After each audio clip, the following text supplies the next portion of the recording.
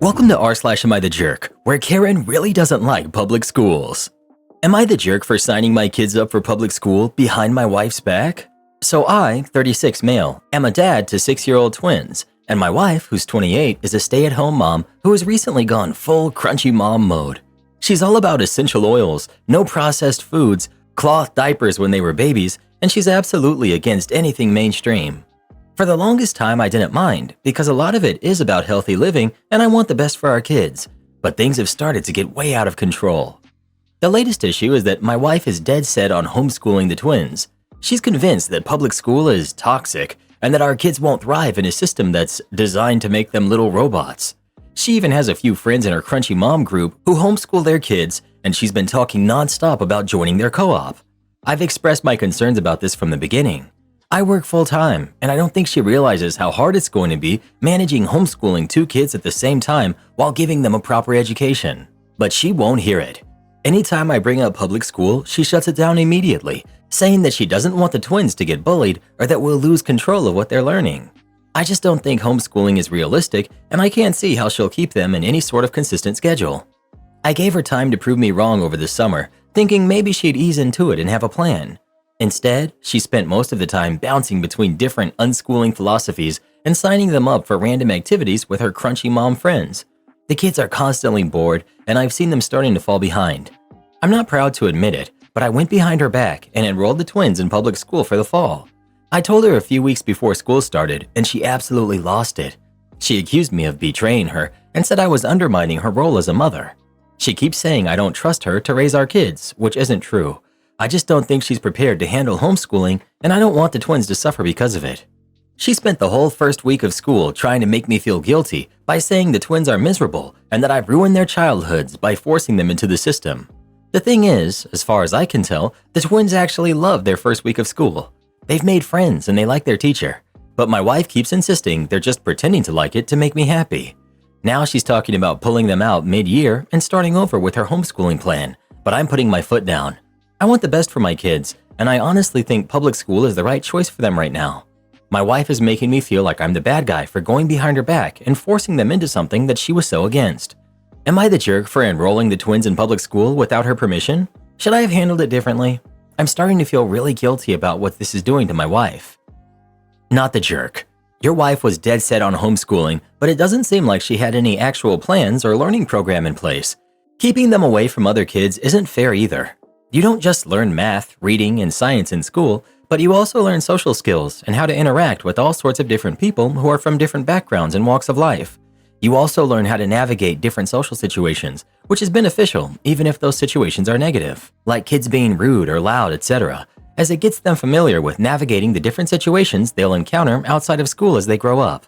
It sounds like you tried to discuss your feelings about this multiple times with your wife, but each time she shut the conversation down. You're concerned about your kids being isolated in a bubble, and that is valid.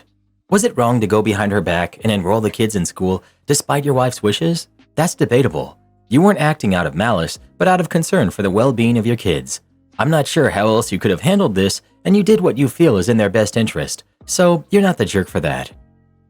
At 64 years old, I've forgotten a lot of what I was taught in school. A lot of it was useless, but the interaction and friends, I still have some from primary school, are vital.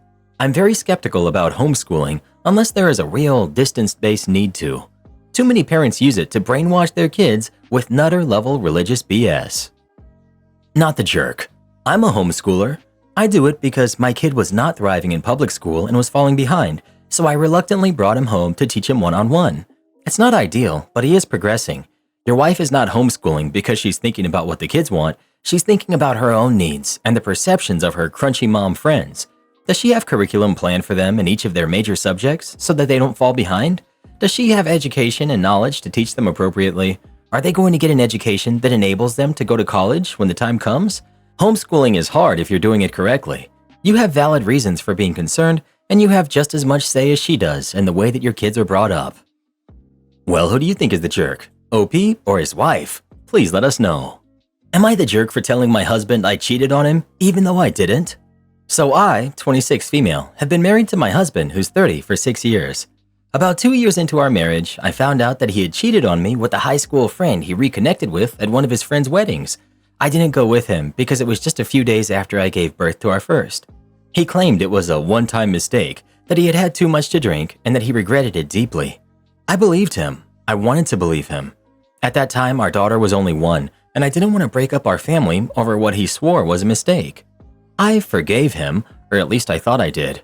I convinced myself that it was something I could get over because I was afraid of starting over. But honestly, I was too young and inexperienced to understand how deeply it had hurt me. 3 years into our marriage, we had our second, our son, who's now 3. Around that time, I discovered that my husband hadn't just cheated on me, he had been unfaithful multiple times with different women during the early years of our marriage. I found out when I was looking through his photos for pictures of my mother-in-law for a birthday collage. I stumbled upon screenshots of women's profiles from dating apps. So I went through his old messages and discovered enough vague but telling conversations to confirm my suspicions. When I confronted him, he initially denied everything, but I had proof. The dates of those messages matched the times he had reassured me that things between us were good. He finally broke down and confessed, collapsing into sobs, gripping my hands, and telling me how much he hated himself for what he had done. He said he had been immature, foolish, and afraid of losing me back then. He begged me not to leave him and swore he had changed since our son was born, that his family meant the world to him now. His apology really shook me. I hesitated because he looked so broken. I couldn't tell if it was true regret, guilt, or desperation. So once again, I told him I forgave him, even though deep down I never really did. The trust was shattered and the anger festered, no matter how much I tried to move forward. Since then, he's acted like the perfect husband, as if he's trying to make up for what he did. I'll admit, it felt good to finally have his attention after so long. But for the last 2 years, I've been barely tolerating him because when I look at him, all I see is betrayal and lies. Now getting to the title. Last weekend, after putting the kids to bed, I decided to tell him that I had cheated on him. I didn't actually cheat, but I wanted him to feel a fraction of the pain and betrayal that I've carried for years. When I told him, he was devastated. His face went pale and he just kept repeating, "No, you wouldn't. You couldn't." He begged for details. "When? Who? How could you do this to us?" He was crushed, unable to believe that I had supposedly thrown away everything we had been working to rebuild. He said he thought we were finally in a good place, and now I had destroyed it all. I looked him in the eyes and said, "I expect you to forgive me just like I forgave you." Now he's acting like a victim, completely heartbroken, barely speaking to me, and claiming that what I did is worse because we were finally getting better and I've torn everything apart. Part of me feels guilty, like I manipulated him. But another part of me believes he needed to feel even a small piece of what I went through. So, am I the jerk? While making your partner as miserable as he made you feel is some eye for an eye level revenge, what exactly is your end goal here? You need to figure out if you want to stay with him or leave him, because he's definitely going to cheat again, unless you put a baby monitor on him or something. I'd recommend leave personally, because no one who loves you cheats on you repeatedly. I recommend leaving, because if you actually love someone, you don't cheat on them at all. This dude doesn't love her. He loves the security of being with her and the image of a family. There's a difference. Plus, at this point, OP pretty much guaranteed he will go back to cheating by doing this. The relationship is doomed to be miserable for the kids as they grow up. It's toxic. You should have left the first time, but it's not too late. You can still leave. Don't let this man turn you into somebody you can't recognize. He's not worth the effort. If you really want to get revenge, cut him off emotionally. You have kids together, so the only time you should communicate is concerning them. I hope you will move on. You're the jerk for staying with him and playing mind games instead of just leaving. I think it's funny in a petty way, but it's not really any way to live your life or any kind of situation to raise kids in. And unfortunately, admitting to your own infidelity won't help you in a divorce. Even if it is a lie, now you have to prove it was a lie. Like, what's the end goal here? Would I be the jerk for calling off my engagement after my fiance basically said I'm not exciting? I, 29 male, know this may sound like a huge overreaction on my part, but my head has been spinning ever since this happened. I've been engaged to my fiance, 28 female, for a few months now. We had dated for almost 2 years before getting engaged. It would be cliche to say everything was perfect, but for the most part it was. My family really liked her, which made things even better. I never really thought much about how I'm viewed as a partner, but that changed recently. I overheard her on the phone telling her friend that if she wants to find the one, excitement isn't important. She said, "OP isn't exciting, but he makes me feel safe." And that's when I realized I wanted to settle down with him. This hit me hard. I've read posts like this before, where someone ends up settling with a safe person after being with bad boys. But I didn't think that that's what she meant. So the next day, I straight up told her that I overheard the conversation and I didn't understand what she meant by saying I wasn't exciting. She told me it was true that she doesn't find me exciting, but that didn't matter to her. Honestly, I felt really hurt. Maybe I'm being too sensitive, I don't know. But hearing that made me feel like the only way I see myself was completely different from how she sees me, and it left me feeling off. I asked her what she meant by not exciting, and she struggled to explain. She could tell I was upset, and as pathetic as this sounds, I made an excuse to leave and said we could talk about it later. Ever since, I haven't been able to stop thinking about it. I ride motorcycles, I have tattoos, I go to the gym, I do MMA as a hobby, so how am I not an exciting guy? I've always thought of myself that way. My ex was obsessed with me and always made it clear that she found me exciting. But now, my fiance doesn't see me this way for some reason. I was shocked because it felt like my sense of self was crumbling. And what makes it worse is that I find her exciting. When I see her, I want to be close to her. I think about her all the time. But apparently, she doesn't feel the same way. As crazy as it sounds, I've thought about calling off the engagement. Am I being irrational? I get where you're coming from, but I also get what she's saying. It might just be a difference in definitions. Is your idea of being exciting riding a motorcycle, getting tattoos, going to the gym? That's all pretty routine and predictable. You wear your insecurities like a badge. You say, I do manly things. I am manly and exciting. But from an outside perspective, that's kind of funny. Exciting guys are unpredictable and off the wall. Fun to be around, sure, but not necessarily great partners. The guys who constantly change jobs because they're chasing adventures or push the boundaries of what's legal for kicks, that's exciting, but it's not really who you are, and that's not a bad thing. Being safe and predictable is a good thing. You might be overthinking this. OP. The thing is, I never saw myself as that safe and stable guy. My ex has always described me as exciting, and that's how I've always seen myself. Now suddenly I'm not? I guess I'll have to talk to her more about it, but it really feels like my self-image has been shattered. You're not the jerk for feeling hurt, and your fiance didn't help by not explaining things clearly. Spiraling is only going to hurt the relationship. I wouldn't call it off just yet. Talk to her about what she meant by exciting. Some women with bad relationship histories associate excitement with toxic behavior, cheating, disrespect, etc. Maybe she has some specific preferences, but it's definitely worth talking about before pulling the plug. She might have just said things wrong. Or if it's as bad as you fear, at least you'll know before getting married, which is better than dealing with a divorce later. Update. The last few days have been an emotional roller coaster. There were a lot of interesting perspectives from both men and women in the comments. It seems that women tend to view being safe as a great compliment, whereas many men say I should run for the hills. It's intriguing how different men and women perceive things. I ended up talking to my fiance about what she meant by her comment. She was nervous and knew she had upset me. I was nervous too. It's not easy when your sense of self has been shattered. Learning that you're not seen the way you think you are is hard to describe. It made me feel incredibly vulnerable. I told her that I'd always thought of myself as the exciting guy to her. In my mind, I was the one who made her heart skip a beat. I asked her again what she meant by saying I wasn't exciting. She seemed like she wanted to cry, probably because she could tell that I was upset too. She said I make her feel safe and secure, but I don't give her the thrills that her exes did. That hurt. I was confused because she wasn't being clear. I asked her again what she meant by thrills, and she just started crying and apologizing. She tried to hug me, but I left again. Seems like I do this when I get emotional. I took some time to clear my head, spending the day at the lake. It helped me overcome some painful realizations about myself. I realized that I was lying to myself. A commenter mentioned something that I didn't want to admit. I'm more into her than she is into me. She never initiates trying to hook up with me. My exes always did, but she never has. She's beautiful, and sometimes I wonder how I even ended up with her. Because of that, I've sought her approval. I know it sounds pathetic, but I've overlooked red flags like her lack of affection, thinking I could eventually win her over. When I proposed, I thought it would make her fall for me like I've fallen for her, but deep down, I knew she didn't act like my exes, who were much more into me than she is. Her compliments and affection were always one-sided.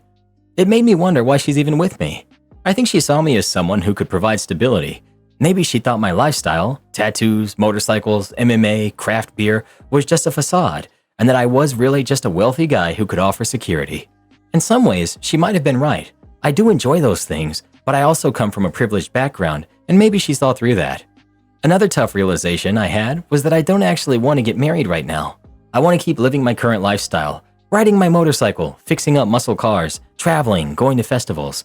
Marriage can come later, but only with someone who's as into me as I'm into them. Someone who shows affection and makes me feel wanted. I ended up talking to her, and I told her that I wanted to call off the engagement. It wasn't a smooth conversation. There were a lot of tears, and she got angry. She accused me of wasting her time. I told her it wasn't her fault, but she didn't believe me. She insisted I misunderstood her comment, but I explained that she couldn't even clarify it when I asked. In the end, I told her I wasn't ready for marriage and that the lifestyle I want to live doesn't align with settling down just yet. It was a difficult conversation, but going forward, I think I need to see a therapist to work through my insecurities and find someone more compatible with me. So she still didn't answer what those thrills were from her exes?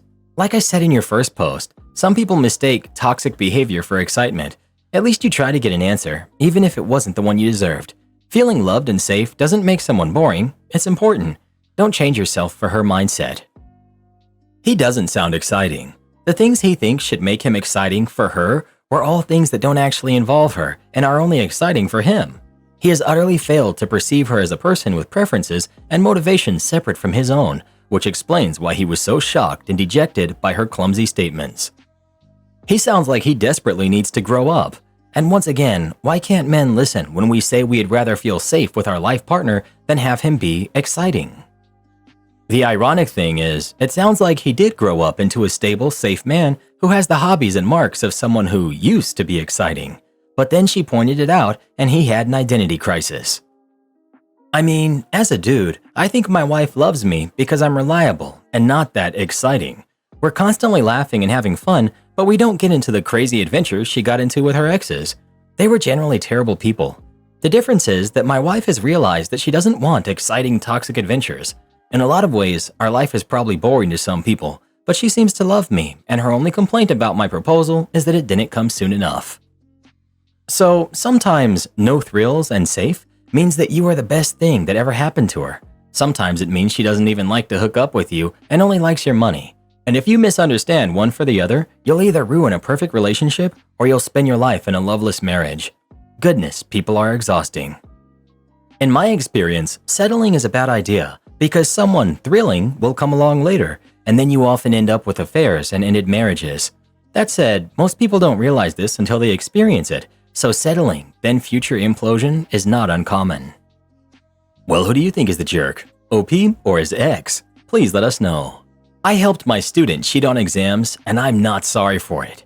I'm a graduate student and a teaching assistant for a calculus professor. Karina was one of my students. She had failed this class twice and was giving it another shot over the summer. It was the last math course required for her major, and the school's policy allowed students 3 chances to pass. Karina was desperate, and I really wanted to help her. From the very first day, she put in a tremendous amount of effort. Every week, she came to my office hours early and stayed well past the end. We worked through countless practice problems together. I tried explaining things in multiple ways. I even brought in other grad students to help her visualize the concepts. We used real-world examples related to marine biology, like calculating how long it would take for water to drain from a salt marsh based on the rate of change. But despite all that effort, she was still on the verge of failing. Personally, I think it's silly that a marine biology major is required to take calculus. In her future career, if she ever needs to estimate how long it will take for water to drain from salt marshes on Florida's Gulf Coast during low tides, she'll have plenty of tools to assist her. She won't be solving calculus problems by hand on a closed-book test. She was an excellent student in her other subjects. Calculus just wasn't her thing, no matter how hard she tried. I know some people believe if you try hard enough, you can achieve anything, but that's not always true. Before the first midterm, Karina asked for extra help. I told her I could meet with her over the weekend, so we met at a small coffee shop about 20 minutes away. Since the TAs and the professor write the exams together, I had a copy of the test. I ended up helping her practice the exact questions that would be on the exam. I gave her each question one by one and had her repeat them until she had them memorized. I think she caught on to what I was doing, but we went over each question so many times that she learned them like a poem. For the final, we studied in the exact same way. She didn't do the bonus questions on the exam, so she didn't set the curve, but she ended up with one of the highest grades in the class. Karina passed. She can continue pursuing her dream of becoming a marine biologist, and she'll never have to take calculus again. I know what I did was unfair to the other students, but I'm not sorry. I gave Karina a fighting chance. I want to see my students succeed, even if it means bending the rules a little. I still see Karina around campus. She told me that she'll be forever grateful for my help and said that if it hadn't been for me, she might have given up on her dream of becoming a marine biologist. My wife refuses to let me turn the basement into a man cave. I, 26 male, just got married to my wife, who's 25, back in September. My wife and I have been saving and investing throughout high school and college, so we were able to close on a really nice house. The house is 2,800 square feet and comes with 5 bedrooms, 3.5 bathrooms, a finished basement, a back patio with a hot tub, and a kitchenette. We bought this house as we're hoping to raise a family in this house. So we have 2 living areas, the basement living area and the main floor living area. I figured my wife would want to take priority over the main floor, so I said that she could design the main floor living room the way she would like, as well as the master bedroom, but I wanted to design the basement living area the way that I want. My wife asked why she can't help with the basement, so I told her that I wanted to turn the space into a man cave, so whenever I invite friends over, we would have a place to hang out. My wife was angry when I mentioned what the space would be used for, and she said that she did not want the space to be turned into a man cave, and that we both had to agree on how the basement living area would be designed and what it would be used for. I was a little irritated after hearing this, and so I told my wife that I'm letting her design the living area and master bedroom 100% the way that she wants, and that I just wanted the basement living area to be completely the way I want. I also added that since we currently have no kids and are not expecting one at the moment, that she could use any of the bedrooms for something extra. After I said that, my wife started guilt-tripping me, saying that she was offended that I was excluding her, and how this is not just my house, but how it's our house. I haven't started anything yet in terms of designing the basement living area, but I really want a space in the house that's kind of my own and is designed the way that I want. I've tried explaining this to my wife, but she keeps saying that I'm being selfish, so I wanted to know if I really am being the jerk here. Edit. Many people have suggested that I take one of the empty bedrooms and use that as a man cave rather than the whole basement living area. I think this is actually a good idea, and I will bring this to my wife and see what she thinks. I will also ask what she was planning on using that basement living area for. Edit 2. So far, it looks like almost everyone agrees that I am the jerk. I can see why I was wrong here, and I was definitely excluding my wife. I plan on apologizing to my wife as well as asking her what she would like to do. Edit 3. Okay, so this post blew up overnight, so I will give everyone a quick update. I apologized to my wife for excluding her and getting ahead of myself. I also talked to my wife and asked what she wanted to do with the house. She said that she's fine with me taking the basement bedrooms to be used as a man cave, but she will use the upstairs bedrooms for her own space. The basement living area will be used as a home theater, and my wife also said that she would like for me to be involved in designing the rest of the house. Living room, master bedroom, kitchen, laundry room, etc. I really do see now why my original plan was just not a good idea. You're the jerk. It's not a question of who designs which area, it's the fact that you're saying she can design 2 areas, which will be for both of you, and you will take one entire section of this house as your own. This is something that should have been discussed before you bought a home. And you know she'd have to worry about whether he liked what she did with the living room and their bedroom, while he checked out of the process of designing their shared space. And the solution of taking one of the extra bedrooms, since they don't have kids yet or immediate plans, isn't good either. I guarantee you that basement has a lot more space for him to hang out with his friends and exclude her and her friends than the bedroom would have had for her and her friends to hang out and exclude him and his friends. Plus, as soon as they started having kids, she would be expected to give up the room for the kid. After all, at that point she's a mom. What does she need hobbies for? You're the jerk, OP, and while the whole thing sucks, this is what stuck out to me. Especially since she'd have to give it up if they had kids. He thinks he deserves a whole space to himself, and she gets to design the common areas? If nothing else, they should split the basement in half. Half man cave, half she shed. Okay, truly the audacity of just assuming one gets a whole floor to themselves, not just for design, but to use. Because it's totally reasonable to want to be involved in house design, but taking the whole basement as a man cave is always crappy. Literally assuming any of a jointly purchased house is for your own exclusive design, ideas, or usage is pretty crappy. How hard is it to say, I was thinking this could be a games/media room for us to entertain in. I have some ideas about how I would like to set that up. The use of man cave denotes he expects this will be his space. I feel immensely for OP's wife. You're the jerk. How generous of you to let her decorate shared living spaces for you and future kids to enjoy while you get an entire basement for you and your buddies to party in. You cannot seriously believe that is fair. The fair thing would be to make the basement an entertainment room that you both design. You don't need a man cave. Consider your wife. You're the jerk. You are going to use the main living area and the master bedroom even if you let her design them. But you think it's fair that you get to have the whole basement as your man cave? You're the jerk. You are segregating her from a large chunk of the house because you want to impress your friends? Yikes. It sounds like you really don't value her as a human, let alone a wife. You didn't let her design the rest of the house. You just didn't put any of the work in because you didn't want to, right? Well, who do you think is the jerk? OP or his wife? Please let us know. If Reddit Boy wanted to decorate our basement himself, he'd need a new head. Am I the jerk for telling a student, I don't care? I teach 7th grade at a Catholic school. I don't teach all their classes, but I do teach math, religion, English, and social studies to my class. I have this student I'll call Chrissy. She is a handful. She's a smart girl and usually does well on tests, but she is extremely dramatic. I've been having a lot of issues with her when it comes to late assignments. I do accept late homework, but 10% is taken off each day until they fail the assignment. Obviously, there are certain circumstances that students can turn in late assignments without penalty. Chrissy has been turning in assignments late all year and going on some sob story about why she couldn't get it done in time. I have been giving her full credit, but every time my patience is getting thinner. It's her grandma is sick, so she was visiting her in the hospital.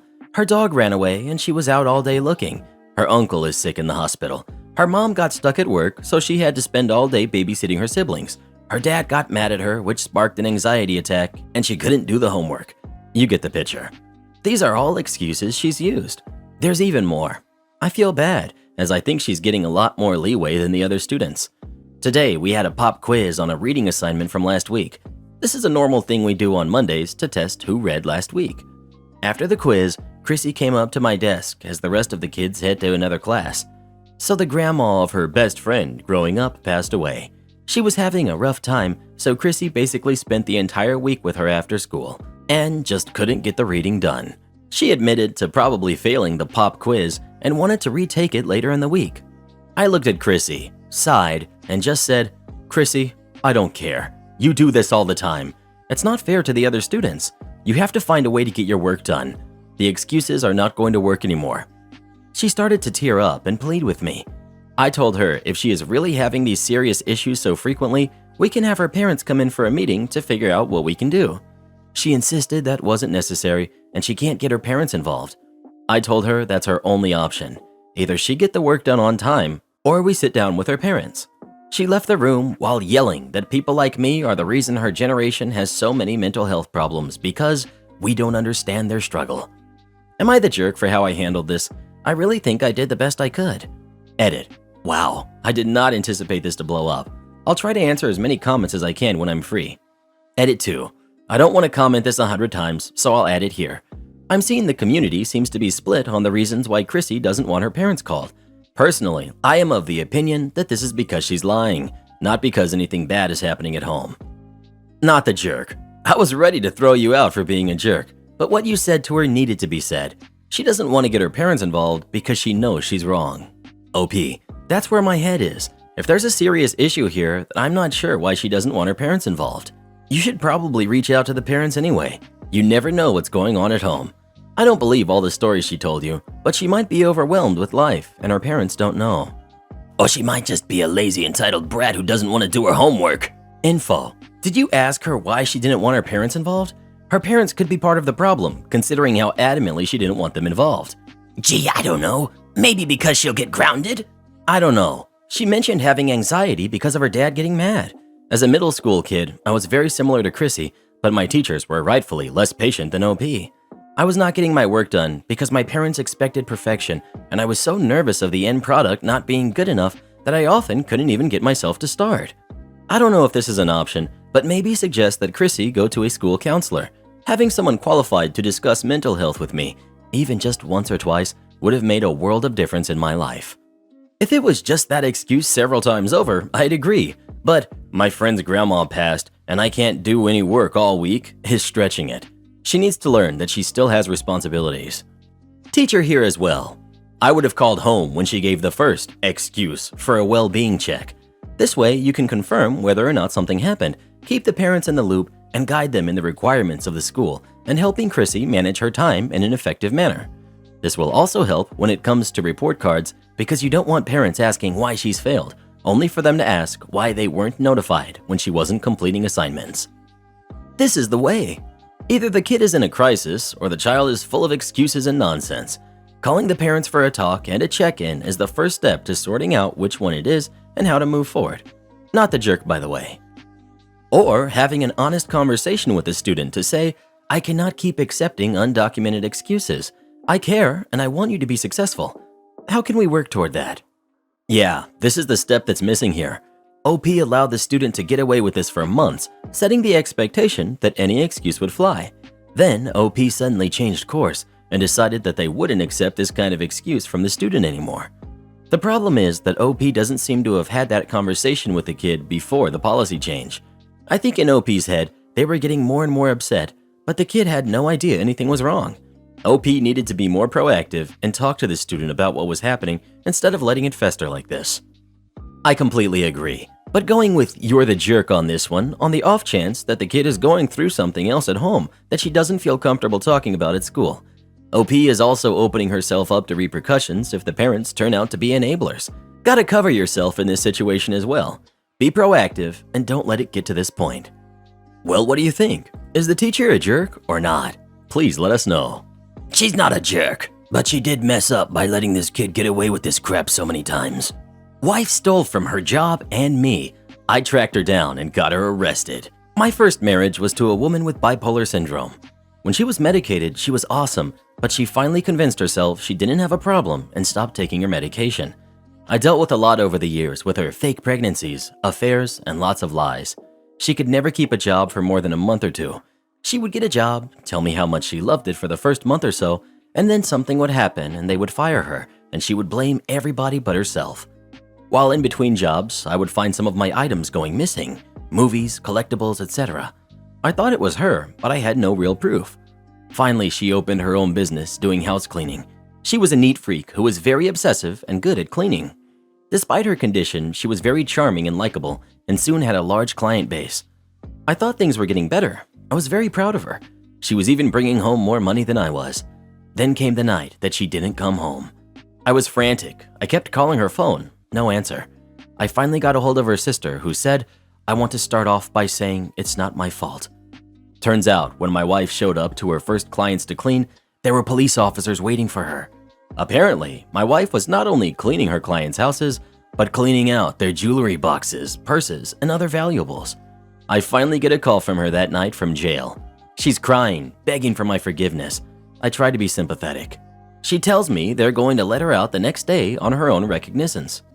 The next morning around 7 a.m., I'm waking up to a knock at my door.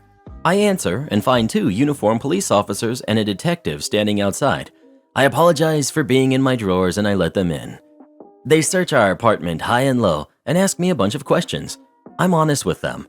My wife finally gets home later that night, once again apologizing profusely. At this point, I've decided in my heart that I'm done. I don't let her know yet, knowing her violent outbursts, but decide to plan with my family to move myself out of the apartment when she's gone one day. The first day of her trial arrives. She wanted me to come along for moral support, but I had gotten the flu that morning. I was throwing up in the sink. Meanwhile, she's screaming at me that I'm not being supportive of her, making my decision to leave much easier. My plan was to wait till she was sentenced and then move out while she was gone, avoiding any fights. But she kept getting extensions on her trial. So one day, while she was at work at her new job, I called my father and brother over and we quickly packed up my stuff. As fate would have it, she forgot something at home and showed up when we were half done loading my stuff into the trailer. She started screaming and crying, wondering why I was leaving her, then jumped in her car and sped off. I moved back in with my parents and started digging. Turns out, she wasn't only stealing from her clients, she was stealing from me and my parents when she would come over to visit. My mother told me that she had been missing some gold jewelry from her childhood, but didn't want to point fingers. I myself, upon going through my items unpacked, discovered my entire collection of 12-inch Star Wars figures that I had collected for years was nowhere to be found. I found out later she had put them on Craigslist for a fraction of what they were worth. I also found out that she opened up an eBay account in my name, took pictures of my nephew's Nintendo Wii. During this time, Wii was hot, and sold it to multiple people, then never sent it out. She pulled the cash before eBay could do anything. Cue the revenge. Here comes the fun part.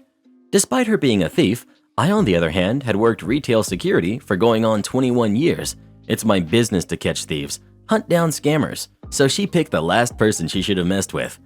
Turns out, my ex-wife stopped showing up for her court dates and moved out of our apartment. She vanished. The courts couldn't find her, so I started digging, found out that she moved in with the ex-girlfriend of a friend of mine. So I opened a fake Facebook account under a random name. I friended her new roommate. She openly began talking about my ex as her roommate, confirming that she lives there. I told her that I had a bunch of Twilight promo merchandise, which they loved. I wanted to send them. She happily gave out her address. I called that county sheriff's department and informed them that I know where a fugitive with warrants was hiding out. They showed up and arrested her on Valentine's Day.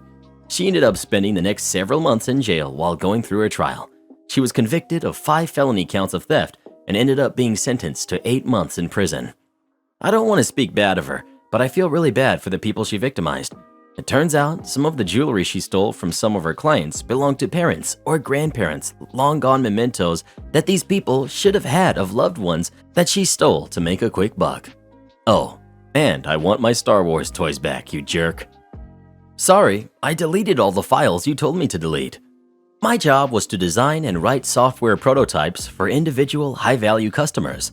If they liked it well enough, then a real software engineer team would build the real product.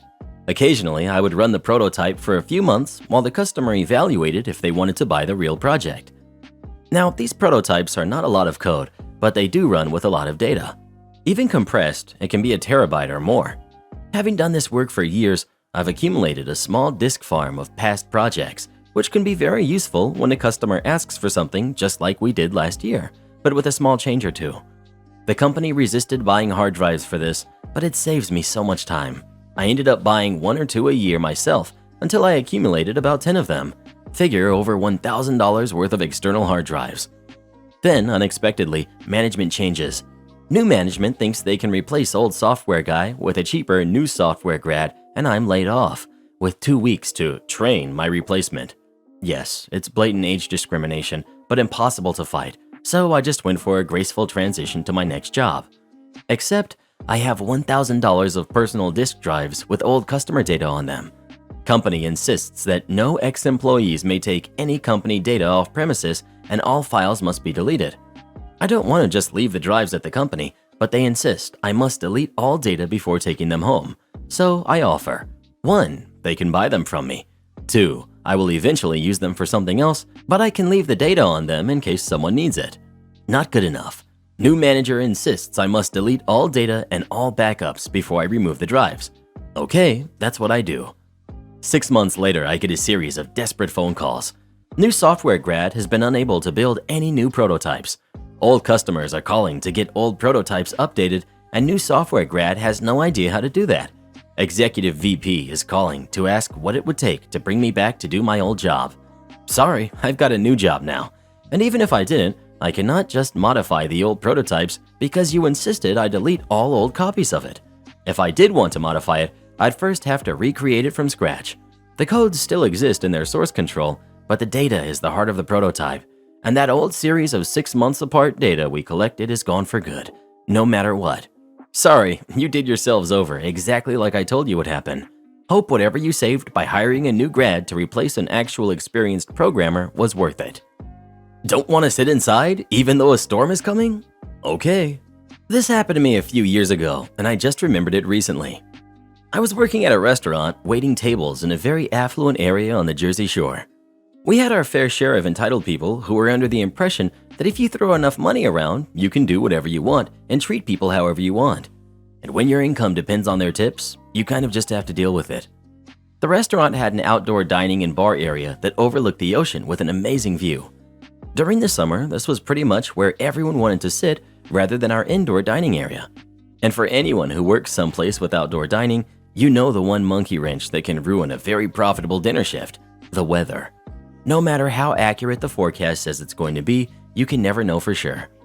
For the most part, we never had an issue, because if it started to abruptly rain, there would usually be more than enough room inside for all the people who were sitting outside to move it. It's usually a cluster mess to keep track of which tables moved where, but we always handled it without any issue. Until that one day. We had a large party booked one day in our indoor area that took up more than half our tables, a 50th birthday I believe, so our indoor capacity was limited. And even on top of the party, there were customers who were weary about the weather, so they decided to sit inside also. And then more and more people started sitting outside. My manager did a quick assessment and realized that if it started raining, we would barely have enough room inside to accommodate everyone who was sitting outside. He told us we had to stop seating our outdoor area and to start recommending to the outdoor tables to move inside because of the impending weather to be on the safe side. Everyone's weather app was saying there was a downpour coming up to the coast. Everyone was okay with it, except I had a table of 9 people who seemed fairly middle-aged and very wealthy. Margaritas with on-top shelf tequila, gaudy-looking jewelry, etc. Each end of the table seemed to be in their own conversation, not paying attention to the other. Upon hearing about the incoming rain, I go to the woman whom I thought was in charge. She had the fakest tan of them all, and I tell her, let's call her Karen. Ma'am, I'm really sorry, but because of the weather coming in and our limited seating inside, I'm going to have to move you folks inside so you don't get caught in the rain. This Karen is so entrenched in her conversation, she doesn't even register that I, a lowly waiter, was talking to her. So I try again. Ma'am, I'm sorry for interrupting, but she cuts me off, exasperated. What? What are you saying? I begin again. Ma'am, I'm sorry. Because of the weather coming and our inside filling up, we need to move you inside. We have a table ready for you. I can move all your drinks and everything for you. She snaps back with, the only reason we came here was to sit outside. We'll deal with the weather. I realize she doesn't grasp what I'm saying, so I try again.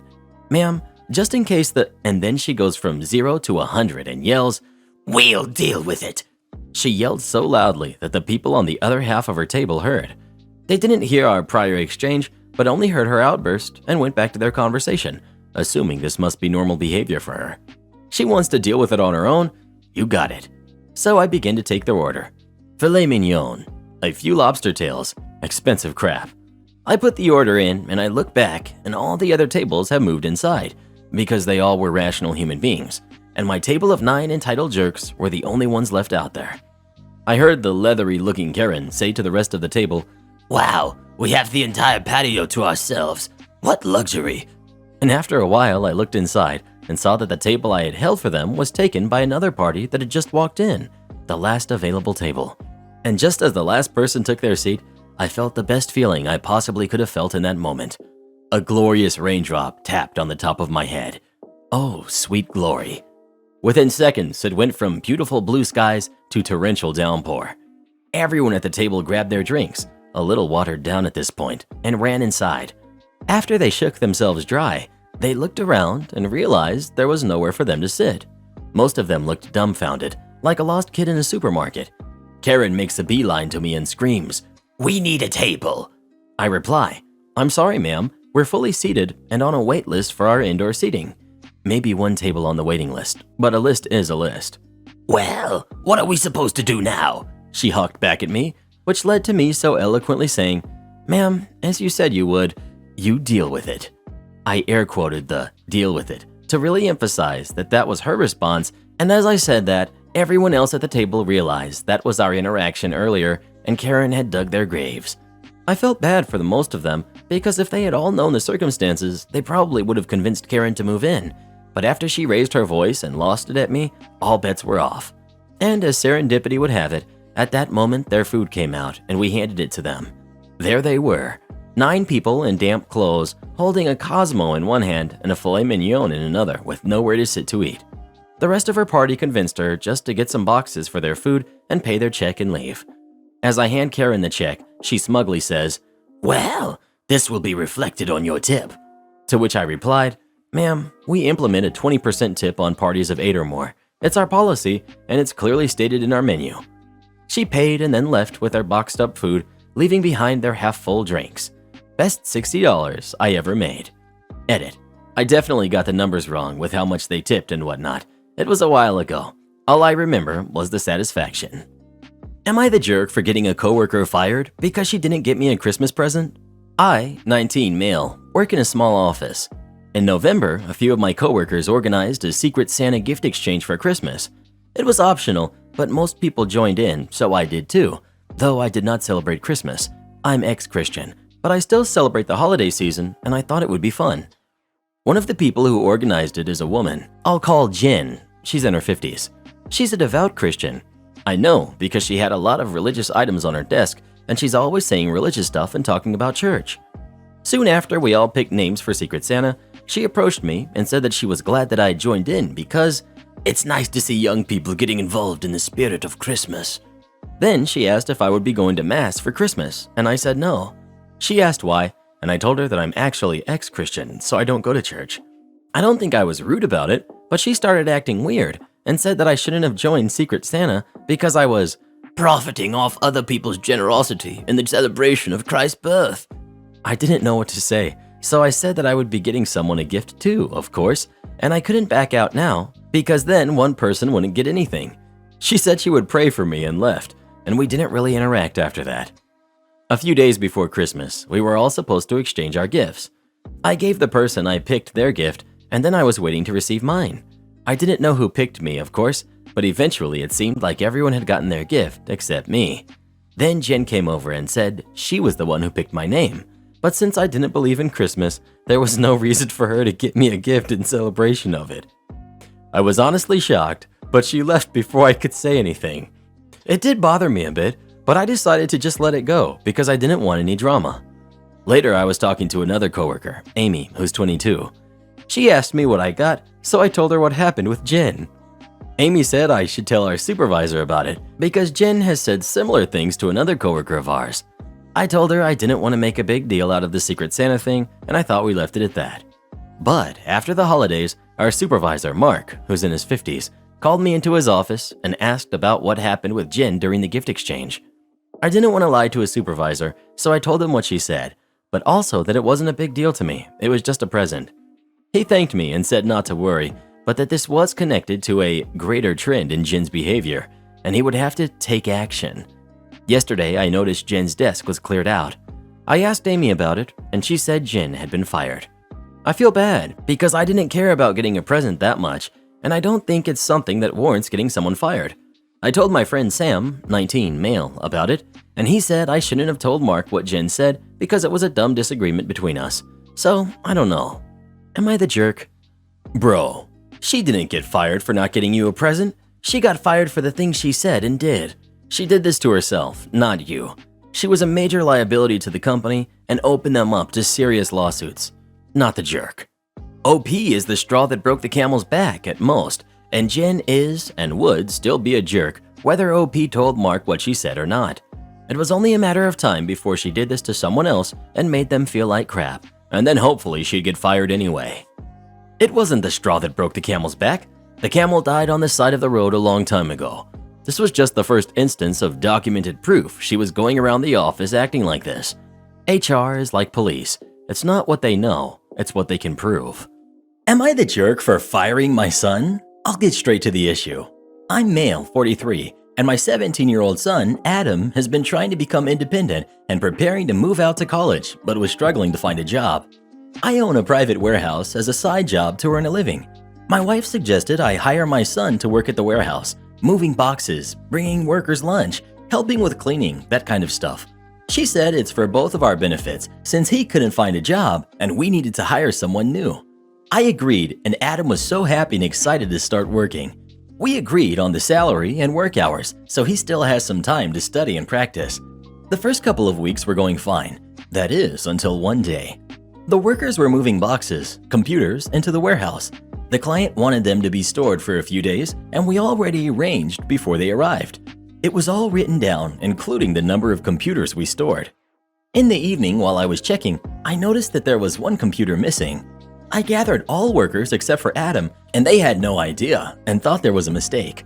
I brought it up at home, and Adam told me that he saw one of the workers putting a box in the garage to take home with him.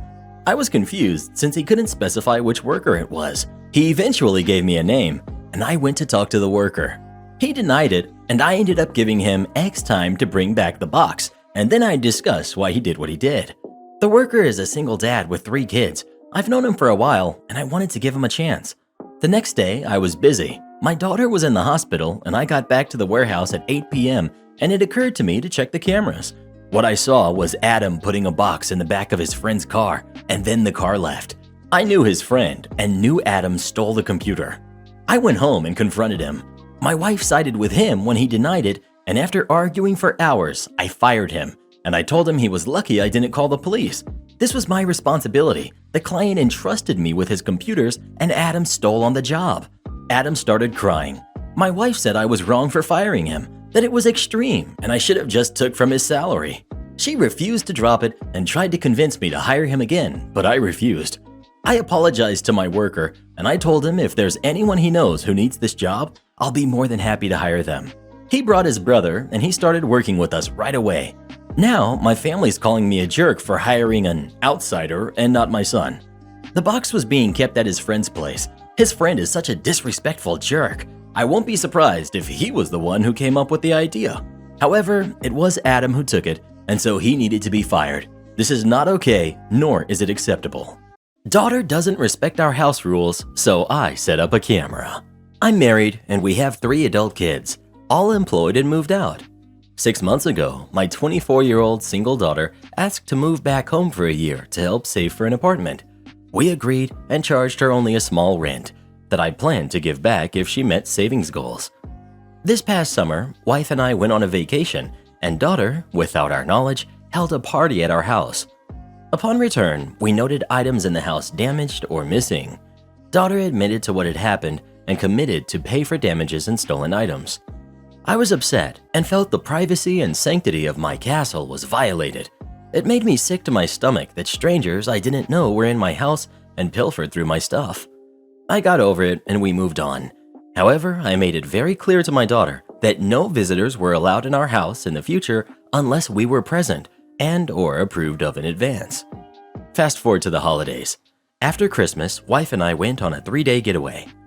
Prior to leaving, I installed a wireless nanny cam device in the living room that is hooked up to the internet.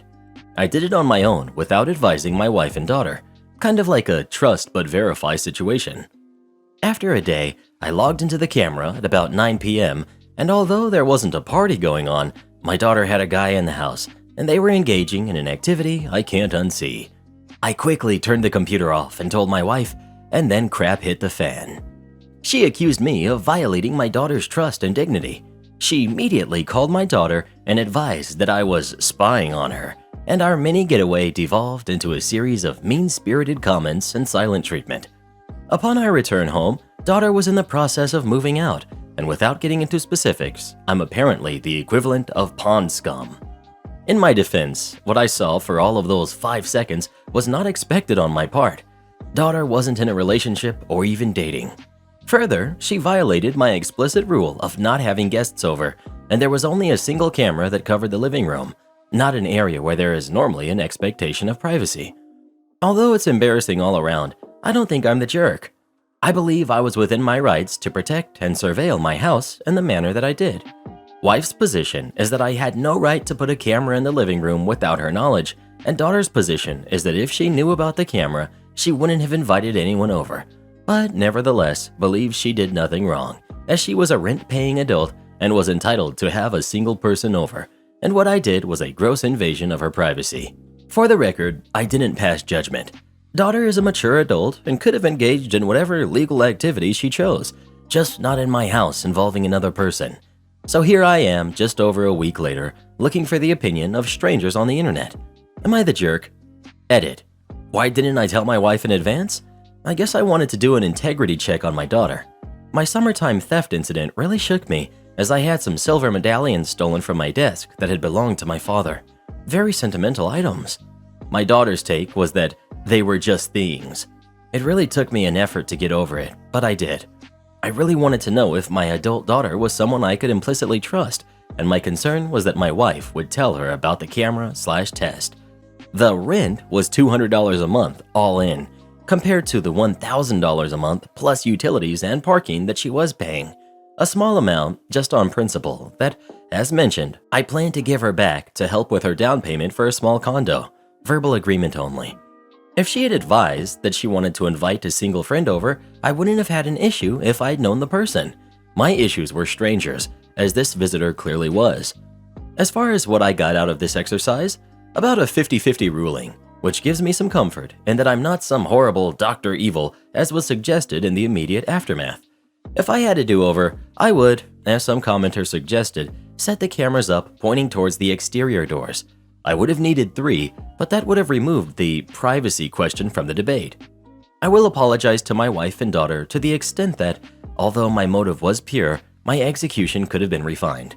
However, my daughter and I will still have some work to do in our relationship.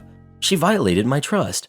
And when tempers cool down, I'll suggest that my daughter pay to reupholstery the sofa. I'm just kidding. Final edit. 1. My daughter, whom I love very much, is currently living with a friend, but most of her stuff is still here. It's a toss-up what the future holds as far as her living situation. Just as I have softened my position with hindsight, so I believe has she. However, we still think each other is the jerk to some extent, just not as much as the moment when the incident occurred. And we just scheduled a weekend hiking/camping trip with her and her sister, so our relationship will be fine. 2. Some commenters stated that it was unreasonable that she couldn't bring a guest over as a rent-paying tenant. That is the hill that I will die on. Her rent hardly even covered the cost of food, and she knew darn well she was likely going to get it back. My wife and I have been very, very generous with our adult kids. After the summertime damages and thefts, which were reported to the police in case the items were pawned, I made it clear that she can have guests, but only if I know who they are in advance, or I am present or agree in advance. No more strangers in my house. As an aside, the party had about 30 people, and some were friends of friends. I was appalled when the full details were finally known. There's lots more to that story. If she wanted to hook up with someone, I get it, but still, that's what Holiday Inn Express is for. She has a job and isn't destitute. Important to note that she fully agreed at the time, only to argue a different case in the immediate aftermath. 4. My wife. Again, with a do-over, I might have been more strategic with my discovery and utilized the info differently, as crap hit the fan as soon as I told her what I saw. However, we have a deep bond after 35 years and have weathered greater storms than this. At least with all the info out immediately after it happened, there wasn't an opportunity for a bald-faced lie to be made to me, which in my opinion, and based on my personality, would have been much worse all around. All evidence has been erased and or destroyed. I never could have imagined I would have a situation interesting enough to seek outside anonymous advice from strangers on the internet. Thank you all for taking the time to weigh in. Except those that called me a dirty old creep. Really? That was your takeaway? I'm going to share this thread with my wife and daughter so they can understand there is far more gray than black and white. Some of you have shared great wisdom that I truly appreciate. Now, back to being a lurker and judging other people. Way more fun. Everyone sucks here. You violated a trust. She violated a trust. Your daughter is 24 and you expect her to not have a guest? She's an adult and you've been charging her rent. No visitors is unreasonable for that age. Don't care if you were planning to give her rent back or not. He never said no visitors at all. He said no visitors unless he is present or she lets him know in advance. It is his house. He has every right to control who is coming in and out of it. In most places, including the US, he definitely can say no visitors. Informal/default tenancy rights are definitely in play, but they basically are limited only to required notice for eviction. Even if she was an unrelated tenant, renting in his house with a lease, that would be an acceptable clause. Since he lives there and they share common areas, etc., she is effectively renting a room and use common areas, and there is a lot more leeway. Also, it's a dangerous game for her to say she wants to be treated like a tenant.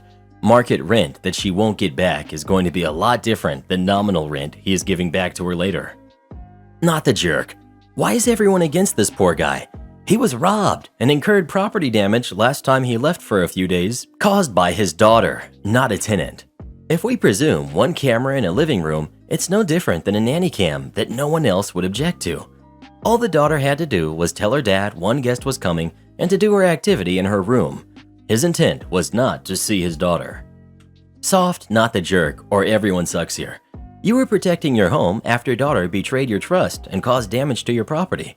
However, it would have been better to discuss your plan beforehand with your wife, as she had a right to know what you were doing in her home as well. You're the jerk. Putting up cameras in the home without informing the adults that live there is disgusting. It's actually vile. You really did yourself in there. Why not simply tell them you've done it? That would be enough to stop any potential parties that may have happened. I'm the same age as your daughter. I'd honestly never speak to you again, to be honest. You think she broke your trust? You've taken it to a whole different level. Don't know why you're ignoring that the daughter threw a party there without permission and their stuff got damaged and stolen. He had every right to put up a camera, but he should have told his daughter and wife. She also violated his trust again and didn't tell him she would have people over. This isn't easy, everyone sucks here, except for the wife. I'm not ignoring that fact. That's not the issue. She owned up to her mistake, paid for the damages, and apologized. If you wanted to protect your home, why not tell them the cameras are up? That would prevent any situations that weren't in the rules happening as it is, knowing there would be cameras around. By not informing them, he has now made the situation 1,000 times worse for not only the daughter, but both parents. In what world is doing the same thing she promised not to do and lying to OP's face owning up to it? She's 24, not 16. She's too old for this BS, or being given the benefit of the doubt or a pass in any way. I'm not condoning the camera situation, but clearly OP cared more about knowing if he could trust his daughter than the actual consequences of imploding that relationship, and it did prove his daughter isn't sorry and isn't trustworthy. She's a victim of her own actions here in a lot of ways. You're the jerk. This is so gross. If you wanted to make sure she wasn't throwing a party, you should have set up the camera outside like a normal person. You'd be able to see cars parked in the driveway and or people coming in and out. You think you feel sick at the thought of strangers in your home? Imagine learning that there was a literal surveillance camera on you in your own home, recording your every move. Even if she was by herself knitting and listening to Mozart that night, she'd have every right to be absolutely livid with you. Not the jerk. I have a camera in my living room pointed at the front door. Nice to know when the cleaning lady comes or if there are unwanted guests in your home. Probably should have spoken with the missus first, but that does not make you the jerk. Well, who do you think is the jerk? OP or his daughter? Please let us know. I would have kicked her out after she threw that party, to be honest. She has no respect for them or their house. Really hope he gets those medallions back. Ex-wife tries to steal $10,000 from our daughter's college fund. I, 41 male, have a 13-year-old daughter, Mandy, with my ex-wife, Jane, who's 37. I would say post-divorce, we had a decent relationship and were cordial for our daughter's sake, but everything changed the day that Jane started dating her current husband, Tom, who's 47. I guess she needed to prove to him that she was over me by becoming hostile, because I, for the life of me, can't explain what else could be the reason for her becoming so angry and refusing to follow the custody agreement anymore. Because of my job, at the time, she had primary custody, but I was supposed to get every other weekend and summers while we alternated holidays. I had to take my ex to court twice and was just grateful that former mother-in-law was on my side and wouldn't allow Jane to feed Mandy lies about me. I tried to be patient and forgiving in the beginning, but eventually Jane pushed me too far, and now I just handle her with cold aloofness and documenting as much as I can when interacting with her. During lockdown, Tom and Jane lost their respective jobs and were in danger of losing the house. Jane took me to court for more child support, which I wasn't going to fight, but was mad when she didn't get as much as she wanted. After the decree, I started getting suspicious because Jane and I have equal access to Mandy's college fund, so I decided to add in special protections and alerts. I'm the primary on the account, and Jane was just an authorized signer. Unfortunately, my suspicions were confirmed, and I received a call from the bank about an attempt to take out $10,000. It was Jane, and I was upset. So upset that I went to Jane's house and yelled at her. I knew Mandy was out at the time, so I thought I was in the clear, but didn't realize when she and my former mother-in-law pulled up to the driveway. Mandy didn't hear everything, but she did learn about what her mom tried to do. Mandy is now upset and acting out, and when Jane tries to discipline her, Mandy counters that she'll just live with me and lose the child support Jane and Tom desperately need. Jane is now asking me to help her put up a united front, but after what she did, I'm not looking into doing her any favors.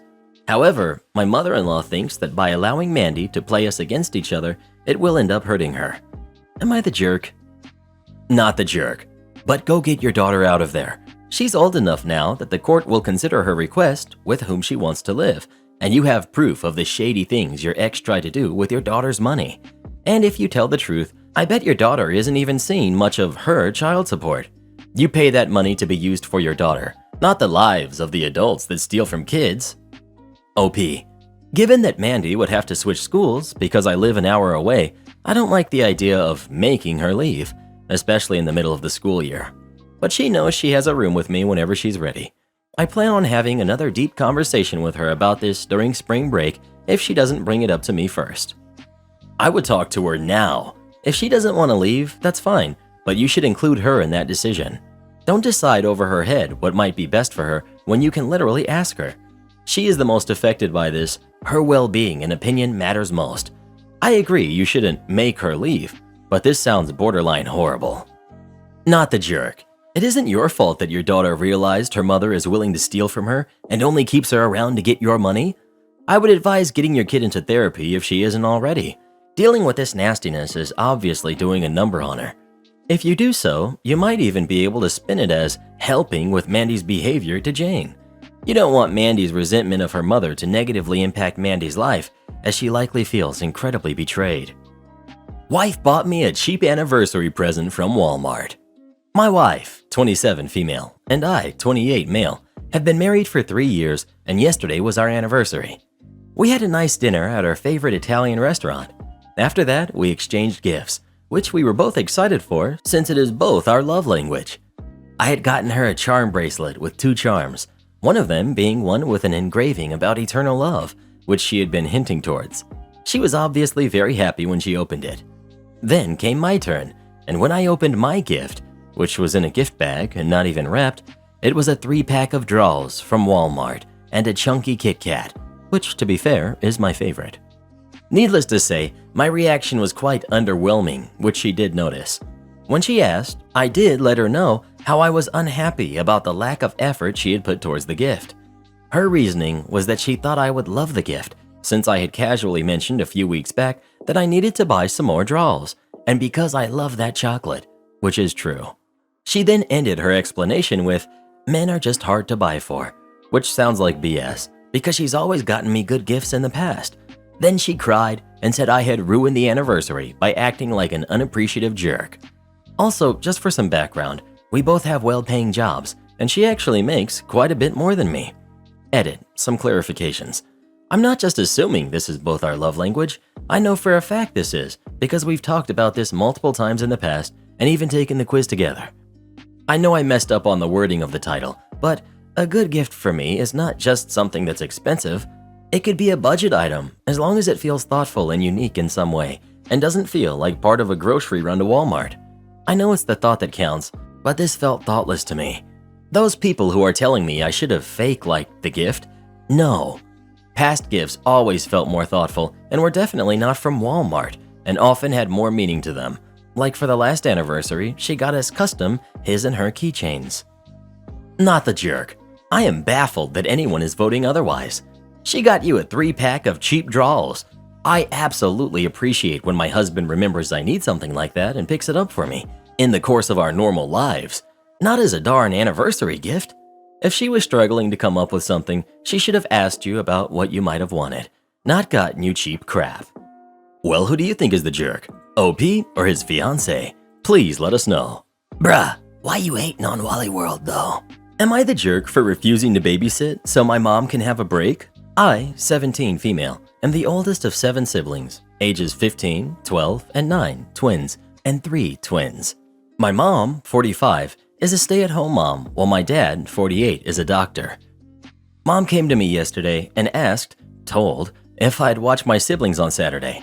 I told her no, because I've got work in the morning, hanging with friends in the afternoon, and homework in the evening. She said I could forego spending time with my friends, and she then decided to tell me I was lying about homework. I told her no. This is the first time in 3 months I've had the opportunity because we've always had schedule problems. As far as homework, there is currently homework on the weekends in my AP classes. For reference, I am currently taking AP English 4, AP Calculus AB, AP Statistics, AP Macroeconomics, AP Biology, Forensic Science, AP Spanish 4, and Drawing 4. I also work 3 days a week, Thursday and Friday from 6 p.m. to 11 p.m., and Saturday I work 7 a.m. to 3 p.m. I also am maintaining an A average in every class. Mom then said I was exaggerating and then called me a spoiled brat if I can't even be nice and watch them for a few hours so she can go do something in peace. I told her that it wasn't my fault she couldn't stop having babies and that I wasn't going to watch them anymore. They are not my responsibility. She left the room and hasn't talked to me since. Got a text from my dad that I need to apologize right now. It's causing me to rethink stuff a bit. Was I a jerk? Forgot to add in that the 9-year-olds are twins too. Edit. I apologized to Mom. Here's how it went. Me. I'm sorry about what I said about you. It was wrong and majorly harsh. Mom. If you really want to apologize, you will babysit Saturday. Me. No, but I can do Sunday. Just go to your room. That's not a real apology anyway. And that is where this stands. Not the jerk for refusing to babysit, but you are the jerk for wording it that way to your mother. You can deny her requests without being a jerk, and she can hire a babysitter or ask the 15-year-old. Sometimes people can't take no for an answer unless you're a jerk to them. This is a commonly overlooked fact. Some people don't get it until you really spell it out for them. Everyone sucks here. You, not for objecting to babysitting your siblings and having other things to do, but for the crude way you spoke to your mother. Her for calling you a liar and not prioritizing your schoolwork and your job over her recreation, and your father for not asking you what happened and getting both sides. Am I the jerk for bringing my wife to family gatherings? My family used to like my wife when we first started dating, but they started antagonizing her once I proposed. All of my siblings and my mother are very insulting towards her. My dad doesn't care and stays neutral on the matter. My mom had made my wife cry on the day of our wedding because she called her the morning of that she should watch out and never hurt me because I'm her baby boy and she won't let any woman hurt me. She also told my wife that she must be happy she's taking me away. I told my mom off for her behavior and told her that I won't accept that anymore, and if she repeats it, I'll go no contact, which I obviously shouldn't say because going no contact with family is harder than it sounds. My mom apologized to my wife after the wedding and said she'd try to make it up. I saw my mom genuinely trying, but my wife wasn't interested in making up with my mom completely and simply said she'd have a typical relationship to my family out of respect for me and the fact that they're my parents and siblings. A few months after, whenever I made plans with my wife, my mom, my 2 brothers, and my sister would always complain to me about said plans and try to get me to cancel them. Those plans would include trying to have a baby, going on vacation, getting a pet, and so on. Never heard any of that, of course, and made my own choices with my wife. My siblings have told me that they started despising my wife and how she has a negative impact on me because she stole me from my family. I texted my siblings in the group chat we have that I want to be left alone, and that resulted in my sister and 1 brother calling me and losing it on me for making mom sad for my wife. My wife heard all of that. She said she doesn't feel comfortable around my family anymore, and she wanted to skip all Christmas plans we had with them. I told her we can't do that, and that they're my family after all. She finally gave in and came to all our Christmas plans. After every family gathering, my wife would be either mad or in tears because of how my siblings and mom would either ignore her or speak to her in a passive-aggressive way. After the New Year's Eve party we had with my family, we went home and she broke down in tears, saying she can't keep doing this anymore, and that it's my fault for forcing her to come around these people when they treat her like that. This past week, we've not talked much because my wife has been going through it, but I'm thinking and wondering if I'm really the jerk here for insisting she spend time with my family. You're the jerk. Your family are acting like monsters, so you need to grow a backbone. And detach the umbilical cord. He is mama's boy after all. How can he live without it? To be honest, if my future mother-in-law told me that about her baby boy on my wedding day, there would be a remake of Runaway Bride. OP should look at it this way. Any woman he gets with will be targeted and made miserable by his family until she leaves him. If OP wants a happy and independent life, then he needs to stand up firmer than what he is already and also give his wife some mercy and not subject her to them.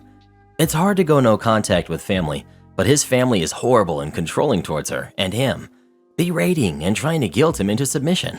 Long ramble, but yeah. OP, I am no contact to low contact with my father right now, but live with my grandma. My grandma still had a relationship and talks to him, which I do not interfere with, much like what your wife seems to be doing. She doesn't want to interfere with your relationship to them. You can have a relationship with them, but she wants distance or low contact. My grandma does not respect my boundaries and tries to force a relationship with him through guilt trips and pressure. That's why low contact instead of no contact. She enabled him so much growing up that she's stuck in a cycle of enabling him. She says she does it because he is her son, which I understand, and you want a relationship because they are your family, which your wife understands. However, I've started to resent my grandma for pressuring me and making me interact with him, even though she knows it causes me mental and emotional stress and meltdowns. She sometimes tries to stand up for me, but usually caves or afterwards still expects me to socialize with him. I can assure you that your wife is starting to resent you for forcing her to interact with your family despite the way that they treat her, and that "I can't take this anymore" will mean divorce will come soon unless you sit down with your wife and talk boundaries about your family. And boundaries that you need to help enforce since they are your family, and also boundaries that you have to respect just as much as your family. My recommendations: do not take any calls from them while she is in the room, and hang up if they start berating you or her. Show them you will not tolerate this treatment towards her or yourself, or engage with them if they act like this. If they can't target her, they will target you instead, as already shown. They want to ruin your relationship and are doing a good job at it. Do not let them come into your house when she is there, and do not let them roam around the house unsupervised.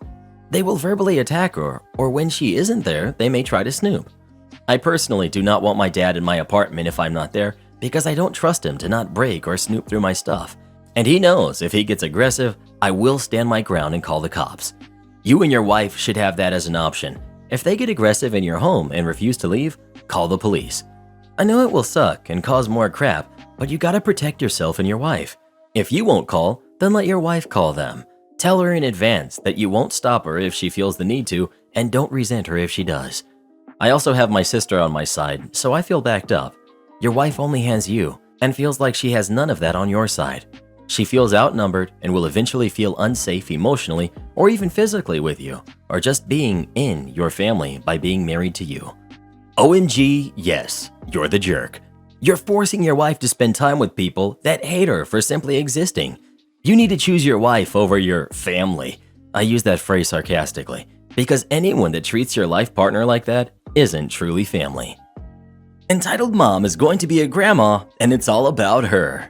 I, 33 female, am currently 38 weeks pregnant, expecting my first, a girl. It's been a roller coaster of a year for us. We were supposed to get married July 2020, but canceled due to lockdown in April. Once we realized that we would have to postpone the wedding, we decided to start trying for a baby since neither of us are getting any younger. My husband is 36. Lo and behold, it worked right away. We shared the news with our parents when we were about 9 weeks along. My in-laws already have 3 grandkids, but this would be their first grandkid on my parents' side. My mom lives on the other side of the country, and she lost it during the video chat we had with how excited she was to be a grandma. It was sweet. She said she was definitely coming to visit when the baby was born. Since then, we actually did have a small backyard wedding, socially distanced. We bought our first house and moved, and are now waiting anxiously for the baby to arrive. It's been a stressful and overwhelming year, and my mom has only added to that. When we bought the house and hadn't even moved in yet, it started with dictating what type of mattress and bed we needed to buy for the guest room to make her stay with us comfortable.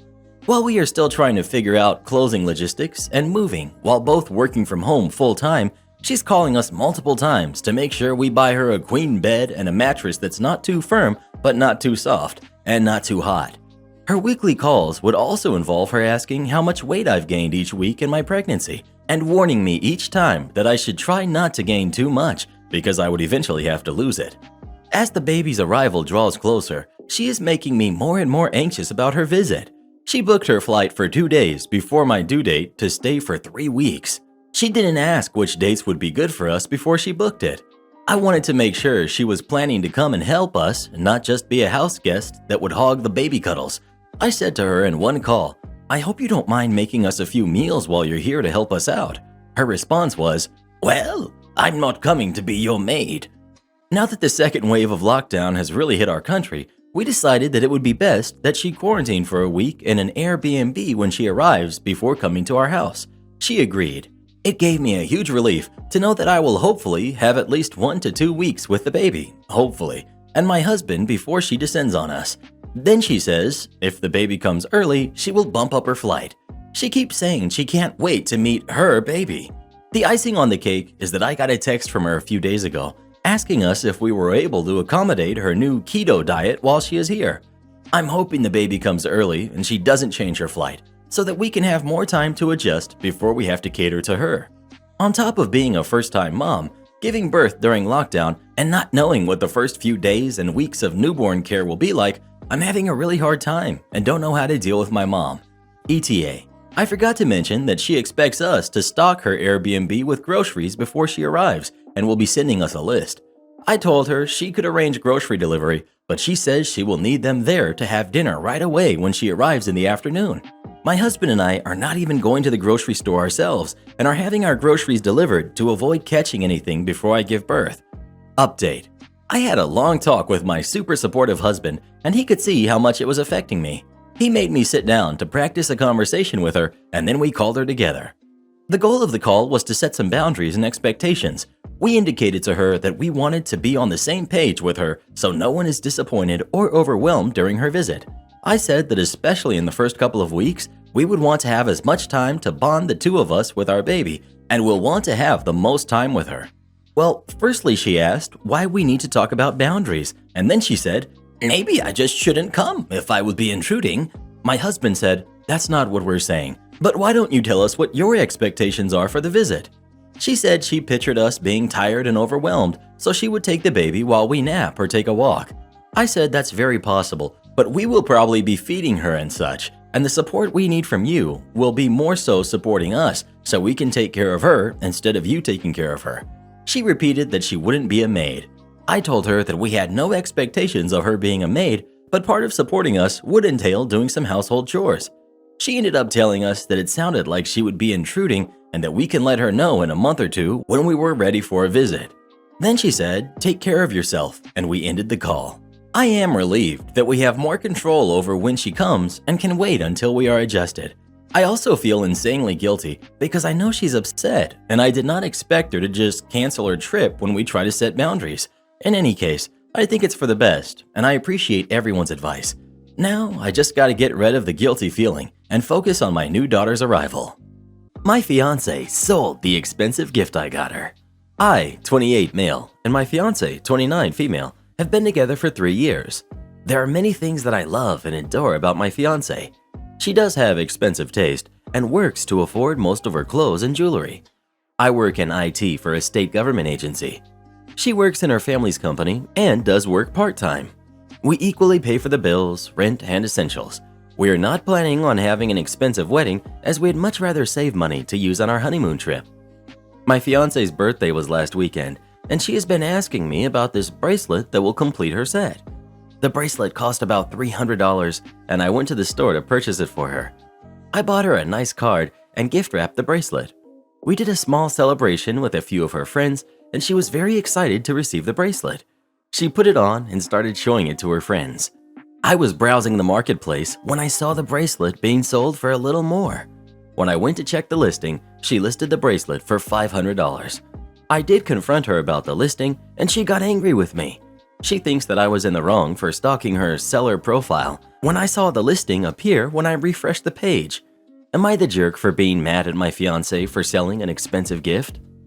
So she just got this item, which she had asked for to complete her set, and then turns around and immediately sells it? Wow, I'd be upset too. And yes, if you are linked to someone on a marketplace site, their stuff does show up for you to view. Not the jerk for being mad.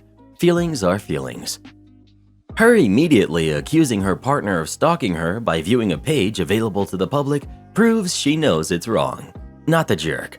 Well, if you choose to stay with her, you know only to give her unprofitable stuff, gift cards, personalized or engraved items, experiences, or cash. Not the jerk, because it honestly sounds like she asked for it just to sell it. She told you she needed it to complete a set, but then sells it single? She's not telling you the whole story here. Not the jerk. Normally, I would say that once a gift is received, it's up to the recipient to do what they want with it. However, in this case, it's really odd as you had just given it to her and she asked you for it. I could understand selling something if it wasn't to your taste. It would also be understandable if she said she wanted it specifically because she knew she could flip it for a profit. Instead, she's accusing you of stalking her. Clearly, she's hiding something from you, which is concerning. If there was a simple answer, she wouldn't be trying to turn this around and shift blame. Something is up, and you really need to talk it out with her, especially if this is atypical behavior on her part. OP. I bought her a nice pair of $150 boots that she wanted for the winter. I had not seen her wear them since they were purchased. I asked her where they went, and she said that her friend was borrowing them. It's really annoying. Something is definitely up. If she's having financial issues, you need to sort that out before you get married. She's definitely hiding something from you. At best, it's a shopping habit or a credit card debt, and at worst, it's something much worse.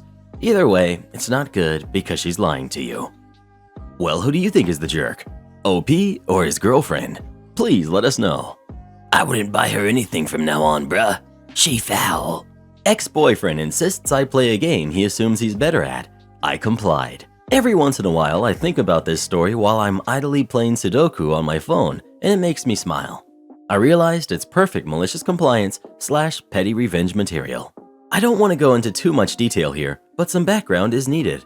A few years ago, when I was in grad school, I dated a man who was several years older than me who had just finished his master's at the same school. Completely different program, but both in the realm of STEM, and started a company based on that work. He seemed to have a chip on his shoulder about the fact that he went back to school in his late 20s and the fact that I was in a PhD program. I need to emphasize that I did not think I was better or smarter than him in any way, and I thought, and still think, he is incredibly smart and his company does fascinating work. But he still projected this inferiority complex on me, and it was one of the many things that soured our relationship. He was obsessed with feeling smarter than me and bringing me down a peg. The relationship ran its course within a year, and the breakup was messy. But he insisted on remaining friends despite a lot of obvious tension between us. One day, he asked me to help him pick up a moving truck he needed for work, and I agreed. But when I got in the car, we were kind of quiet for a couple minutes, so I pulled out my phone and finished the Sudoku game I had up on my browser. For some context, I am incredibly good at Sudoku relative to most people. This is because I obsessively solved Sudoku puzzles as a kid and just had a big book of them to solve on long bus rides to school, and it's still my go-to game to play while waiting in line, going to the bathroom, etc. I don't really correlate this with intelligence. My brain is just trained to recognize the patterns, and solving them is soothing. He looked over and saw I was playing and asked what app I played on. I said I just play on a certain website I like, and then when he asked why I don't use a Sudoku app, I tried to be as neutral as possible in my response and said that the website had a nice spread of difficulty and that every app I tried had either been all too easy or too hard. Admittedly, it's almost always too easy, but because of aforementioned inferiority complex, I was hedging this on purpose. He had a kind of, "Oh, really?" response and insisted I try the app he has on his phone because he was sure I would find it hard. So I maliciously complied. I opened up the hardest setting of the puzzle in his app and solved it in about a minute, beating the record on his phone by at least a minute and a half. I showed it to him and he seemed alarmed and basically said I got lucky. So I played several more times so that my times flooded the fastest times list until his were all gone. His shock and frustration at this was satisfying on its own, but many months later, when I had long forgotten about it, he randomly sent me a screenshot of his puzzle in that app with a faster time. Except it was for the easiest puzzle setting. So, of course, to be petty, I immediately downloaded the app, played on the easiest setting, beat his time by a significant margin again, and sent a screenshot. Was this mean? Maybe. Was it satisfying? Yes.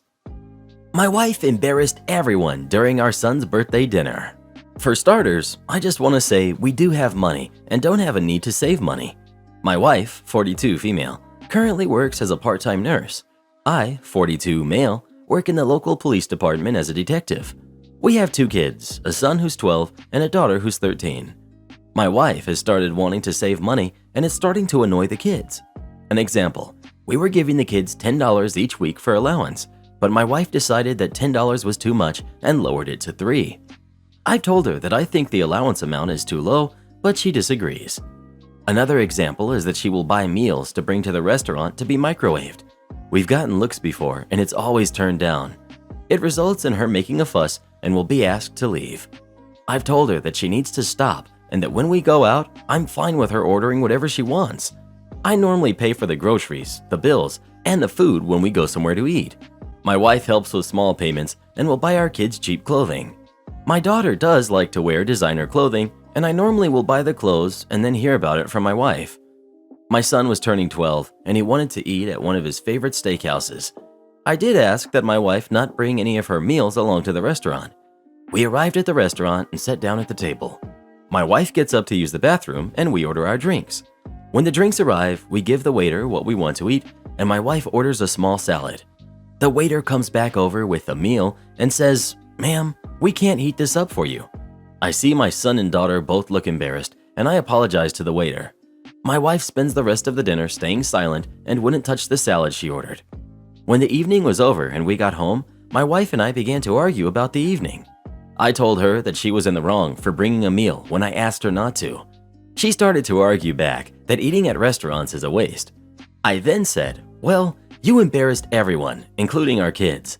She asked me to leave the room and I'm now staying in the guest bedroom. Am I the jerk for telling my wife she embarrassed everyone during son's birthday dinner? Not the jerk, but she sounds mentally unwell, frankly. Has she had a physical exam lately? This behavior is not normal. I was thinking that she may have some debt that she doesn't want to talk about and is trying to save money to pay it off. You'd think a detective would be able to get to the bottom of it. OP didn't say he was a good detective. Not the jerk. Your wife is unwell. There's something on her mind, something bothering her deeply, and it's causing her to nickel and dime everything that she comes across. She needs to talk to someone professionally to get to the bottom of it. Not the jerk. You're a detective. Investigate your finances and why she has recently become so weird about money. It's not normal to take her own food to restaurants. I worked in restaurants for over 10 years, and you are never allowed to bring your own food in, at least in the US. Not the jerk, but your wife is acting odd. Is it possible she's hiding a major debt from you? Any chance she would be laid off soon? You should ask her just how much she wants to save, and if you haven't by now, check all of your financial accounts to make sure she didn't drain them and all of this odd behavior isn't an attempt to replace it before you notice. Professor made me write my entire final project in ICU. So back in early December, I started to feel sick. Not sick, but I had not been able to eat a lot and lost around 8 kilograms of weight in 10 days. I will admit that I am overweight and was kind of happy that I just magically dropped weight. I was blaming it on too little rest. I just didn't get used to the food here in the US. I came here from another country for college. Or I might have digestive problems, might need to check them out. It was on the 13th that everything just suddenly went downhill. I woke up exhausted, sweating, and not being able to eat anything other than drinking bottles of water. It lasted for the entire day until 10 p.m. and I started to feel like I was about to pass out, so I went to an ER nearby with my roommate. Well, in short, I had caught it, as well as a certain life-threatening thing going on. I'm not going to name it, but some of you might be able to tell from above. I immediately had a bunch of IVs put in and was moved to one of the ICUs. I lost consciousness as soon as I arrived in the ICU and didn't wake up until the next morning, and for the next 48 hours or so, I've been slipping in and out of consciousness. My doctor wanted me to sit in a chair instead of laying down all day, so pretty much all day I was just passed out in a chair. I can vaguely remember dropping my phone on the floor and I didn't even have the energy to pick it up. Now, all of that was the build-up. On the third day, when I finally felt better, I went on my school portal and saw a new message from one of my professors telling me that I'm late for turning in my essay for the final project. I know I had the essay 80% completed and it was in my laptop, which was packed and sent to a friend's place by my roommate, because we were moving out of our dorm room at the time. And that friend happened to be out of town in New York celebrating New Year. And even if my roommate got the laptop somehow from my friend's place, they wouldn't have been able to hand it to me because I had caught it and they didn't allow visiting. So yeah, everything was messed up. I explained the entire situation to the professor in a long, fully written out message and they never responded. Fast forward a few days, the professor contacted me again, this time via email, to ask about my assignment. Their entire message was like, "OP, where's your project?" I was triggered. I was mad. Well, to be honest, I wasn't in my best mental state because of what happened the past few days. So I pasted my entire message that I sent to her in my email responding to that, just in case she hadn't read it in the school portal website. She went something like, "Well, too bad. I'm going to have to fail you on this project because it has been assigned 2 weeks ago and you should have done it then." Ma'am, I could have totally finished it before the deadline if I wasn't in ICU and in a coma for 2 days without my laptop. The doctors ended up deciding to keep me for a few more days after I'm no longer in danger, and did I make good use of that? I asked for a bunch of paper that, of course, had the hospital's name printed on them. I wrote my entire essay again by hand on them. When you write the same piece of text the second time, trust me, it becomes way easier than the first time. I made sure to write as neatly as I could, trying my best to guilt them in every way possible. Then, as I promised in my response, I took a picture of it, making sure that I accidentally included my hand that's swollen with the IV plugged in and a bit of my hospital robe. They call it a Johnny, and sent it away. I sent the assignment to them on December the 17th. Not until yesterday, way after the semester has ended, that they called and kinda sorta apologized. I was too busy to check my messages because finals have been coming up, so I barely looked at your explanation, blah blah blah. I've no idea where they got my number, but fine, I'll take it. As of now, I have decided to gap the spring semester and go back to my home country for a bit. My health has been greatly affected by what happened, and going back home to take some rest might be good for me. I also get to spend some time with my mom, who has been very anxious since the first day I had the medical incident. The end. Now that I think about it, I could have typed it on my phone, but what's the fun in that? Especially when I have 72 free hours with nothing good to do other than watching TV news all day. This reminds me of the Reddit story where the OP had to go to a medical appointment, and when their boss insisted on them attending a Zoom meeting, they did, on a trolley and wearing a hospital gown. AT&T Partner Store tried to steal from me, asked me if I wanted to call customer retention, and I complied. This happened a couple of days ago in Hollywood, Florida. I traded up my phone for the holidays on AT&T's website and arranged a pickup in my nearest store. The receipt I had for the pickup said that the phone was being held until December 30th, so I go in on the 29th to pick it up. I needed to get to work, and I wasn't going to be available to leave work during business hours, so it had to be then. I was hoping the whole process would take 15 minutes. It didn't. I get there, and the individual, Alan, tells me that my phone wasn't available because I had waited too long and they had canceled my pickup, even though I had until the next day to do so. I show him the email that says that, and he shrugs his shoulders and he says that they canceled the order because they counted the day I placed the order as one of the days towards cancellation, which is obviously stupid. Then he offers to sell me the phone that I was trying to pick up because it's impossible for me to pick up the phone that was being held for me. I just want my phone, so I agree to go through the purchase process, and as it turns out, I will have to pay for the phone again and let AT&T refund the funds to the original order. Major BS, but again, this is all the time I have to pick up my phone. I asked him for the phone number for someone I can speak with about what is going on, and he tells me I need to speak to customer retention and gives me a phone number he pulls off a list. So he goes through the process, and by then I'm late for work. And he tells me he's having problems selling me the last unit of the phone I wanted to purchase. He then tries to upsell me. I tell him that I want the darn phone I ordered, and he tells me that he's having some trouble because the system is not letting him sell that unit. It's the last unit he has, so he needs to take extra steps to sell it to me. So now he goes on his phone and makes some phone calls to try and unlock this unit. Meanwhile, he leaves me alone long enough to find out that the phone number he gave me was BS. It led to a non-working extension for AT&T, and it would just stay on hold. I went on Googling and discovered this by finding the actual customer retention phone number and calling it. So now I'm speaking with a customer retention specialist, and I explain to him what is happening over the phone. The retention specialist confirms that, yes, my phone is available for pickup and has not been canceled. Meanwhile, on his phone, I can hear Alan speaking with someone at AT&T, and the person he's speaking with says over the speakerphone, "I can't allow you to sell that phone. It's being held until tomorrow for customer pickup."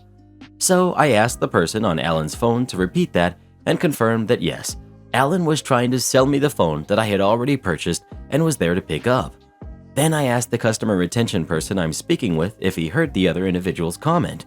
The customer retention rep confirms that he heard what the other AT&T rep has said, and the retention rep asks me to confirm the store number I'm located at and the name of the person I'm speaking with.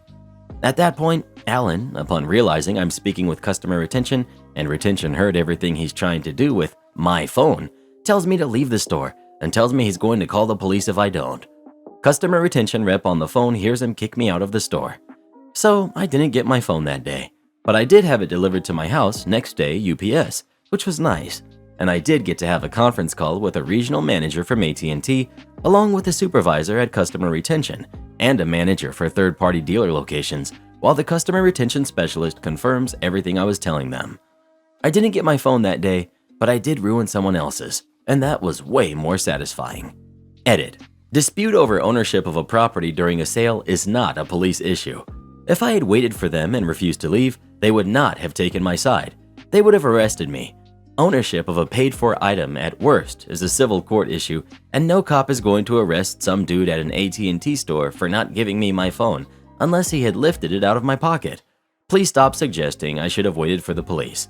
I was already on the phone with corporate and late for work. I went to an AT&T store to trade in 2 phones.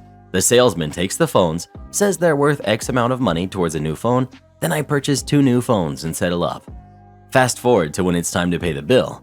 The bill is now 4 times as high as what it's been for years.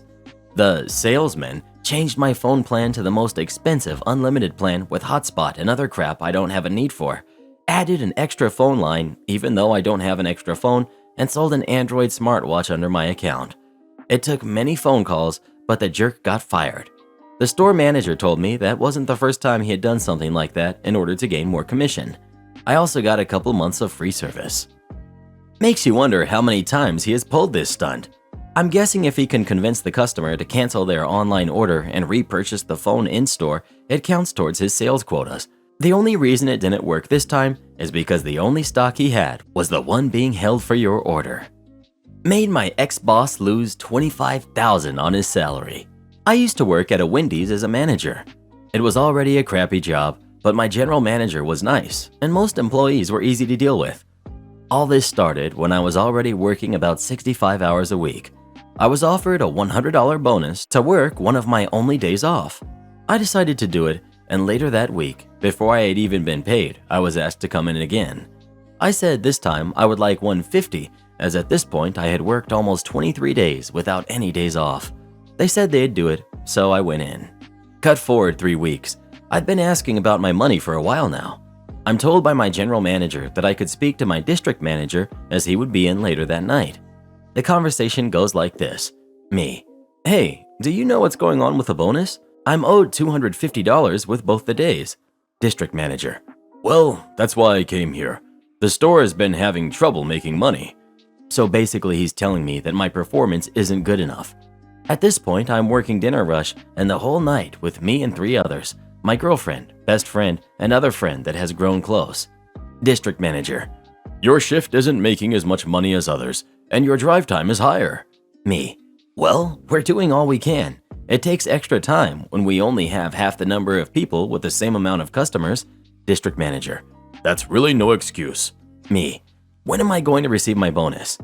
My DM was a very sheepish man, so he is very obviously scared when he tells me this.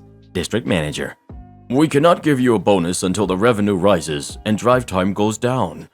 I'm speechless at this point. The rest of the conversation was a blur. I grew up on the south side. You don't mess with people's money. A day passes. I've had time to collect myself and speak to my entire crew. Everyone agrees to walk out with me, so I call my district manager. The phone starts to ring, but then it cuts off. He declined my call.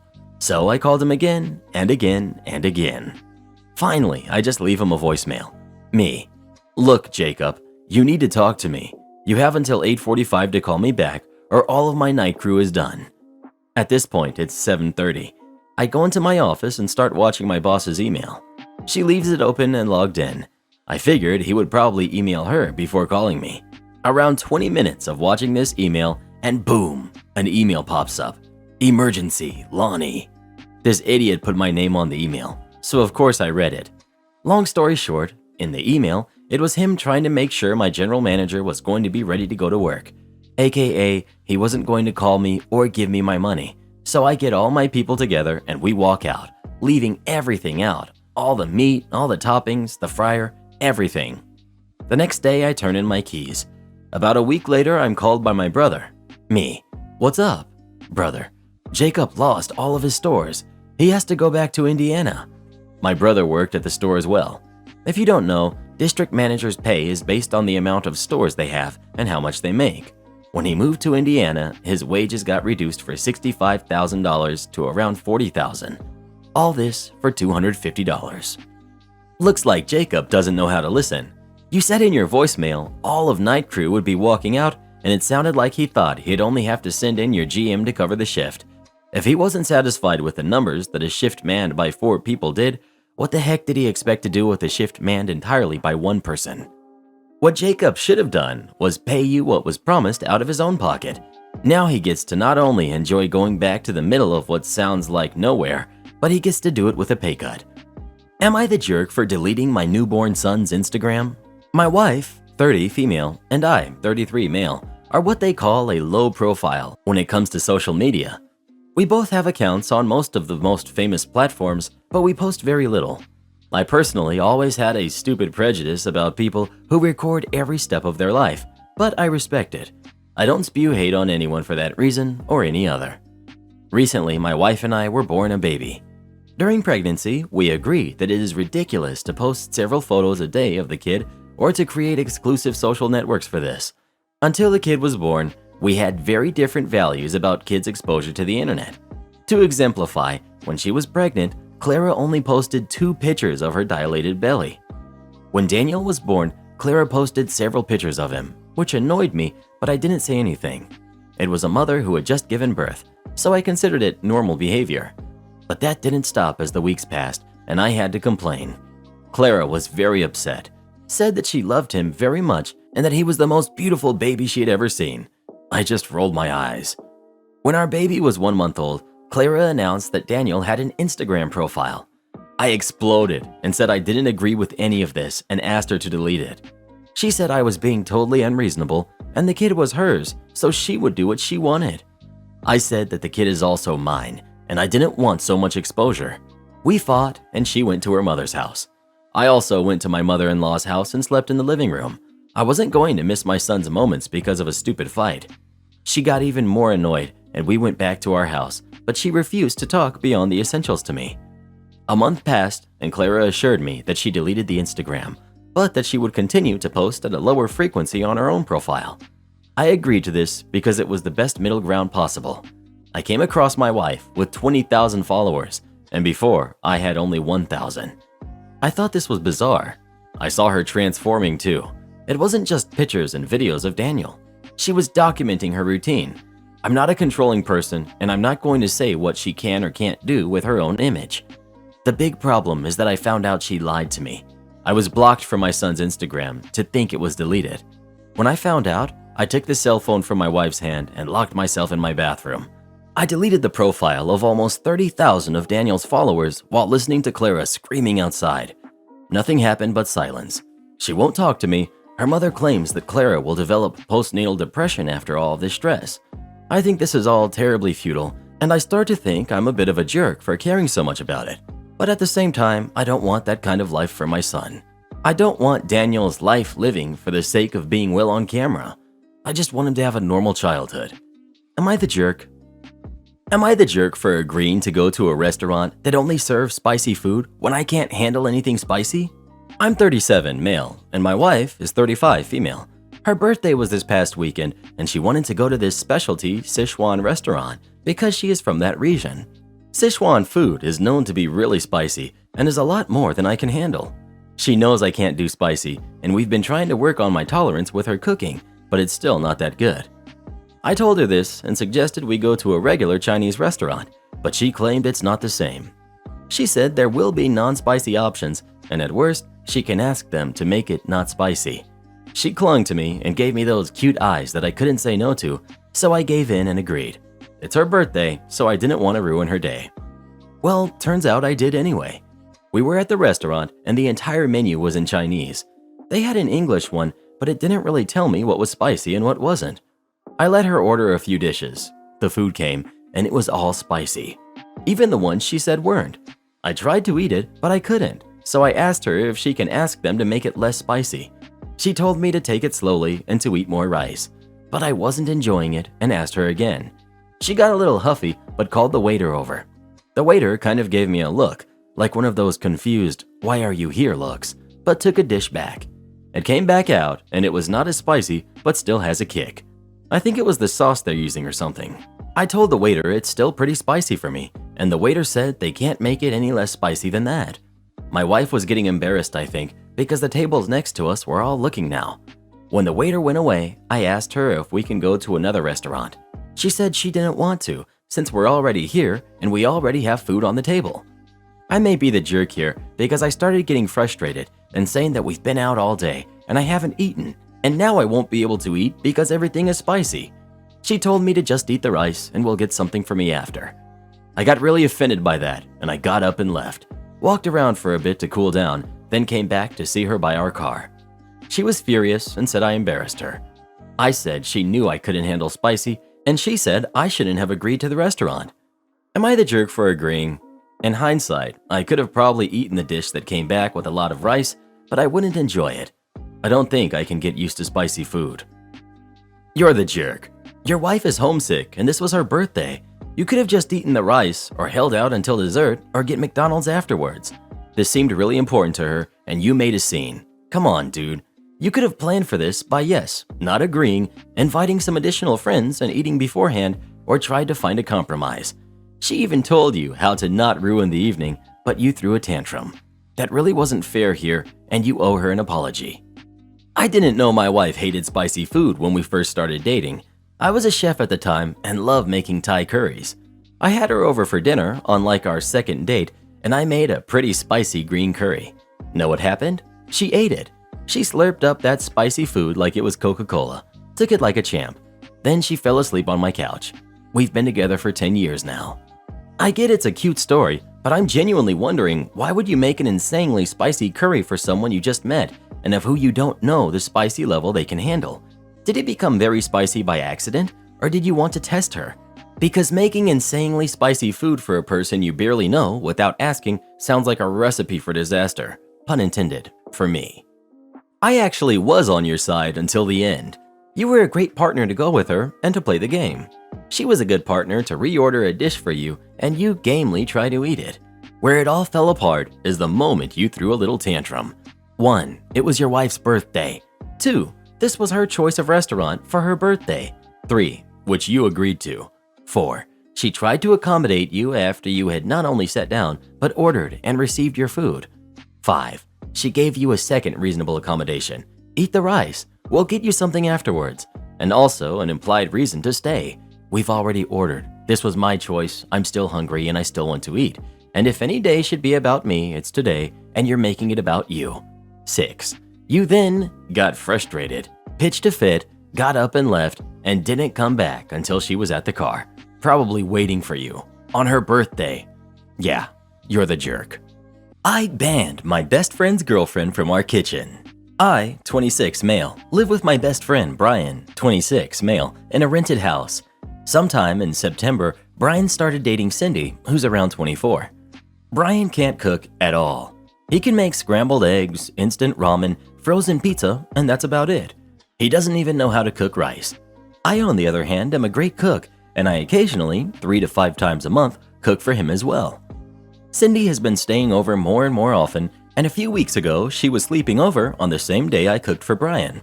She was apparently really shocked I cooked it because it tastes like it's from a pricey restaurant. Brian made the mistake of mentioning that I offered to teach him to cook. Cindy decided that this offer automatically extends to her as well. She came to me and told me I can teach her. She didn't ask, she just told me. I told her I wouldn't. We went back and forth. She thinks I have to because I promised Brian I'd teach him, but he doesn't want to. Cindy also doesn't know how to cook anything. She thinks she is entitled to cooking lessons because she's dating my friend. She kept pestering me about this for almost 3 weeks and only stopped when I asked Brian to talk to her. Now, last week I got home and could immediately smell burnt food. I walk into the kitchen and there she was. She tried to make crepes, burned them to a crisp, and was scraping them with a metal spatula on the nonstick pancake pan. I slightly lost it and immediately raised my voice to ask her what the heck she was doing. She gave me an attitude about how, since I'm the jerk, she's learning to cook by herself. I told her she can do that at her home and not in our kitchen. She smugly told me that it's not my decision to make because it's Brian's place as well. I told her it is my decision because everything in the kitchen is mine. When we moved in, the kitchen was empty apart from a single banged-upon pan, one pot, and 3 dull knives with plastic handles. The kitchen is now chef-worthy. I dropped hundreds on appliances, cookware, nice dinnerware, etc. Brian is, of course, allowed to use everything in the kitchen. I told Cindy that she is not allowed to cook anything in our kitchen. Brian came into the kitchen at this point and diffused the argument. That was last week. Things between Brian and me are very awkward. Cindy has not been over yet. One of my friends absolutely went off on me, calling me a jerk because not everyone has the same opportunities. Side note, I grew up poor. I learned to cook on my own. I learned how to make great tasting meals out of ramen, hot dogs, rice, whatever was on clearance, etc. I don't think I'm the jerk for refusing to teach, but I am wondering if banning her from the kitchen was a step too far. It's just that I really don't like her, and honestly don't trust her not to damage something on purpose. Edit. The pan is fine. The coal that was supposed to become crepes protected the actual pan. Edit 2. This blew up a lot more than I thought. Join me in praying no one that knows about the situation sees this. I did not change enough details to have plausible deniability. To answer some questions, I already disliked Cindy prior to this because she was unfriendly to me since we met. Not saying hi back, glaring at me whenever I walked into the common area where she was, interrupting every conversation I had with Brian, etc. I love Brian, but I'm not in love with him. Do none of you have friends close enough they count as family? I also tried to bring up the situation with Brian again today, and he full-on flinched and shook his head. Thanks to people who suggested cooking something with a really delicious aroma when Cindy is over next time. You are all so petty. I love it. Not the jerk. You said no, and she should have stopped asking after that. Cindy sounds like an entitled jerk. The metal spatula on a non-stick pan is utterly criminal. She's better off drinking the batter mix if she wants pancakes. Anyone using a metal spatula on a non-stick pan that doesn't belong to them would be banned from my house, not just my kitchen. Not the jerk. You do not mess with someone's cooking stuff. I just got a new set of yakushi knives that I'm obsessed with. If someone was using them without my permission and using them incorrectly, I would flip my lid. Especially if they were acting as entitled as the girlfriend. Absolutely not the jerk. However, if you feel like sharing some sweet appliances you have that I need in my kitchen, I'm all ears. Well, what would you do in this situation? Would you go ahead and teach her how to cook or not? Please let us know. I'd ban her from my place is what I'd do. Karen snoops through my house, so I hid embarrassing notes. I bought a house 7 years ago, and I met my fiance, Al, 4 years ago. This year, he moved in. We're talking about making it a home for both of us. But as of now, he hasn't moved much stuff in. Right now, 95% of the stuff and furniture in the house is mine. When his mom comes over, she's kind of a snoop. He was used to that, but when she comes to our house, it's so uncomfortable because she's just going through my stuff. When I'm bothered, she's like, I was just helping with chores, etc. He says I should just let her because she has a lot of nervous energy. One thing she snooped on was actually embarrassing. In my home office, I had a little affirmation post-it note on my monitor saying, I am smart, I am skilled, I am deserving of great things. It was a silly thing my therapist recommended to get me in a confident mindset before an interview. Anyway, she made a comment to me about my ego. But as a joke, I decided to do it again. I had my best friend come over and we got wine drunk and wrote a bunch of affirmations to hide. Some were, medicine cabinet, my teeth will regrow, I am shark-like and powerful. Work desk, I will not just do my way to the top of the company, I will do my way to the top of the world. There were a bunch more, and my friend and I had a hilarious time writing them. Next time my mother-in-law came over, she saw a few, and she didn't acknowledge them to me, even though she definitely started acting a little weird about me. I went to run some errands, and when I was out, she confronted Al about the notes and was trying to tell him that I seemed unstable, egotistical, and moving in was a bad idea. She showed him the notes, and he didn't really know what to make of it. He asked me, and I said that they were just some silly private notes to boost my self-confidence and make myself laugh. How had she gotten them? Has she been going through my things? He said she was just tidying and saw them, and they were real weird. I was like, have you met me? You should know how weird I am. Anyway, if you don't want your mom seeing my weird stuff, you've got to stop letting her go through my crap. He asked if I left them on purpose to annoy her, and I admitted that was kind of the joke. But I also have other weird or private stuff, so what I said about her needing to stop snooping if she didn't want to find weird crap was still for real. He said I was making stuff hard for him. His mom was really protective and adjusting to him moving in with a girlfriend for the first time, and I was agitating her on purpose and making her think I wouldn't be a good partner, when he wanted her to have the opposite impression of me. Am I the jerk for the note prank? Not the jerk. She's snooping through your home. I'd have gone further and left little notes like, "Nobody likes a snoop," and "You aren't welcome to go through my things," but yours were pretty darn funny. It's a red flag if your fiancé stands up for her invading your privacy like this. OP. Yeah, I feel so frustrated because he was okay with her doing it in his apartment because she actually would help with laundry and dishes and he appreciated that. But in my house, it's different because it's not his stuff there. It's not even our stuff. It's 95% my stuff because I've lived there for 7 years and furnished it and bought everything. And he moved in after selling his furniture and only bringing a closet full of things and some gadgets. So when she's going through my house, it's not his stuff or even shared stuff. She's just going through my crap. And I'm not really cool with that because I don't want my guests helping with my laundry or looking for my dirty mugs. I think on the not funny side of things, I might just sit her down and say I've lived alone for 6 years. I live in a way that makes my home feel like a home, and part of that is not keeping anything but the living room and guest bathroom presentable for guests. So I'm uncomfortable with her as my guest going into the other rooms without asking or looking at my stuff. Unless you plan for your boyfriend's mom to move in soon and continue doing what she's doing now, I'd think about breaking up. 1. Your boyfriend is using her to do his share of the chores. This is not going to change. He's not going to start doing more chores of his own. He will always outsource his chores to his mom. 2. That means it is in his best interest to let his mom do whatever the heck she feels like doing, including moving in and taking over your home, life, and your kids, so he can relax and whatever. 3. When you have kids, you will be a married single parent, unless his mom moves in and co-parents with you. 4. Again, he does not stand up to her and chooses her side against you when you point out how inappropriate he's being, because it's in his best interests, and that's not going to change. From everything I've seen, mama's boys don't change. So unless you plan to have your marriage to be between you, him, and his mom, I'd reevaluate. This is what I was going to say, though likely not as well. He's exhibiting failure to launch symptoms, and it's clear that his mother is not prepared to let go. I think he was probably correct in saying he's not ready to move in. By his actions, he has demonstrated this.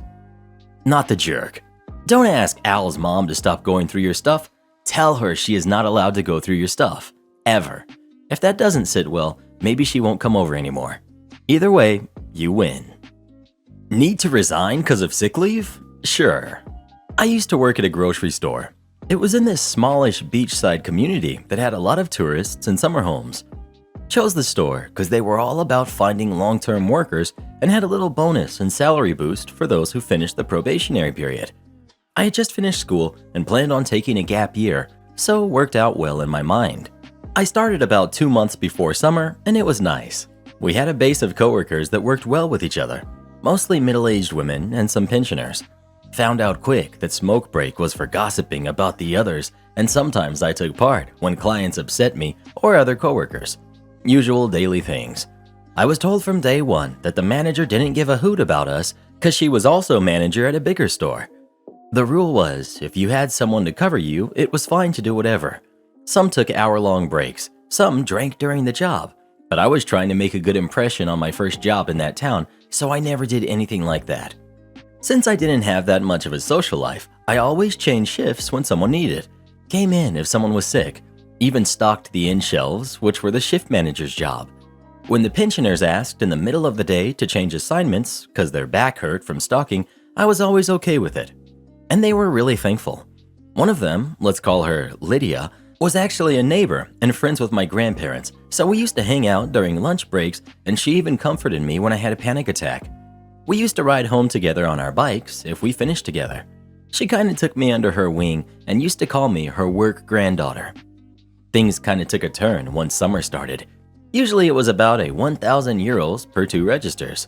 Now it was suddenly 2,000 per one. They also hired summer workers who were 3 16-year-old stock boys, one being the manager's son.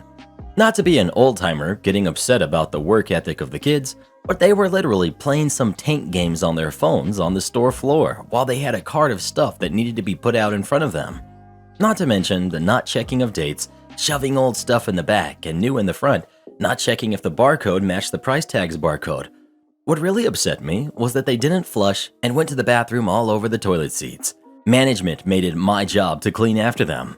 I was told I couldn't say anything to call them out, so it became my everyday duty to clean the toilets, because the cleaner only came in the morning. Then the self-service checkouts came.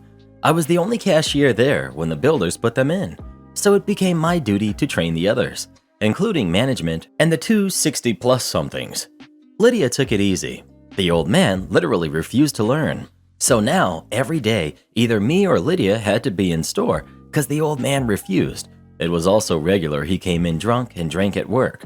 Also used to hit on me a lot, but I brushed it off. So, lots on my shoulders. Prep went down after I got my shot in the start of August. I had 2 days off. Figured I wouldn't get that sick because I had already had it. It was about a week or so before my probation period ended. So on Monday, I felt terrible and called in. My first time during this whole time I worked there. Called in with the manager. "You have to come in. Lydia is on vacation, and the only other one who knows is already sick, and you didn't give us proper notice." Try to argue that I have a fever of 39 and feel like crap. "No, you have to come in." So I get my crap together and go to work. Scrubbing the toilet with a fever.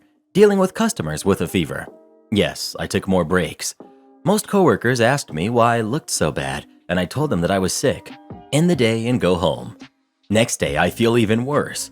Call in, say no, I'm putting my foot down, I can't come. First time I took a stand and said I can't destroy my health. "Fine, you call Lydia and tell her. If she agrees, then you have to take sick leave." Okay, not really my job, but fine. Call her, wake her up, apologized profusely and told her the situation. She understood, wished me to feel better and hung up. I called my doctor and got on sick leave and then informed my manager. Went back to sleep. Got a call a few hours later. It's Lydia. "You make everyone's life so difficult here. Come in and give in your resignation." She isn't the manager, she's just a cashier like me. I asked, "What the heck?" And she told me they've been talking on the smoke break with all the shift managers and the main manager, and apparently they decided I complained too much about my health and about other workers. I asked why my manager didn't call me. No real explanation. I said if the manager wants to fire me, she'd have to call me herself. No call. So 2 hours later, I call her myself. Ask what's going on. It's true. I need to resign my position.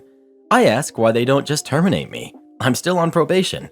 Can't, 'cause you're on sick leave. Doesn't really make sense. During the probation period, they can fire me with no notice, no reasoning. I'm fuming at this time. Fine. I'll come in with my 39-degree fever. Got on my bike, pedaled the 3 kilometers. Everyone is giving me dirty looks. Manager gives me a filled-out paper stating I quit on the day for personal reasons. I ask, "So, you can't fire me because I'm on sick leave? I need to resign?" Manager says yes, it's too much paperwork to fire me. She doesn't have the time. Okay, deal. I take out a blank piece of paper, write my quitting date as of 2 weeks from now, to, be polite and give them the proper notice. Manager was fuming and argued I can't do that. I said that's the time frame I need to give according to my contract. She was too lazy to argue more. I signed the sheet and walked out. Called my doctor the next morning and talked about my sick leave. Few days later, the manager calls me. Tomorrow is the big town fair. I'm definitely not sick anymore and can come in tomorrow. They are super short-staffed. I said that I'm on sick leave. She said I can't still be feeling crappy and I have to go into work right now. I told them no. My sick leave ends on day after my resignation date. She got super upset and said that if I didn't come to work, she'd have to be up on the register the whole day. To that, I just coughed fakely and said, "Well, have fun," and hung up. Spent the 2 weeks on the beach on paid sick leave, and also my probation lapsed, so they had to pay me the bonus. Edit.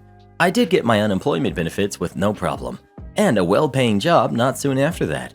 Never going back to that place. Thank you for all the support. Am I the jerk for bringing my own dinner to a wedding?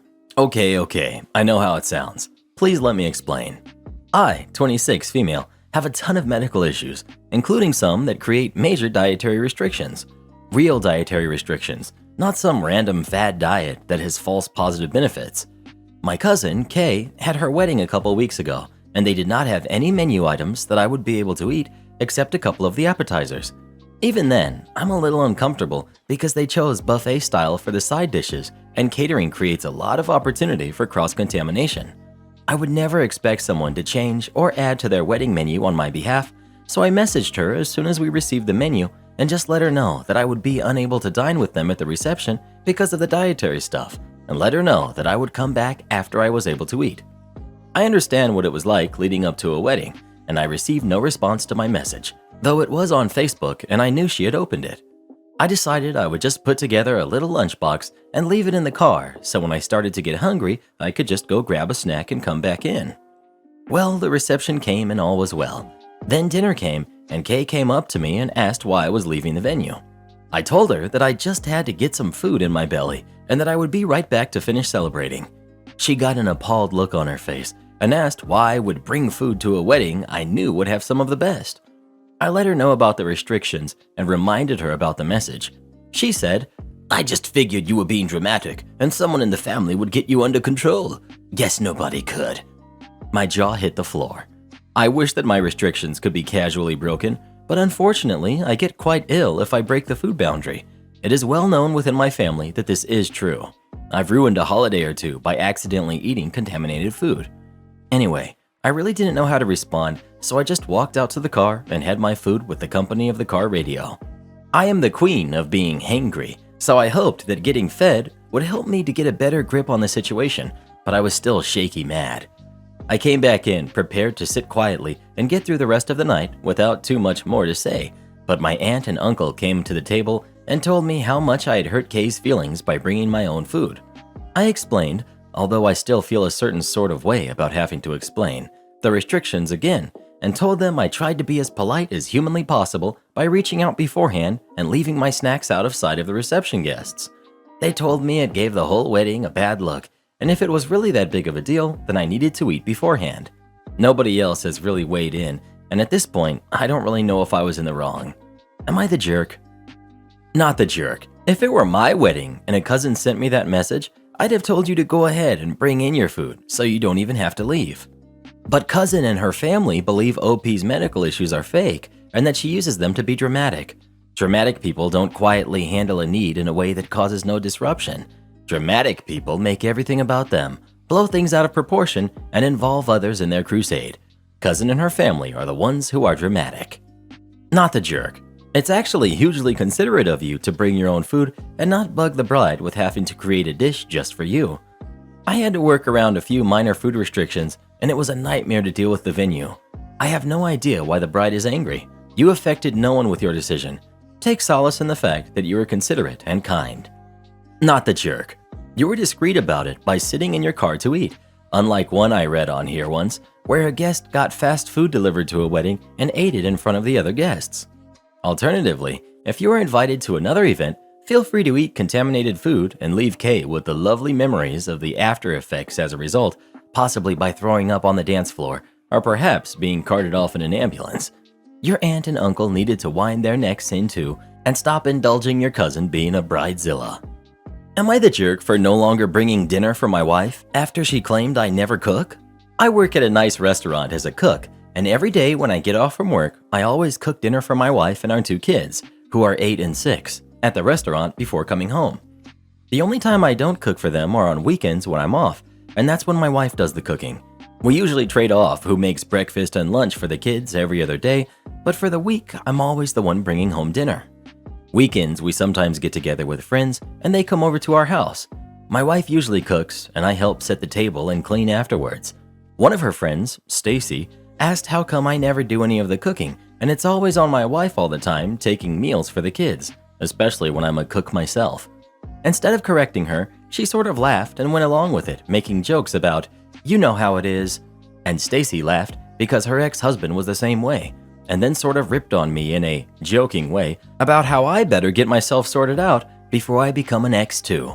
My wife just said, "Well, let's see if he actually listens and starts cooking for once," joking about all the time I spend in the kitchen at work, but won't do the same at home. It really upset me. I'm not the husband that just doesn't do anything after I'm home from work. I cook food for her and the kids at work, and on top of that, I make separate dishes for each of them, what she wants and what the kids want. All that after standing on my feet all day. We talked about it once they left because I don't appreciate being told I'm not doing something she knows for a fact I do. She didn't want to apologize for it because it was all just meant to be a funny joke. Even after telling her about how it hurt my feelings being put down like that, my wife said she felt like she has to go along with the joke so there wouldn't be any awkward vibes, whatever that means. But I said, fine. If she can't apologize for something that was mean just so she could laugh along with her friends, then I won't keep doing something she already claims I won't do. For the past week, I've only brought home dinner for our kids, and she's had to make her own food. She's mad that I'm refusing to feed her over what happened instead of letting it go, but I can't help but feel mad about being made fun of like that when I'm busting my tail to provide for my family and still making sure they have enough food on the table every evening. She just thinks I'm the jerk for how I'm reacting when she's already tired at the end of the day, but still having to make food for herself. Am I the jerk? Not the jerk. Your wife missed a great opportunity to boast on you, all for acceptance by others who have nothing invested in your relationship. OP, not even to boast. It would have felt nice though, but at least say, hey, you're wrong, not just go along with it. As a stay-at-home mom who has a significant other who actually does things for himself and around the house, I've basically had this conversation before. All she had to say is, actually, I don't have that problem. He's a responsible adult and pulls his share.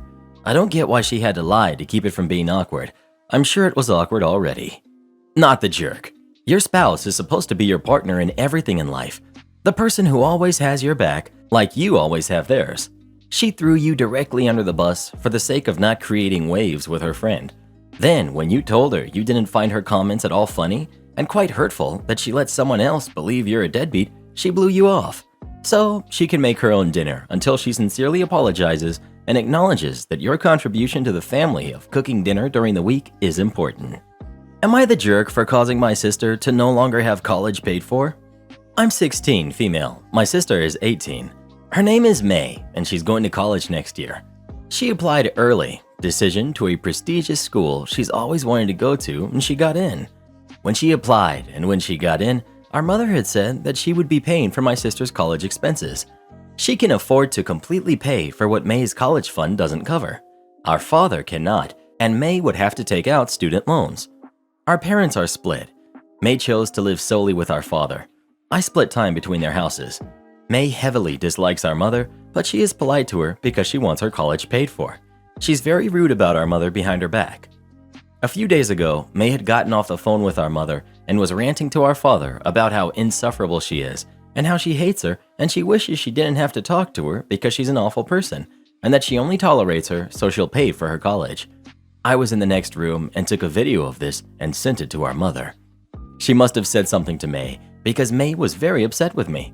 She said I had no right to record her without her consent and that I was invading her privacy and she should be able to rant in her own home without worrying about being recorded. She said that our mother had said she no longer would be paying for her college and I was ruining her life and that I was making it so much harder for her when she had worked so hard to get accepted. My father is also mad at me, but my mother is glad I told her so she can know. I didn't think I was in the wrong at the moment because I thought it was the right thing to do. But now I'm thinking I should have just minded my own business. Am I the jerk? Everyone sucks here. Your sister is a jerk for exploiting someone that they cannot stand. You're the jerk for recording a private conversation and sharing it with others. I think you wanted this to happen and that you really do not like your sister. So I see many posters focusing on the non-consent of the recording. Well, that's a legal question in my opinion, not a jerk one. Some places permit one-party consent for recording. Other person doesn't need to be informed. Others don't, and it's illegal. But in any place on earth, for the most part, you are allowed to see and hear your environment and those around you, and it is your freedom to take notes, recount the events to others, etc. OP didn't lie, and her sister is awful. I would want to know if I were expressing generosity to someone if they actually thought I was less than dirt and cared only about appearing to placate me while later badmouthing. I don't want to support leeches like that. OP did the right thing here in every moral sense, and I have zero sympathy for the thankless, entitled jerk of a sister. Too bad. No, she did not. It was an absolutely sleazy and mean move, and her sister vented after an argument phone call out of emotion. She should have spoken to her first and asked her about the reasons for the negative feelings towards their mother. Everyone sucks here. You acted like a snitch, and your sister is a dishonest, opportunistic brat. Not the jerk. She was using your mother for her money. You didn't ruin her life, she did. Your mother deserved to know, rather than be shocked and hurt when your sister cut off all contact once she was finished with school. ETA, because I see this brought up a lot. We don't know what was on that tape. We don't know what goes on behind the scenes, as people keep pointing out. You know who does? Mom, and she made a decision based on those facts. 1. This sub is about voting on the information we have, not speculating on what might have happened. 2. Mom has a right to make her own decisions. 3. If OP was truly the golden child and horrible to her sister and Mom's favorite, like a lot of people think, would Mom be paying for non-golden child, the sister's, college fund in the first place? Probably not. 4. Paying for her own college isn't ruining her life. Plenty of people take out loans and manage to pay them off. 5. Being a parent doesn't stop when they rebel, turn 18. No, it doesn't. But unfortunately, college is not considered a necessity, but a choice. So as a legal adult, sister is responsible for it. 6. College is too expensive for the kid to pay. See number 4. Do I think college should be free?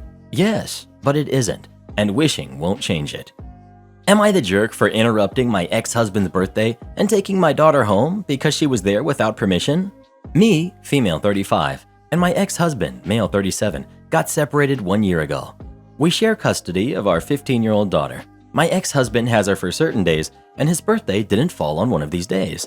In fact, it fell on one of the days where my daughter is supposed to be with me. He called me so we could discuss letting him have my daughter on the day of his birthday, but I told him no, because it's not his day to have her. He got my daughter involved, and she said she really wants to go, but I said no, because I have my reasons. My ex-husband dropped it, but on the day of his birthday, I went to pick my daughter up from school, but I discovered that he came and took her straight to the restaurant where his birthday party was taking place. I was fuming. I called him, but he didn't pick up. I then called my daughter, and she said yes, she was with him.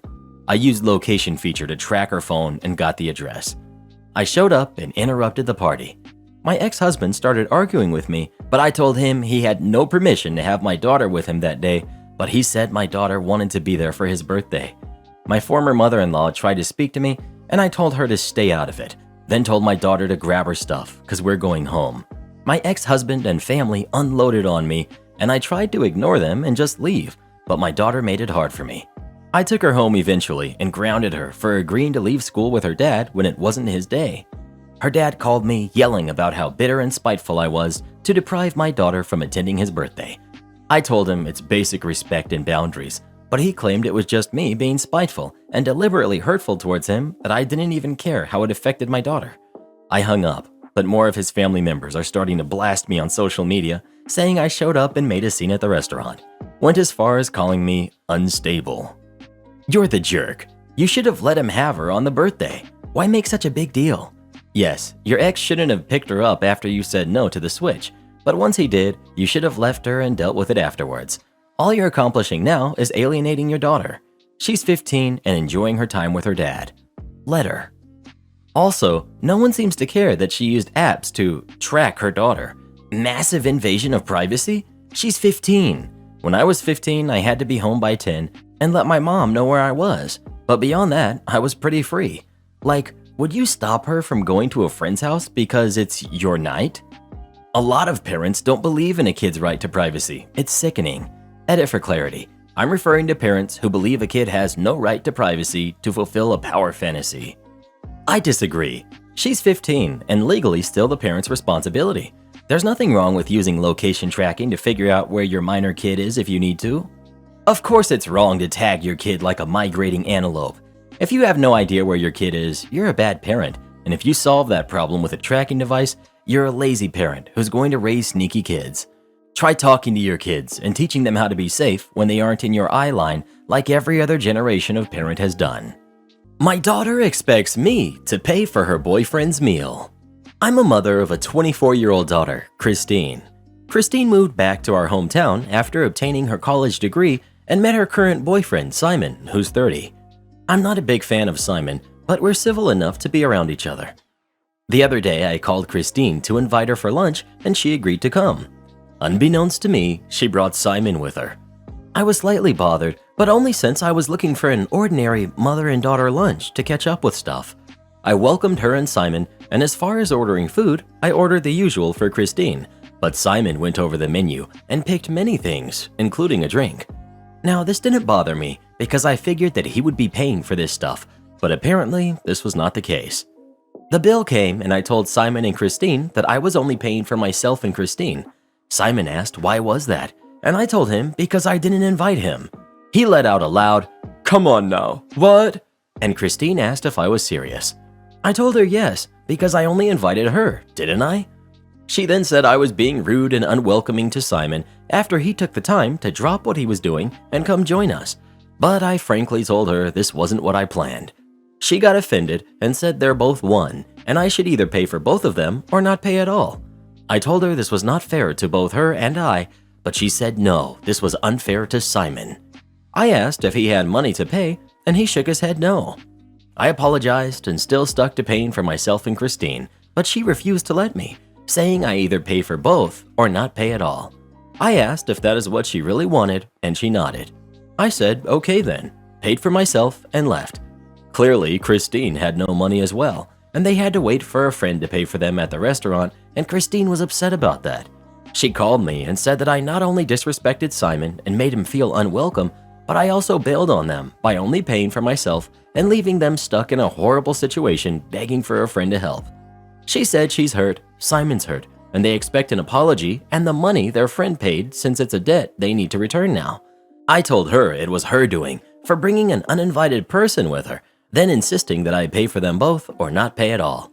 She argued that I was trying to avoid responsibility and I should make it up to them if I care about our relationship, but I said it won't happen because I don't owe them anything. Things got worse between us. Now I'm thinking I might have caused this by not paying for both of them. Am I the jerk? Not the jerk. Stick to your guns. He was unwelcome because he wasn't invited. Who doesn't bring their wallet when they weren't even invited? Even if he was a welcome addition, it's very rude to just expect and then demand that someone pay for your food. These two people are too old for these antics, and both sound like moochers who need to grow up. A relationship doesn't mean that if someone is willing to treat one person that they automatically have to foot the bill for both. Edit. Based on OP's comments, this guy is unemployed and sounds like he only showed up for a free meal or in an attempt to ensure that his girlfriend and OP couldn't have a private conversation. The nerve of some people. Even when I'm invited, I always bring my wallet and we always end up fighting to pay the bill. I don't know how people can go around feeling and acting like entitled jerks. Not the jerk, OP. They are. Especially at 30 years old. What 30-year-old adult can't pay for his own lunch? He's 30, not 13. This boggles my mind. And he's also got the nerve to be upset and ask someone else to pay for it. And OP's daughter is 24 and still expects mom to pay for her lunch? What? It wasn't really clear to me by this story, but I got the impression mom asked to take daughter out to lunch. So if that's the case, I would expect someone, especially someone who might still be adjusting to a new job and moving and paying off student loans and so on, might not necessarily have funds to go out to lunch at any given moment. But if her mom told her she was taking her out, it would be entirely reasonable to agree to that, knowing she couldn't afford that normally. Bringing Simon along unannounced and uninvited is where things went sideways. Christine doesn't seem to have a sense of social consideration, and obviously Simon sounds completely worthless. Reconsider working here if I want to take a honeymoon? Okay. I had a manager who hated reading emails and would miss important issues and meetings because of it. I even suggested text-to-speech to make it less unpleasant, but he told me off. He spent a lot of time playing golf with clients and was mostly inaccessible. It got to the point where most of the team CC'd me. I was next on the totem pole, so I could grant approvals for stuff like expense reports and help out on projects my manager was supposed to work on. When I was getting married, I requested 3 weeks off for my honeymoon. Everyone knew I was getting married. Manager even congratulated me on the engagement when it happened. I had 5 weeks vacation accumulated and didn't think it would be a big deal, especially since I was requesting it nearly 8 weeks in advance. Then, a vacation request denied email comes in from our time off system. I emailed manager following up, left voicemails, and after a week, he finally replied to an email. Look, we need dedicated people. If you think you can take 3 weeks off for a vacation, you need to reconsider your position here. Keep in mind, my request stated vacation request for honeymoon. I replied with, no consideration needed. My last day will be in 3 weeks. Let me know about transitioning duties. I forwarded this to HR, CCing manager, and HR sets up my exit interview. But HR tells my manager to set up transition for my responsibilities. During my notice period, I even replied all to this email twice, asking about transition plans, since I didn't get any transition plan. I tell my team, they ask manager what to do with my duties, and manager says he'll think about it, but doesn't do anything nor email anything out. 4 weeks later, I get a call from my old boss. "Are you planning on coming in this week?" "Why would I?" "Because you work for me." "Not as of last week." "Stop messing around. Get your butt in the office." "I told you my last day when you denied my vacation request." "How about giving proper notice and transitions?" "HR asked you to develop a transition plan and to attend my exit interview. It's not my fault you don't read all your emails." I hang up and block his number, but screenshot the call log and send it to the HR contact with an innocent, "Should I be worried? Old manager still thinks I work for him." Fallout. Things went from bad to worse for my old manager. Apparently, I was doing most of his managerial duties, so he actually had to try and get stuff done himself. He also got into some legal issues. Those client golf outings, he played golf, but not with clients. That made his termination with cause, so no severance for him. I ended up at a competitor with a nice bump in pay. I wanted to start after my honeymoon, but new company really wanted my help on a pitch. I joined for several weeks, reworking about 1/3 of the pitch, and then went on my honeymoon for 3 weeks. They paid me for the entire time off. That garnered a lot of goodwill from both me and my wife. I only left the company because Mrs. and I moved cross-country and they didn't have remote positions back then. I don't have all the details, but I know old manager had to hire lawyers to deal with legal issues related to his dismissal and the expenses. Clarification: this happened in the late 2000s. Mrs. and I are still married. Am I the jerk for not giving my dad's girlfriend my change? I, 17 male, came to visit my dad for the weekend. His girlfriend, Tessa, doesn't live with him, but is here all the time, and she has a kid. We all went out to dinner yesterday and stopped at Walmart after. I found a movie that I wanted, so I bought it and used cash. Tessa's daughter got some candy and gave her mom the change. I didn't think anything of it and figured her mom kept her money. I bought my movie with money I got from working. It's not like my dad gave it to me or it was allowance or anything. When we were leaving, Tessa asked me if she could have my change. I said, "What? No," and looked at my dad. She said, "Not the singles, just the change, because I need quarters for the laundromat." I said, "No, I saved my change. Sorry." I thought that was the end of it. Then later, my dad talked to me while we were outside. He said that I come off as stingy and should have just given Tessa my change. She has to use the laundromat, and it's not even $1 I'd be giving her. I said, "Well, it's kind of weird for her to be asking a kid that's not even her kid for money."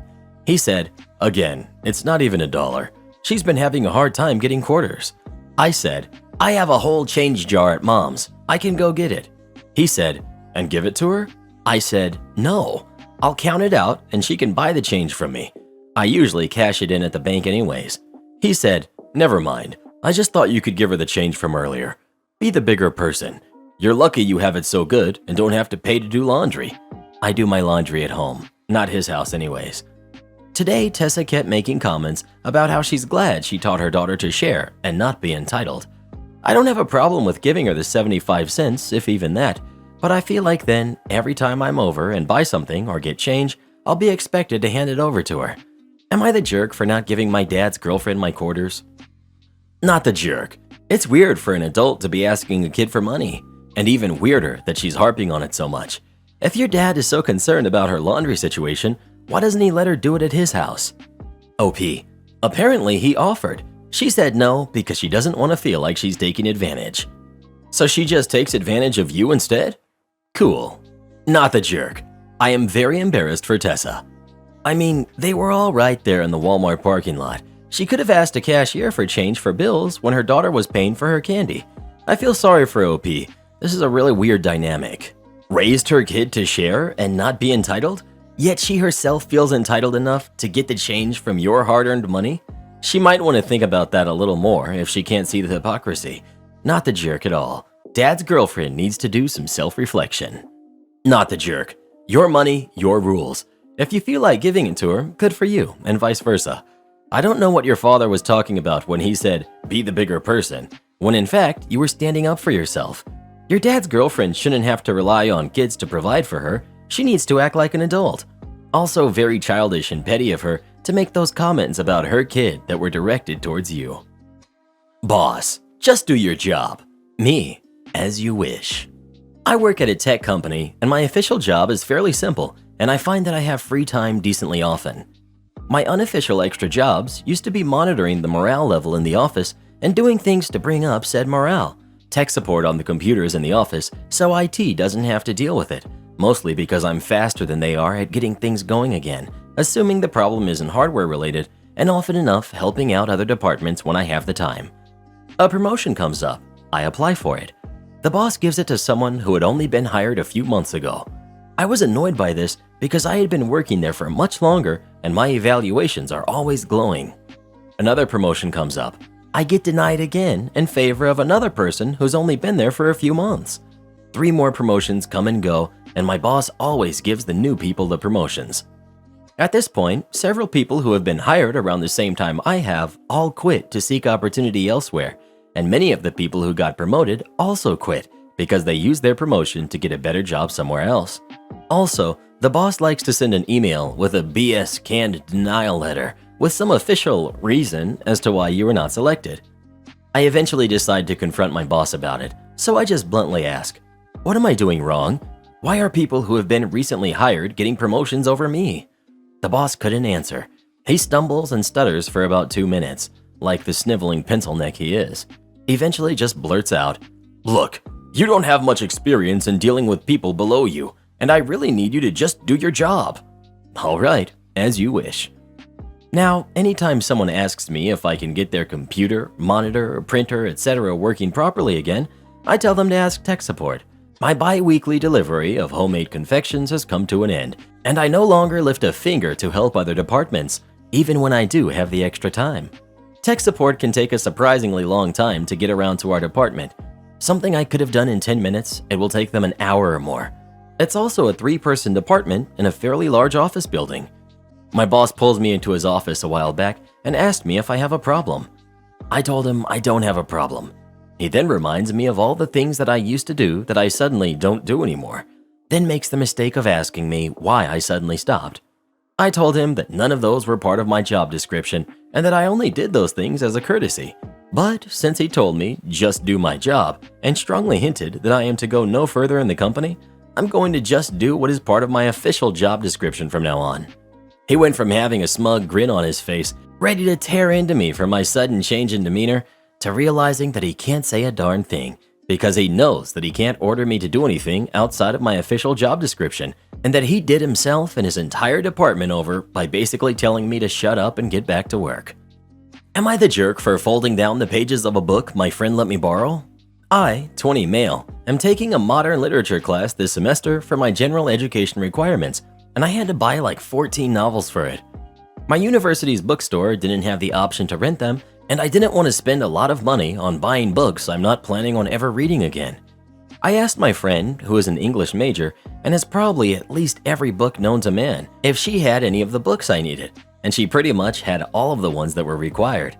She had taken a more advanced version of the same course, more advanced because it was for actual English majors and not students trying to get through their gen eds.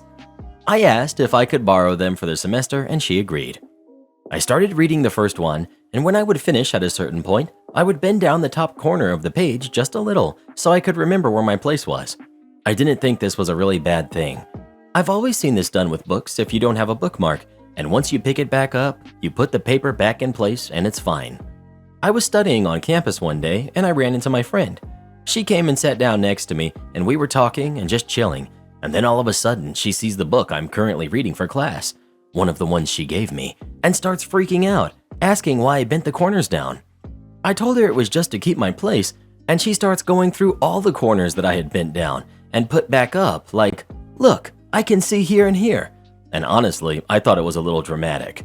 I understand she likes to keep her books in good condition, but she didn't say I couldn't when she lent them to me, and some of the books even have annotations in them from when she read them, so it's not like the books are in mint condition. When I told my friend this, she just got even more upset and said I should have known, and that it is common sense not to put the pages down. I apologized for not knowing, but she wouldn't hear it. She told me she wanted all of her books back, and I tried to tell her that I would use a bookmark from now on, but she wouldn't listen at all. Now I have to spend over $100 on some books that will just get tossed or donated after this semester is over. Edit. I've heard you guys loud and clear. Yes, I have bad book manners. Yes, I'm dumb for doing it and not realizing, and I will apologize again, and I will be replacing the book I ruined. Lesson learned. I didn't even know what dog-earing was until the comments replying to this post. Again, thanks for the feedback. I accept the jerk status. Also, DA status along with it. I probably will not be replying to very many people from here on out just because the sheer amount of activity that this post has gotten in the last hour alone is very difficult to keep up with, but I do get the gist of it, and I promise I have learned my lesson. Edit. For those of you saying, have you seriously never read a book? Or not understanding how I don't like to read, I understand that if it's something you really like, it's difficult to understand why someone else doesn't do it. I listen to audiobooks and such, but personally, I find it difficult to read. And no, I will not be elaborating on that. Just understand that not everyone can physically enjoy some things like others do. I get I was dumb, and I understand this post makes me sound dumb, but I would appreciate if those kinds of comments stopped.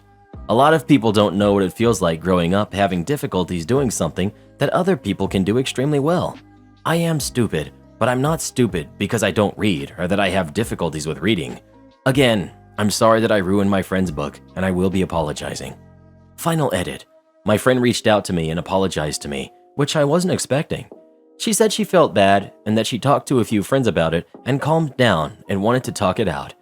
She said she realized that she understood I might have been confused since she said I was allowed to use the book for class, take notes and annotate inside, but not obscure the text obviously. And I also apologized for how I acted, and I offered to replace the book I had ruined. She agreed and also said I can use the books again as long as I promise to use a bookmark from now on. So I think the whole situation kind of worked itself out after things cooled down. I'm also going to be completely honest that I posted this hoping for some perspective and got something else entirely. I've never posted on a huge forum like this, and this is the first time that I have ever really felt like social media was bad for my mental health, like truly. I'm not really proud to admit it, but some of these comments really had me reliving my middle and high school days, and that stuff was never fun, honestly. Thank you to everyone who gave me feedback, especially those who didn't care about sparing feelings and told me how it is, without making any comments on learning disabilities or neurodivergence. I understand a lot more now, and you're right, I was disrespectful to someone else's property, and I'm very grateful my friend is willing to forgive me. You're the jerk. Don't even need to read it. You disrespected and ruined her property. Buy her a new one, you selfish jerk. Give your friend the new books you now need to purchase and keep the dog-eared ones. Just hope that none of them had special meaning to the friend. OP saying that this is normal procedure when you don't have a bookmark had me laughing. Because who the heck doesn't have a bookmark? Literally anything is a bookmark. The receipt you still keep in your wallet, bookmark. A dollar note, or any other currency for that matter, bookmark. The packaging of literally anything that isn't food, bookmark. I would say there's no way OP didn't have a better option. You're the jerk. Have you never heard of bookmarks? Heck, you could have even put a folded piece of paper or a post-it note to know where you stopped reading. A piece of tissue, scrap paper, a string, there's literally no reason you'd have to fold down the corners of a borrowed book. I sometimes fold down the corners of my own books because I don't personally think it's a big deal, but OP is definitely the jerk in this situation. Yes, you're the jerk here. It wasn't your book, and bending corners is considered damage. Next time you borrow someone else's book, use a bookmark. A person you've borrowed something from shouldn't have to tell you to return it in the same condition they lent it to you in.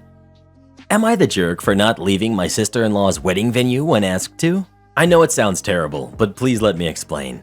My husband's sister recently got married, and her wedding venue was a large estate where guests stayed overnight. It's about 3 hours away from home. When I got there, I realized that one of her bridesmaids was a childhood bully.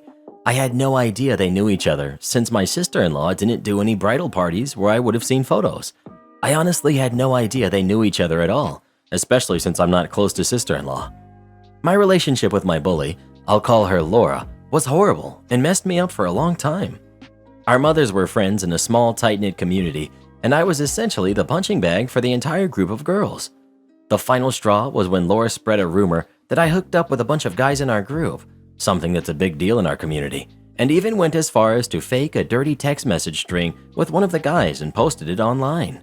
In a moment of weakness and frustration, I retaliated by posting a crap ton of screenshots where she and the girls were horrible to me. Things like them calling me Miss Piggy and saying that hanging out with me was like charity work. I tagged everyone from their parents and family members to just friends who would know them. The post blew up and it definitely impacted her social life. She was also apparently punished severely by her parents.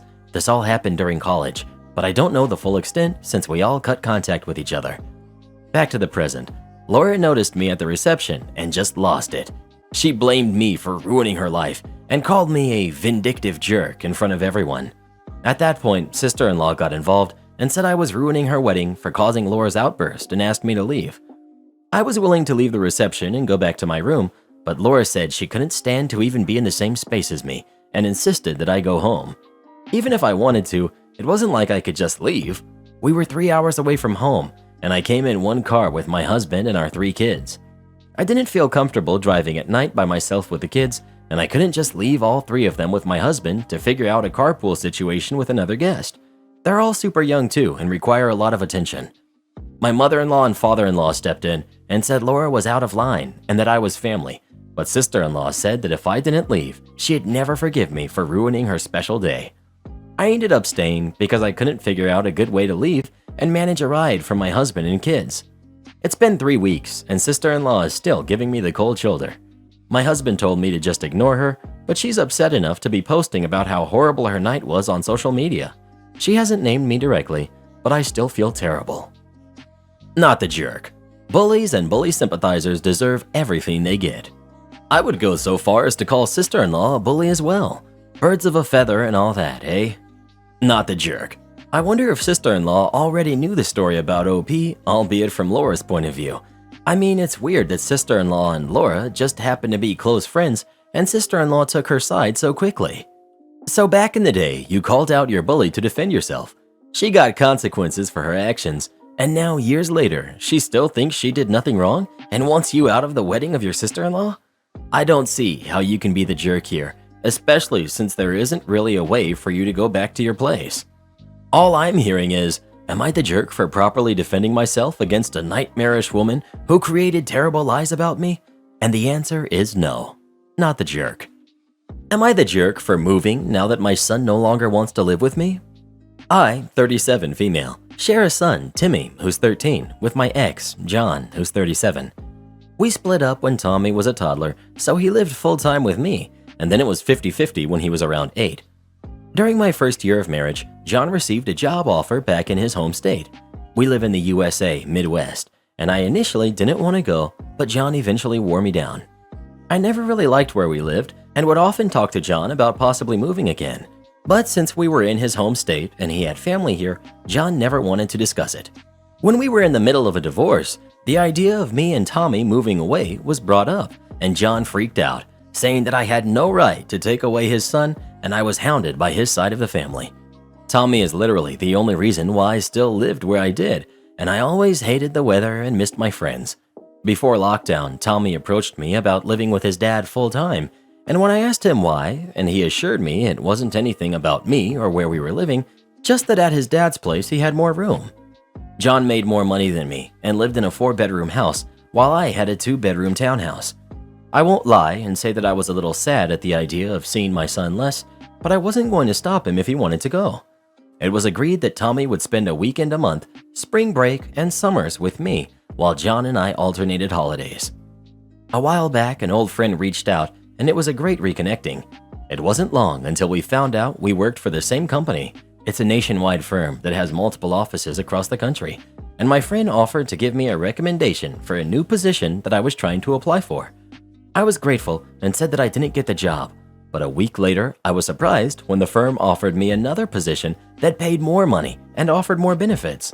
It was also back in my home state, so I would get to be near my family again. I immediately said yes, and when Tommy came to visit me, I told him about the job and asked him if there was anything he wanted to keep while the rest of his stuff would just come with me. Tommy asked why I would want to move, and aside from the money, I told him that I never really liked living here and was always planning on leaving once he turned 18 and graduated high school. Tommy seemed to take the news well, but his dad called me furious and said I was manipulative because our son now thinks that I'm punishing him for wanting to live with his father full time. Am I the jerk? Edit to add. Sorry, had to step away for a bit. But after seeing some comments and messages, I wanted to clear up a few things. 1. John and I were married when we moved to the Midwest. 2. I never tried to move with Tommy. I just brought this up as a possibility during the divorce. 3. After the divorce, I focused mostly on Tommy, so I never had another relationship after the divorce, so there's no significant other. 4. I haven't formally accepted the position yet and have until the end of the week to do so. 5. If I do accept the position, I wouldn't leave until around the end of March because I'm assisting with a project. 6. On paper, I still have 50-50 custody, and the visitation arrangement is just a verbal agreement John and I have because we didn't want to have to pay for lawyers. 7. The current visitation is set up the way it is, mostly because John and I sat down together and asked Tommy what he wanted. 8. Tommy has been living full-time with his dad for a little over a year now. 9. If and when I move, of course, I would still have contact with my son. I don't know where people are getting that I would stop talking to him just because I live in another state. 10. I know everyone's situation is different, but John and I don't have the type of co-parenting relationship where either one of us can just stop by, so the dinner every night isn't a thing. Not the jerk. Sometimes it's necessary to move for a job. Plus, there are custody schedules that will give you plenty of time with your son during school vacations. You're respecting his choice to live with his dad full-time. Your ex is out of line for criticizing you. I think the ex has more of a problem with her moving than the son. Probably worried that the kid will like her new home more or something. More money equals potentially larger than former house with parent he grew up with. Not the jerk. Your ex-husband locked you in a place where you had no support and no family, refused to talk about moving back, and refused to let you take his son. You're not married anymore. He can't tell you where you can and can't go. Tell your son it's not his fault at all. You got a job position in this state and will make better money. Tell him he's welcome to come visit you, and hopefully you'll be able to afford a bigger place too. Tell your ex to buzz off and take his unwanted opinions with him. Karen's stepdaughter expects me to pay for her college. I set her straight. I met my partner Madison 5 years ago. Madison has a daughter from her ex named Allie, who's 17, and I have a 15-year-old son from my previous relationship. They are both with us full-time. I would say since the first week we started dating that Allie never liked me.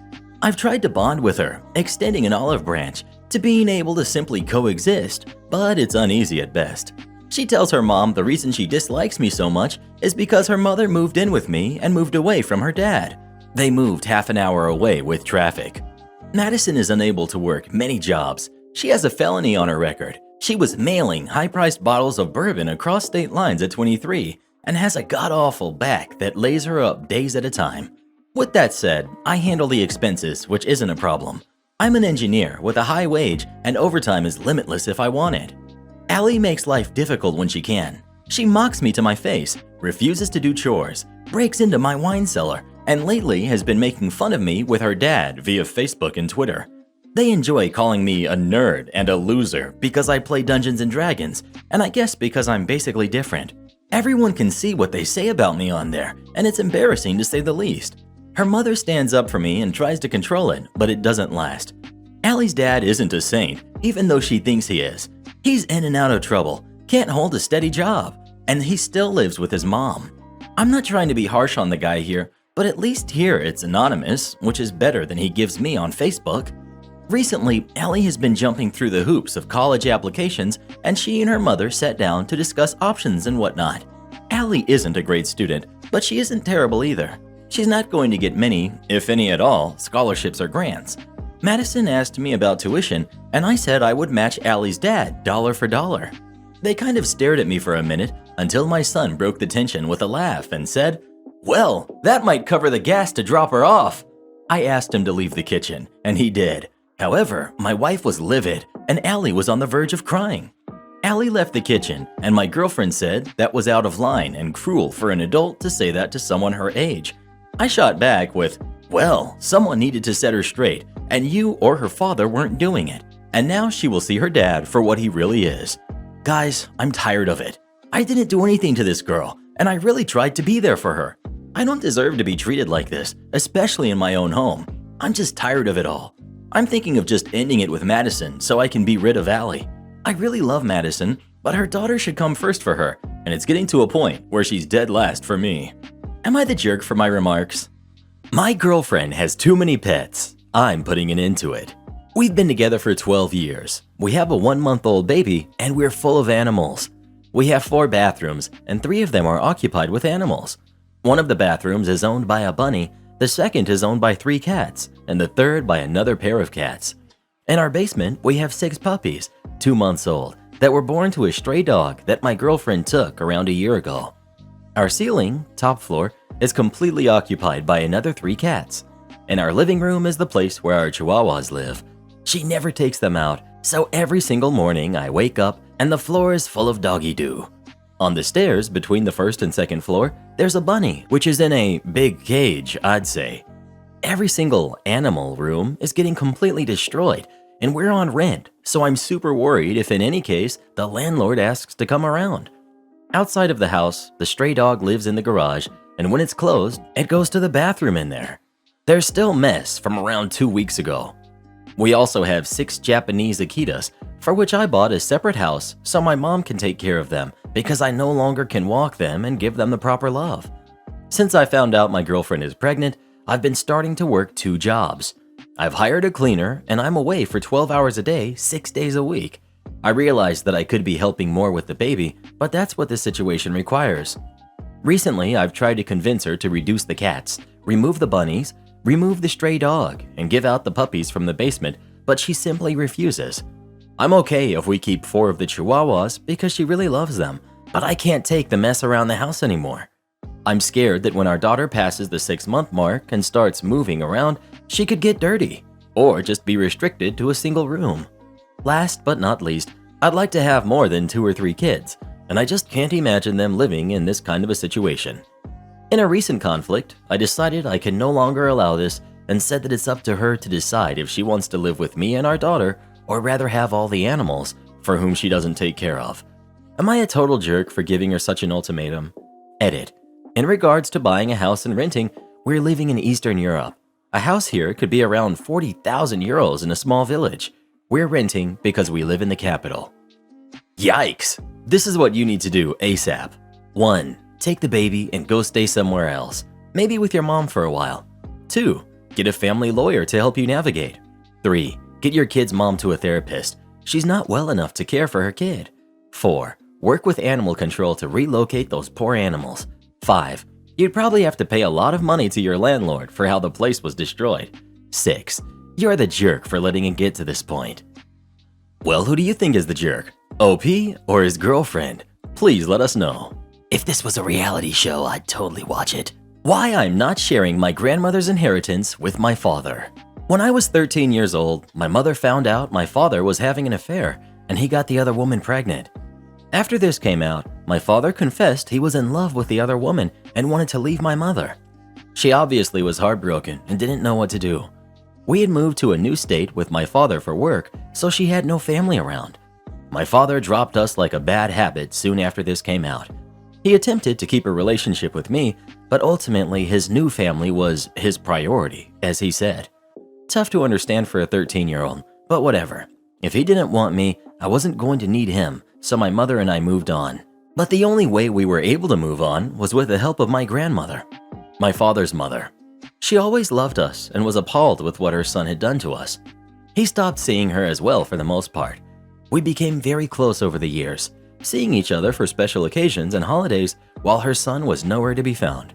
She even helped my mom out monetarily when we needed it too. Unfortunately, the years caught up with her and she developed colon cancer. Advanced late stage, her decline was rapid. Within a few months, she was in hospice. Days before she passed, she asked me to call her son to come see her as she knew her time was coming. He had only been to see her a couple times since she had gotten sick. When he came by, I was visiting, as we did every few days, and he acted like I was some random person. Grandma asked him to come back tomorrow, but he said he'd be back in a few days. She passed 4 days later without him coming back, despite my calls and texts to come. She went peacefully with me and my mom by her side. That was hard. I miss her every day. She was my guardian angel most of my life, and I know she continues to watch over me. After the services, where my father did show up and made a big scene and made it about himself, we were contacted by her lawyer. Unbeknownst to everybody, she left me her house and a good amount of money, $200,000. No idea she did that, but in the will, there was a note to me from her that said, "You are worth it. Love, Grandma." She's amazing. Also in her will, she left my father exactly $1 as his inheritance. When he found out, he went ballistic, blowing up my phone all the time, demanding I give him his house and his money. His new wife and his son were messaging me a lot, and his son was writing on social media that I manipulated my grandmother. My father apologized and said he was under a lot of stress because he's in debt and was banking on this money to come in for bills and to send his son to college. That made me feel bad, like maybe I should give him something. I've thought about it a lot, and I don't think I'm going to share anything with him, and I kind of think that makes me a jerk because it seems like they really do need it. But on the other hand, forget him. I don't know. Am I the jerk? Not the jerk. The reason she left him $1 was to make it clear to the court in case he tried to challenge the will that she hadn't forgotten to include him, but that she intended to disinherit him. She knew that her son would try to take the money she left you. It is very common practice to leave $1 when disinheriting someone. Respect your grandmother's wishes and don't give your father a dime. Edit to add, yes people, I'm very aware that this isn't necessary to disinherit someone, and that it comes with the added annoyance of having the disinherited person be named a beneficiary. Just because it's unnecessary doesn't mean that people don't do it, and it's still very effective in making the deceased's intentions clear. As soon as I read that Grandma left him $1, it was clear she knew exactly what she was doing. OP, she wanted him to have exactly what she left him. Continue having no contact. You know he is not worth the headache. Clearly, Grandma was pretty sharp. And if she thinks OP is worth it, that's all that matters, not the jerk. But still, he is your dad. The boy is your half-brother. Blood doesn't matter, and life is too short to remain angry. They have money problems, so it would be a nice olive branch if you help them out. Maybe take an example from Grandma and send $1. That way, you've doubled their inheritance. A 100% increase is not to be sniffed at. Put the check for $1 in with a letter explaining that you've thought long and hard remembering your grandmother and taking into consideration what she meant to you and what she so clearly meant to him. You have decided that he is right. He does deserve more of her legacy to remember her by, so you are going to double his inheritance. Then immediately block him, his wife, and his son on everything and go on living your best life. Well, what do you think? Should OP give any of this money to her father or not? Please let us know. I'd give the three of them 33.3 cents each. My fiance sold my train collection behind my back. I, 28 female, lived with my aunt and uncle as my parents could not raise me. My uncle started collecting trains as a hobby when he was working as an engineer.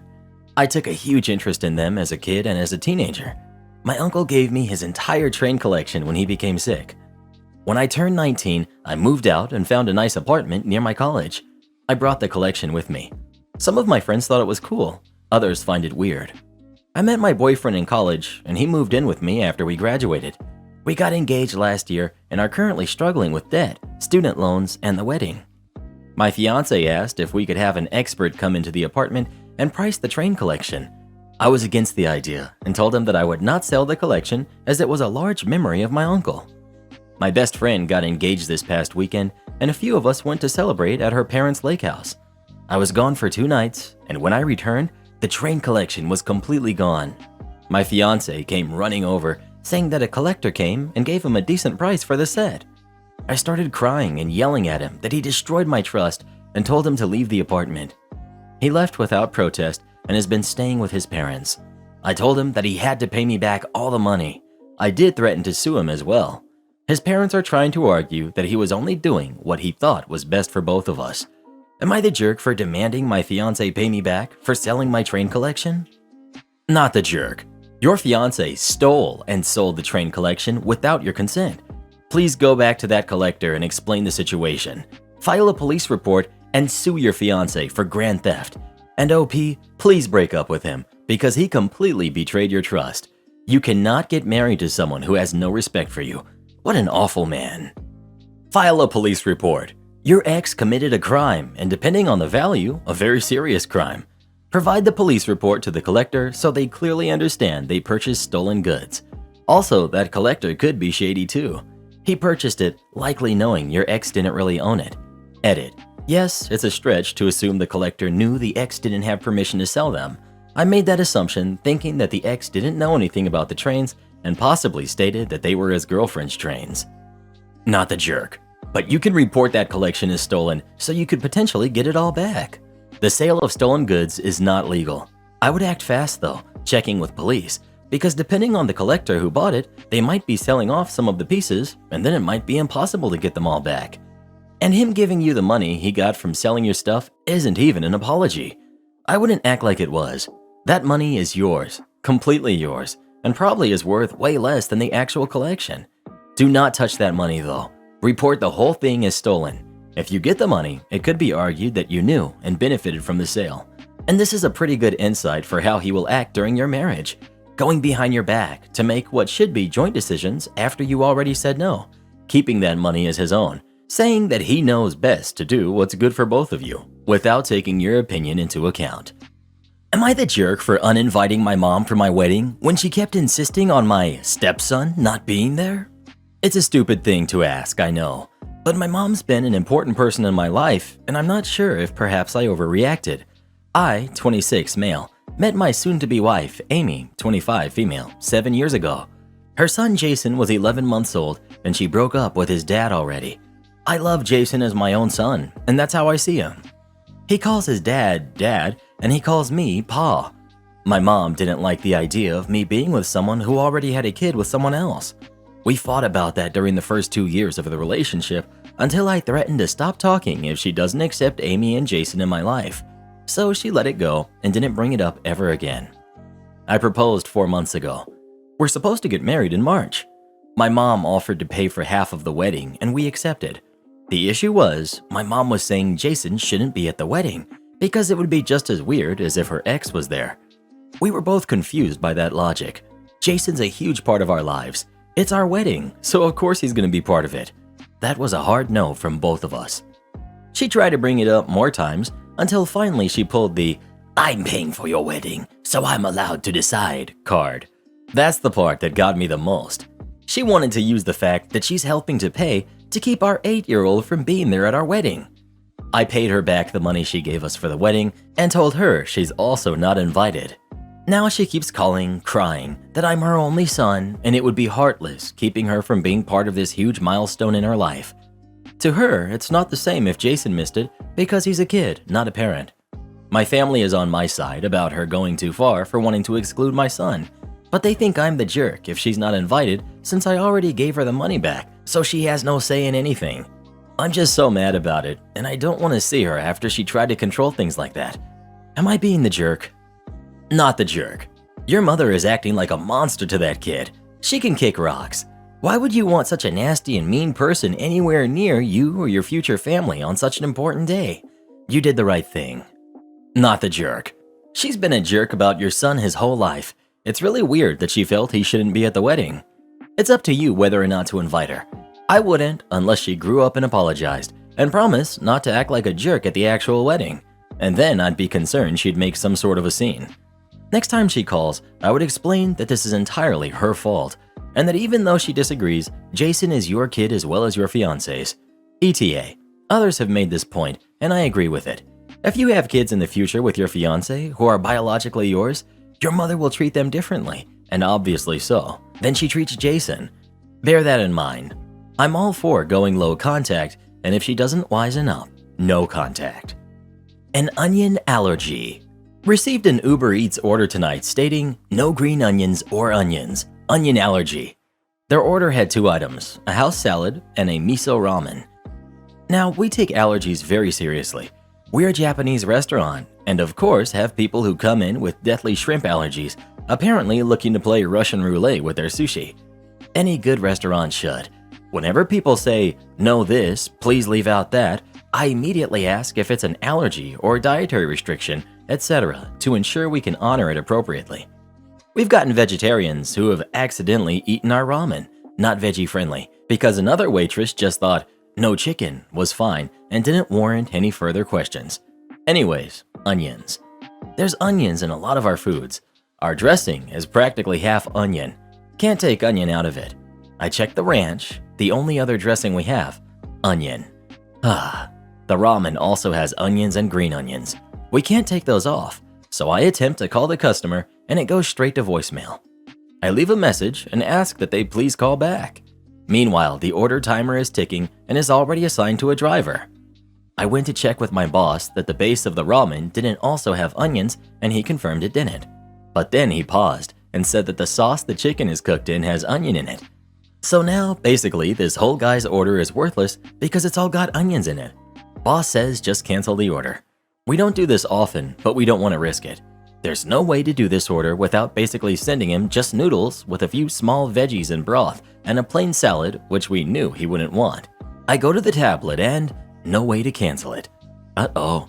Takes a few minutes, but I contact customer support and they cancel the order. 2 seconds later, bing, new order. Same guy, same order, minus the salad and no allergy note. I stood there holding the order slip for a moment before confirming with my boss. Cancel? Cancel. Knowing that they told us about the allergy, I couldn't in good faith send out an order now with onions just because they resubmitted the order without the notes. I tried calling the customer again, still straight to voicemail. Same message, left another note for him. No response. What would you have done? Would you have fulfilled the second order without the allergy note, even with knowing that it was the same person and they had alerted you to an allergy earlier? Or would you have canceled it like I did? I feel like if he had called us, we could have talked it out. Maybe it wasn't an allergy, but a preference. But I didn't feel right with the word allergy on the order, sending out basically a dangerous meal to this person, and we could be held liable for it. Edit. I appreciate the positive responses. I'm glad to hear that I seem to have done the right thing, even if I may have upset the customer. I didn't want to take any risks. Nope, you all did the right thing. I wouldn't risk it either. And forget them for not answering the call. There's a reason you have to give a phone number when you place an order, so they can call you if there's a problem. You definitely did the right thing. Just because they don't put allergy on the second order doesn't mean that there isn't one. And there is no reason to risk not only your job, but the business should something have happened to that person. Am I the jerk? I ate an entire cake by myself in a single day. Yesterday was my 27th birthday. I haven't had a birthday cake for many years because my wife felt that it would go to waste, considering it's just the two of us at home. So she would just buy 2 slices of cake, one for her and one for me. This time, however, I wanted a cake for my birthday. I've been feeling down lately and thought that maybe a birthday cake would uplift my mood. So I asked my wife if she'd bake me one of her famous plum cakes. She usually makes it for girls' nights and family potlucks, etc. She agreed on the condition that I'd have to finish the entire cake and not waste any of it because she'd only be able to eat 1 slice of it. I happily agreed to her condition and she got on to baking the cake. Yesterday morning, we cut the cake and she had a slice for breakfast. She then said that I'd have to finish the cake by the end of the day because she didn't want any cake left over. I managed to finish the rest of the cake during the course of the day pretty easily. When my wife came to know that I had finished the cake, she started scolding me, calling me greedy and a pig. She said she didn't think I'd be such a glutton and finish the entire cake all by myself. She also said she's never making cake for me again. Am I the jerk? Edit. To all the people wishing me happy birthday, thank you. Your wishes made my day happier. I'm sorry I couldn't reply to each one of you because there were just too many wishes. Not the jerk. Your wife clearly wanted to prove you were a glutton for wanting a whole cake and not being able to finish it, therefore wasting food. You proved her wrong, so now she's angry. Also, cake can last more than 1 day. OP. The thing is, she feels that cake becomes dry and loses its moisture if it's not eaten on the same day. Your wife is wrong. Has she never heard of Tupperware? Some cakes are actually better on the second day. I'd imagine a plum cake is one of those. All joking aside, I think the reason your wife is being weird about the cake is because she's on a keto diet and doesn't trust herself around it. So she wants you to eat the whole thing so that she won't be tempted to eat more. But at the same time, she perhaps feels jealous that you can eat the whole thing. I'm doing keto myself. I love baking. There are some wonderful websites including Nom Nom, I Breathe, I'm Hungry, The Sugar-Free Londoner, etc. who all have fabulous keto baking recipes. Maybe if your wife made the cakes keto, then she'd be a bit less controlling about you eating them. Like you could eat them over a few days because it would be okay for her to have a slice every day as well. I'd imagine a plum cake made with almond meal would be fairly delicious in and of itself. And the sweeteners these days are almost indistinguishable from sugar. My favorite is allulose, which is amazing. Am I the jerk for refusing to accommodate my niece's vegan diet? My sister and her husband both lost their jobs, and as we had the space, we allowed them to move in with us. They have 2 daughters who are both vegan. Now, my wife and I have 4 kids. Our 2 older girls are very sweet, and our boys both have autism. We essentially work our daily lives around them to make them more comfortable. As such, our meal plans are relatively simple. Some of the only foods they will both eat is chicken and cheese, so every meal we eat has at least one of those components. Of course, neither of these items are vegan. Our nieces both complain, and as we need mealtime to be relatively stress-free for the boys, it's caused some problems. On top of this, we also have 4 dogs, 1 family dog, 1 dog who is a trained autism service dog, and our eldest daughter adopted 2 dogs at the beginning of April last year. Our oldest is doing an animal welfare course at college and plans on becoming a vet/dietitian. She explained the benefits of raw food, and as such, she prepares all 4 dogs' meals in the morning and refrigerates their evening meals. We don't force her. She chooses to do the other 2 dogs because she wants to get it perfect for them. Anyway, our 2 nieces are complaining about never being able to eat because there's always meat around. They refuse to eat at mealtimes because we serve meat and dairy. I explained that we aren't going to upturn meal plans we've had in place for years just for them. They could either deal with it or make their own food. They're both on hunger strikes, but I don't think I'm in the wrong. I offered to serve the sides, which are generally vegan, in larger portions for them, but cooking several different meals is not something I want to go back to. My sister is staying out of it, and her husband is just happy he's finally getting to eat meat again. My wife thinks I'm being harsh, but when I suggested she take over cooking, she suddenly agreed with me. Am I the jerk? Neckbeard tries to buy cheap parts to save money on his PC build. Since my last story went over so well, I guess I will share another from my time at Macro Point. Now, some people believe the customer is always right. This is a problematic belief. The truth is, most of the time, the customer is an entitled jerk, but you're supposed to perform admirably anyway. This gets harder when you're dealing with anyone who thinks they know something that they do not. So a guy comes into my department and I greet him at the carpet. I tended to be Johnny on the spot whenever someone came in. Welcome to our build your own department. I'm Animaus. What are we putting together today? The man scoffs at me and says, "A computer, obviously." All attitude. He was a neckbeard wearing a My Chemical Romance shirt, pants so tight that he had a mushroom top, and mismatched shoes. This was obviously on purpose, as both shoes were clean, just didn't fit his look. I didn't take much time examining him. My dad had always told me I got to get the measure of a man with a glance and look him in the eye the whole time. He literally used to test us on this crap. Turn, look, then tell him what cars we saw in that split second. I was decent enough at it, but not great. I instead would tell myself little lyrics on the fly to remember key details. It's become a life habit. I explained this to point out that I wasn't staring at his look, so I'm pretty sure the snickering hens in the general section who didn't work for us were the source of his ire about being judged about his look. He took my smiles as me thinking something was funny. I feigned ignorance, like I didn't hear him, and then when he asked again, I apologized and asked him to speak louder. Told him I was hard of hearing. This relaxed him a bit, thinking I couldn't possibly have heard the hens giving him the business. I did, but I wasn't going to show it. With an attitude, he handed me a list and leaned forward shouting, "I don't want to be sold nothing. Here's what I need. Go get it." I look at the list, and it's pretty thorough. Names of items and SKU numbers. I'm like, bet.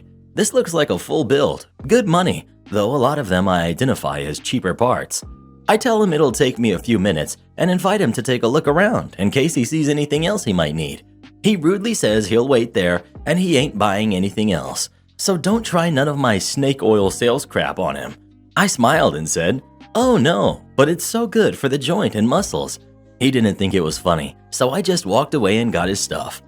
Halfway through grabbing his items, I realized that he only looked at prices and not what each thing did. His build had an AMD processor, but he wanted an Intel board. The case he wanted was slim, and the video card he wanted would not fit. He needed the lower profile, though the Intel board had integrated graphics, so I wasn't sure why he picked a card. Also, the power supply he wanted was of lower quality and wattage than the one that came with the case. All in all, I was compelled to ask what the heck he was trying to build. I gathered everything quickly and brought it up. going over each piece with him and getting his approval. I then asked him if all of this was for the same build, which he replied with a something smart like, "Wow, how observant of you," or something like that. I smiled and tried to inform him that some of those parts would not work together, but he simply cut me off. "Listen, I don't need you trying to upsell me. I've been building computers for a while. I know what I'm doing." He did not, and I wanted to question that validity of his claim. I asked him then if he would like to hear about our return policy just in case. He got belligerent, telling me he knows what he's doing and how dare I treat him like he's stupid just because of the way he looks. Granted, he did look stupid, but I think his ire was more for the cute girls giving him crap and some insecurity versus anything I said.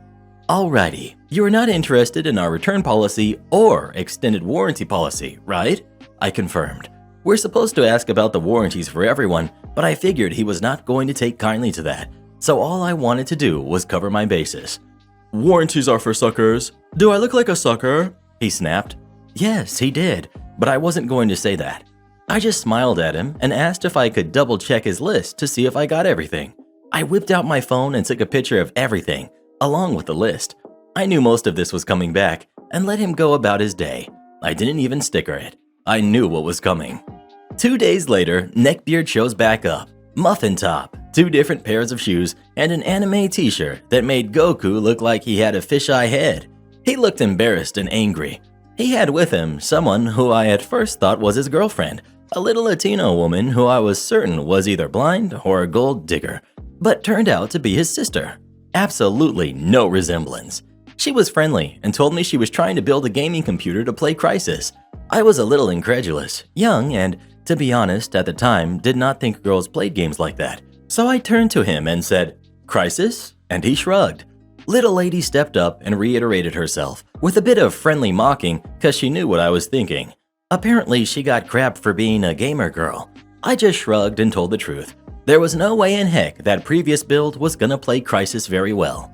The brother, whom I'm going to call Neckbeard from here on out, had an attitude. He said yeah and handed me another list, this one similar to before.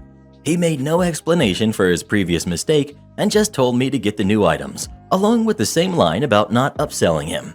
I looked at the list and knew right away that build wasn't gonna play that game very well. I mean, I could get him there with a $1,500 build, barely, but this was something like $900, and that video card, don't remember what it was not going to cut it. I told him so, and that maybe he should look at the game's specs online, which would help him make a better decision. He told me he had done his homework and to just get what he said. I looked at his sister, pleading, and told her that I could come up with a system that was both affordable and would run the game decently. He interjected and got mad, threatening to get another salesperson. I said okay, but I knew he would be back again. As I'm getting his stuff, I hear him, away from his sister, on the phone. He's telling someone that he wants to finish this up and get the build done. Apparently, his parents had allocated some money for this, and he was trying to get a cheap system so he could keep the rest of the money. A real jerk move, but not my problem. I gathered what he asked for and sent them on their way. Didn't tag this stuff either. It was either coming back or could go to the pool. I saw Neckbeard 2 days later with little sister in tow and his parents. He was not dressed like a disaster that day. His parents did all the talking. There was no list. They told me they had trusted their son to get this done because he was good with computers, but the game wasn't working properly and they were trying to get everything together for their daughter's birthday, which had apparently passed after the first time I met Neckbeard. The parents then told me they only had $3,000 to spend on this computer. They had looked up the average price of high-end gaming rigs and wanted to buy an Alienware, but were convinced by their son to build it themselves, possibly so he can control what they spent. $3,000? This man was trying to snake his parents out of like $2,000 with these crappy builds. They told me to put together something that would work, and I smiled at Neckbeard and said, "With a $3,000 limit?" They confirmed, and I grinned. Cue malicious compliance. I tell them I can definitely do that, and ask if they want to come with me and discuss each part piece by piece, and why I think they need it for the game. I go with them, and I build a $3,000 system. Neckbeard is losing his crap. "Why do we need this? Why do we need that?" But no one will listen to him because of his previous failures. I built a system that I'd be proud to own, and got it around $2,700, and then explained the warranty and how they would have us build it and have parts and labor on that warranty. Of course, they took it. Neckbeard was angry because we went a little over, and I even talked his parents into getting a boss monitor for the game. These I certainly stickered. If Neckbeard hadn't been such a jerk, I'd have built him a system that could play the game, and he would have been able to go about his fiendish plan and keep his parents' change. Instead, he got nothing, and his sister got a build that she loved and a case that she apparently always wanted, a white Antec with purple fans. Moral of the story is, don't be a jerk to your salesman. Tell them what you want and need, and they will accommodate most times, or at the very least, know what the heck you're doing. If he had known computers like he claimed, this wouldn't have been an issue. Either way, I'm glad things didn't work out for him, and this time, there were no returns. Mother-in-law rearranges all of my stuff. I went interstate to see my mother over the Christmas break. I had asked my boyfriend to look after my cat and house sit for me while I was away. I said to him not to have anyone over, which included mother-in-law. I think that's a pretty reasonable request. While I was away, boyfriend secretly had mother-in-law over to my house under the guise of meeting the cat. Mother-in-law got it in her head that I needed her to tidy up, so they set to work tidying up while I was gone. I asked boyfriend not to get too carried away and not to touch anything that could be classed as rearranging. I thought I made myself very clear on my stance about this. Boyfriend actively lied to me about not having anyone over while I was away. I came home. Boyfriend picks me up from the airport to tell me that my father is coming to my flat to see me. I thought the flat was still the way I wanted it. We get through the door to my flat and absolutely everything has been changed. I walk around and I lose my crap, saying to boyfriend that I told him not to go overboard. I started crying because he didn't respect my wishes and told me that mother-in-law had been there to help him. I lose it even more finding out that mother-in-law, who is a first-class snooper, has been in my apartment, touching my things and putting my life on display. Boyfriend got up in arms because I was being ungrateful, and I said to him that I didn't want this. I didn't ask for this at all, and to find out that mother-in-law had been there without my permission really made me mad. I said to him he should have consulted me about the changes he was going to make instead of just doing it and making me learn to like it. My dad came over, and I was in a foul mood, having just learned that my privacy and my home had been violated. Dad thought I was being unreasonable about the state of my house. Boyfriend and mother-in-law made it look like no one lives there. I stood my ground and said it was too much change, and now they have made it so I can't change it back. Boyfriend said I was the jerk because of my reaction to this. I'm starting to think I am, but I also feel like it was a healthy reaction to someone completely turning your house and stuff upside down without you knowing. So, am I the jerk? Edit. I've had a few people asking me if I'm a hoarder or have those types of tendencies. The answer is no, I'm not. I have no problem throwing stuff away. I usually keep a relatively tidy house, to be honest. It doesn't look like a designer home or anything, but it's lived in. Edit 2. Mr. Kitty is fine, but I don't think he trusts boyfriend as openly now, especially because boyfriend brought mother-in-law over. I hate to think what mother-in-law and boyfriend thought was okay while I was away. I really hope they didn't lock him in the bathroom while they were fixing my flat.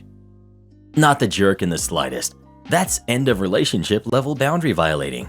I'm curious, why can't you put it back the way it was? Did he go so far as to make structural changes or sell your belongings? That would be lawsuit time. OP. He's filled the empty spaces with furniture that I can't lift or move, so I have to keep it the way he put it. He bought a whole second TV cabinet, so I can't put things back. What? No. This is unacceptable. He needs to get all that extra crap out of there, and then he needs to take himself out with the rest of the garbage. I'm so mad on your behalf. Of course you're not the jerk. What the heck is wrong with the men in your life? Oh my goodness. Or just sell it online, make some cash, and forget about the boyfriend. I think that's a better idea. Boyfriend actively lied to me. Red flags. His mommy knows best, and your boyfriend does what he's told. Not the jerk. This is the crucial point. He's not going to change, and he's going to carry on doing what your mother-in-law says forever. Weddings, joint houses, kids. I would strongly suggest reassessing this relationship. Yep, my ex's parents ended up on the trip with us when he proposed. Stayed at the same hotel and everything. He had to do everything the way that mommy wanted. Years later, we still hadn't married, and he was talking about getting a dog when we moved, and how it would have to be a good dog and spend lots of time with his parents' dog. And all I could think was, oh no, When we move back closer to them, we are going to have to see them every day again. And to be honest, I realized I didn't want to raise kids around his mother. Run, OP. It won't get better. Roommate thinks I'm responsible for her boyfriend's allergies. I, 19 female, have a roommate, Kayla, also 19 female. We've been roommates for almost 1 year. We have always had this shared refrigerator situation going on where we alternate every week or two on who buys the groceries, cleaning supplies, etc. But we don't cook for each other. Very important to the story. Well, 6 months ago, Kayla got a boyfriend, Caleb, who's 21, who has been spending a lot of time in our apartment. He would leave his mess every day. When I say everywhere, I really mean it. He would leave his clothes on the bathroom floor and living room floor. But the biggest issue was that he would eat everything, even the things that were strictly mine, like leftover takeout and dinners that I cooked for myself. I've talked with my roommate about this multiple times, and she said she would talk to him, but it doesn't really seem like she even tries to talk to him, which seems like she is enabling him to continue this behavior. Here's where the incident happened. 2 nights ago, I made myself some dinner. I was following this recipe and I was making fried chicken that had some sort of sauce that contained honey in it. Also very important to the story. Neither I nor my roommate has any sort of allergy, so I didn't say anything to her when I made it or when I put the leftovers in Tupperware and in the fridge. Well, yesterday I got back from work and my roommate wasn't home. I didn't question it and moved on with my day. A few hours later, I heard the front door open, and a few moments later, my roommate enters my room and just starts yelling at me that I could have hurt her boyfriend and how I'm so irresponsible and how dare I put my food in the fridge unlabeled when her boyfriend is allergic to honey. But here's the thing, I didn't know he was allergic to honey. Here's where I think I might be the jerk. I tried explaining to her that I simply didn't know of her boyfriend's allergy, and he should have never been touching my food knowing he has an allergy and could potentially be put himself in harm's way, which he did in this situation. I also mentioned that I told her to tell him not to touch my food, and she blew up on me even more, saying that I'm dismissing her feelings, and I mentioned that she's been dismissing mine ever since he got here. We ended the argument with me yelling at her that I'm not responsible for his allergies, and she should have never brought him around the apartment. I told my friend about what happened, and she told me that even though he was in the wrong for basically stealing my food, I should have never said that to my roommate because she was in a stressful situation where a loved one could have been hurt. Now I feel bad, and I think I might have been in the wrong. So, am I the jerk? Not the jerk. The boyfriend is. If the boyfriend is allergic, he should not eat anything without knowing what's in it. I would label everything I make as containing honey. His fault if he gets sick. I would honestly just start putting honey in everything and label it that way. No one steals my food, no one has an allergic reaction. Yep, put a drop of honey in a random bite of every meal, and that will prevent him from being able to eat anything in your part of the fridge. Edit, and yeah, let him know it all contains honey, of course. I don't know why she should let him know, beyond maybe putting her name on it if she just continues on with the regular cooking. It's her food that he shouldn't be touching anyways. If she does put honey in everything out of maliciousness, then yes, label it as honey. Not the jerk, he stole it. He doesn't get to complain about the consequences of his own actions. If you don't like the way we do things here, you can leave. Okay. When I was in college, I worked for a mobile carrier in a mall. For a young person, it was great money. I was the assistant manager, which was a fancy way of saying I was in charge of most of the store paperwork. A few months before, one morning I opened by myself and a guy approached me asking for a specific phone and kept balking at the price, asking if I could cut him a deal though. I was confident we were by far the cheapest in the area, so I told him, if you bring me a better deal, I'll beat it. The guy does another lap, talks to the other stores, and comes back. Come on, there's nothing you can do. Can I just get a case? I smile and say, sorry, that's the best I can do today. But can I get your number in case we get a sale that brings the price down? This sometimes actually did work. His entire demeanor changed, and he handed me paperwork out of his bag and showed me his ID. He was from corporate, LP, loss preventions. Apparently, my store ranked top in the state for excessive discounts and excessive waste.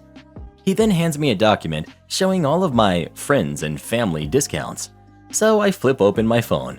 Yes, it's still flipped. And showed him all the names on the list are in my phone, thus our friends and family. He thanks me and says he'll stick around to talk to my boss and one other team member. Since smartphones aren't really a thing at the time, The LP guy starts talking to me about my phone, and I ask him a little more about what exactly flagged our store. Turns out the other two people he wanted to talk to had more than 30% of their transactions marked with a discount code, and our store seemed to lose lots of inventory. Store practice was that if you open an accessory and it was damaged in shipping, you just throw it away and grab another one. Turns out there's a process you need to follow. He showed me the form and said, "You really should be between this and this much a month to be considered average." He then interviews my boss and coworker who couldn't prove that their discounts were accurate, and they were left with a stern warning. From then on, I took on the responsibility of tracking inventory and warning the team when we were getting close to the monthly limit. Like a miracle, cases stopped breaking for the rest of the month with these announcements. Fast forward. I open by myself again one morning. An older gentleman approaches me and starts screaming at me about being a heartless jerk and asking, "How the heck can you do this to people?" I look at him puzzled. "Sir, I have no idea who you are, so you can't possibly be mad at me specifically. Let's go over there and have a quick chat." So as soon as we sit down, I look at him and he starts crying and shaking. "I don't know what to do. I'm gonna lose my house." He goes on to tell me his son had gotten 10 free phones from my store and the monthly bill was roughly $800 plus tax. "Sir, if your son started an account with us, there's nothing I can do without him coming to the store." The dad shows me a photo in his wallet and explains that his son lives in a home because he's too old to take care of him. He's visibly disabled. He was already barely getting by paying for his house plus his son to be taken care of. My heart dropped as I figured out what had happened. My coworker had sold the phones to his son while they were on a mall outing with his group home. Furious, I go back to the store and void the entire order. I instruct the dad to bring me every phone he can find. Anything not in the store that day would be marked as stolen. I write up the inventory report and mark all of the phones stolen for the time being. Coworker comes in and I say, "Don't bother clocking in. I saw your order from last night. Just know that it's voided. If you pull anything like that again, I'll make sure you're fired. Take the rest of the weekend off." He argues for a moment but leaves. 25 minutes later, and early for his shift, my boss shows up saying he heard what happened. I show him all of the paperwork and explain what I did to solve it. Irritated, he looks at me and says something like, "You know you can't do that, right?" He then argues with me that I had no right to void the order and the contract was the contract. Confused and angry, I say, "Look, I will not sit by and allow people to be taken advantage of like that." To which he replies, "If you don't like the way we do things here, you can leave." Shocked, I walk back into the store where he tells me he is taking care of all of the paperwork to fix my mess. Quietly, I rip up the inventory report with a smile and tell him I'm leaving for the day. I call a friend who said, "Why don't you just get an IT job?" What I was going to school for. He then calls a recruiter and sets up an interview for the next morning. Boss's little push gave me the drive to just go for it. I nailed the interview and got the job. My now ex-boss texted me shortly after and said, "Hey OP, you're late." To which I replied, "No, I don't like the way you do things there." Silence. Fast forward a few months. Both the boss and the coworker were fired for theft. You see, with the unexplained missing phones and with no one watching inventory, loss prevention quickly took interest in the store again. Turns out the broken cases were actually team members giving away inventory to close sales. So when I was there balancing inventory and giving warnings, it was letting them know just how much they could steal and get away with it. Without me there, they just did whatever the heck they wanted. From what I hear, they were escorted out by security and all. So in the end, I was pushed to start the career of my dreams. They have a record. Sounds like they got more bars when the interference was removed. Fresh stitches under my hat. Teacher has a no hats in class policy. Sure thing. The car accident was one of the side impact variety, and it was bad. One second I'm driving, and the next I'm halfway out of the passenger window. Another second ticks by, and I'm in the ER receiving 13 stitches for my scalp. I lost a large patch of hair. I also lost my favorite white fishnet t-shirt. That Friday of a Labor Day weekend was how my name shows up in the newspaper list of Labor Day weekend accidents. Tuesday comes and I go to class at the local college. Being a teenager gave me the gift of immortality. There I was, fully ambulatory just 4 days after my accident. For the sake of propriety, I'm wearing a hat to cover the fresh injury. It was a white Panama hat with a bright 80s style headband. As this was 1983, everything was 80s style. Hobbling along, I make it to sociology just as class was beginning. I take a seat at the back of the class and settle in. The conversation went something like this. "Excuse me, could you remove your hat, please?" The teacher had her own sense of propriety. My hat didn't fit with a proper classroom attire. "I was in an accident," I replied. Did she hear my words? Or was one of her rude students muttering another in a career-long list of excuses? Likely the latter was the case. "Take the hat off. You cannot wear that in my class," indicated she was not happy with my hat. Not at all. Well, okay then. Off comes my hat. Roughly a third of my hair had been shaved off. The wound was pink and puckered. The wound began an inch above my missing hairline and continued back, branching into a Y shape. The surgeon's instructions were to keep the wound clean, dry, and unbandaged. Lucky for all in attendance, my mother had washed my scalp the previous day. Imagine you're one of my classmates. Whatever you would say at that point would be something I heard from my classmates and friends. "Ah, you can put your hat back on," said the teacher. Not before a little malicious compliance, I won't. "But I can't wear hats in class," I replied. "I mean, I can do it, but not if I'm breaking the rules." "Please put your hat on."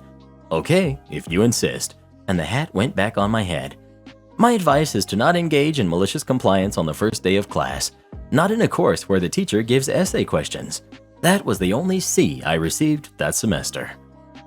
Am I the jerk for being furious over a prank and not letting my husband deflect blame onto brother-in-law? I have a brother-in-law who I've never really gotten along with. I feel like he's kind of a bully, and he and his wife are so full of themselves. I would like to be no or less contact with him. Sister-in-law is a bit #not like other girls type and thinks that she's better than me. We had a discussion once about how I would be so mad if my husband posted embarrassing pictures of me.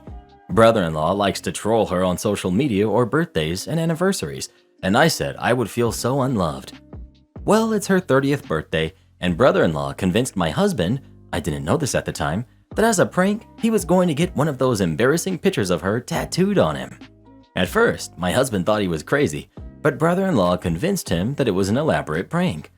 He somehow convinced my husband to do the same, so my husband took an awful picture of me and tattooed it on his back shoulder area. Well, when it was done, brother-in-law revealed his tattoo, and it had nothing to do with sister-in-law and was something he had been wanting. The prank was on my husband all the time. My husband tried to brush it off, but I'm furious. I told him he's an idiot. He betrayed and humiliated me, and it's going to take me a long time to move past this. Second, I said I am no contact with brother-in-law and sister-in-law for now and won't be at her birthday party. Third, I said if he keeps trying to blame it on brother-in-law, I will go stay with my parents, because at the end of the day, he's a grown man and he chose to do it. Brother-in-law claims that it's funny and I need to lighten up. My husband seems to genuinely think the tattoo is funny, and even sister-in-law says brother-in-law took it a little too far, but she thinks my husband is a jerk for falling for it. I would say this reflects some of our marital issues, such as him wanting me to be more fun. Not the jerk. Your husband is a total dum-dum. You better set up some boundaries with him before his brother gets him to do something even more stupid. I hope she doesn't have kids with this guy. He may be too stupid to want to procreate with. I mean, he got an embarrassing picture of his wife tattooed on him. That's a special kind of stupid. I had an ex who often complained I wasn't fun enough. What he actually meant was that he was unhappy that I wasn't willing to attempt to keep up with his habitual binge drinking, and he felt judged for decisions he knew, deep down, were terrible and self-destructive. He wanted me to make those same decisions so he'd have an easier time convincing himself that he wasn't a chronic mess-up, or at least that he had a girlfriend who was as much of a mess-up as he was. Definitely my own particular damage talking here, but whenever I hear a guy complaining that his girlfriend or wife is no fun, my first thought is, she has boundaries and he can't stand it. Certainly seems to be the case here. Not the jerk, but your husband's humor seems to be quite similar to your brother-in-law's. You might not have noticed it because they didn't spend enough time together before, or the pranks hadn't been that high level. Good on you for not letting him just pass on the blame and actually blaming both the parties involved. Sister-in-law and brother-in-law probably thought it was funny because of your comment of, you would feel so unloved, which was super disrespectful from them. However, this might be a very good moment to stop and evaluate boundaries with your husband and try to lie limits to what pranks can get to. I wouldn't trust him to not prank you, especially if he keeps in contact with brother-in-law. Not the jerk, but honestly, I would be much angry at your husband than at your brother-in-law. Your husband was the one completely willing to put something humiliating for you permanently on his body. The fact that he thought brother-in-law was doing it to his wife too doesn't make that any less awful. In this case, your brother-in-law was the less jerky one because he didn't actually do it. Well, who do you think is the jerk? OP or her husband? Please let us know.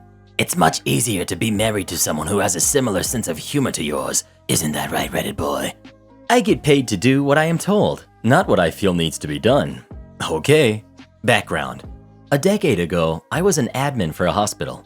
One of two admin, a couple of techs, and a few application support people, and a couple of programmers. Our boss, the IT director, let's call him Fred, had a temper. Whenever something happened, if we didn't go directly to him for guidance, then he would get angry. Now, most of the team, he never yelled at or got mad at because he didn't know enough of IT to understand their jobs. For some reason, probably due to my demeanor at the time, not anymore thanks to him, I just took it and did what was asked and what was needed. He would take his anger out on me. It was so bad that the team often referred to me as the sponge, able to take Fred's red-faced yelling, and after he vented, he was fine for a few days until something else set him off. The catalyst. One morning, our primary outward-facing web server died. This was not unexpected, as I had been telling Fred that it was old and needed a refresh, but he called me an alarmist and said as long as we had a system backup, we did, that it wasn't an issue. I mentioned if hardware died, we would have to have the hardware handy, but it fell on deaf ears. Well, when it happened, I got an alarm about it and was in the data center trying to get it back up and running when Fred comes in and tells me to get it working right away.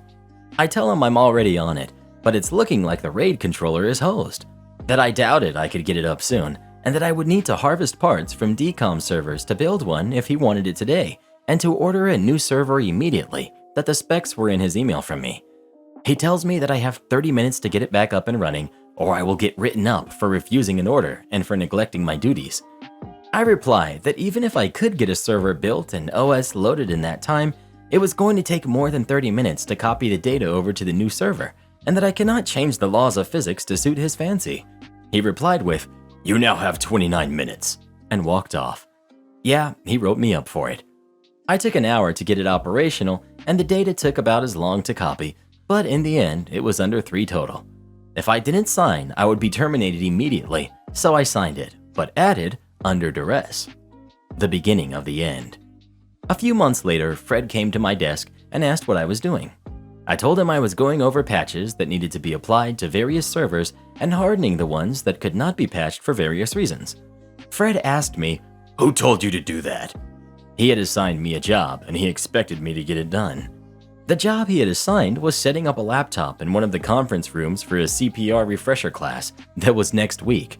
It was Wednesday, and I had all day that day and 2 more days to get it done.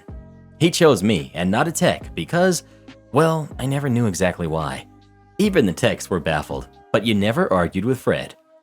Anyway, I explained that I had plenty of time to get that done and would ensure before I left on Friday that it would be waiting, and I would even come in early to brief the presenters. Well, that wasn't good enough. Fred proceeded to yell at me for 30 minutes in his office with the door closed per usual, about how I was insubordinate and he paid me to do what I was told. When I was told to do it and that anything I thought that needed to be done, I was to immediately forget it existed and do only what was assigned by him. I was to be at his disposal at any time. I was on call a lot too, and that unless something was physically on fire, I was to do only what he explicitly assigned to me. I said, okay. Cue malicious compliance. For the next several months, I did exactly as he instructed. I did not mention patches or scan for vulnerabilities. I did not even log into a server at all unless he told me I needed to do something specific. I didn't even restart services or disable terminated users unless he told me to. We would get a list of terminated users each week, but unless he told me to work the list, I did nothing. The other admin did the same as well, since it would have made his job impossible if he did it all. Then one day, I got asked to apply for a position with corporate. I went to the interview, and they already knew who I was, and basically said they wanted me. They mentioned that policy stated that they had to tell Fred, and I told them that if Fred found out, he would fire me because he wouldn't like the promotion over him. The role would have made me over his data center, but not his team. They said they doubted he would do that, so I said okay. Well, sure enough, when Fred got wind of my promotion, he fired me. The worst part, he fired me in a way that made it impossible for me to get the corporate job. They rescinded their offer. No reason given, but after speaking with a lawyer, it got changed to resigned because he would have made it impossible to work for him if I had returned. The fallout. A few weeks later, I had another job, better pay, and I was the IT manager. About 6 months later, they had a data breach. Was nasty and all over the news. Fred was encouraged to resign. I learned much later that someone from my old team had contacted corporate and told them what happened and why Fred fired me, and he got in really hot water. Then the data breach happened, and he was going to be fired, and he knew it, so he resigned before they could fire him. I looked him up a few times after that. He tried life as a contract manager, but never finished any projects. Now he's retired. I wonder why. Edit. Since there is a question as to how I got did out of my promotion, I will paste my reply here. I'm sorry to leave it so vague. Corporate offered me the job on a Tuesday to start in 3 weeks. Fred fired me on Thursday. By Tuesday of the following week, corporate reached out and told me that due to me being fired, they were no longer able to extend their offer. The person that called me was not the person that hired me. I told them to contact the person that hired me because he knew this would happen. They said it was not their policy to do that, and I am ineligible for a review. I even tried emailing the person that hired me, and he tried to go to bat for me, but corporate HR told him that I was not eligible for rehire. That is when I went to a lawyer. The lawyer wrote some letters and was able to get them to change my status, but because corporate hired someone already for that role, I would have to take my old role. I declined for obvious reasons, thus the resigned status. Am I the jerk for refusing to eat my mother-in-law's lunch? Hi, I legitimately love my mother-in-law and she sees me as her daughter. I became vegetarian a few weeks ago. I don't eat meat, including beef broth or chicken broth. I was with my boyfriend at my mother-in-law's house. She made some chicken sandwiches for my boyfriend. She told me, but don't worry, you and I will be eating vegetarian. I'll make us some chickpeas mixed with this. She's absolutely wonderful. I was so happy and grateful that she was willing to accommodate me, especially since I had brought my own vegetarian soup, as to not be a burden. She prepared the food. It took about 20 minutes max, and when it was ready, I realized there was broth. I asked if it was beef broth, and she said yes, so I was mortified. Edit. Not a native speaker. I really meant embarrassed. I told her I can't eat beef broth as a vegetarian.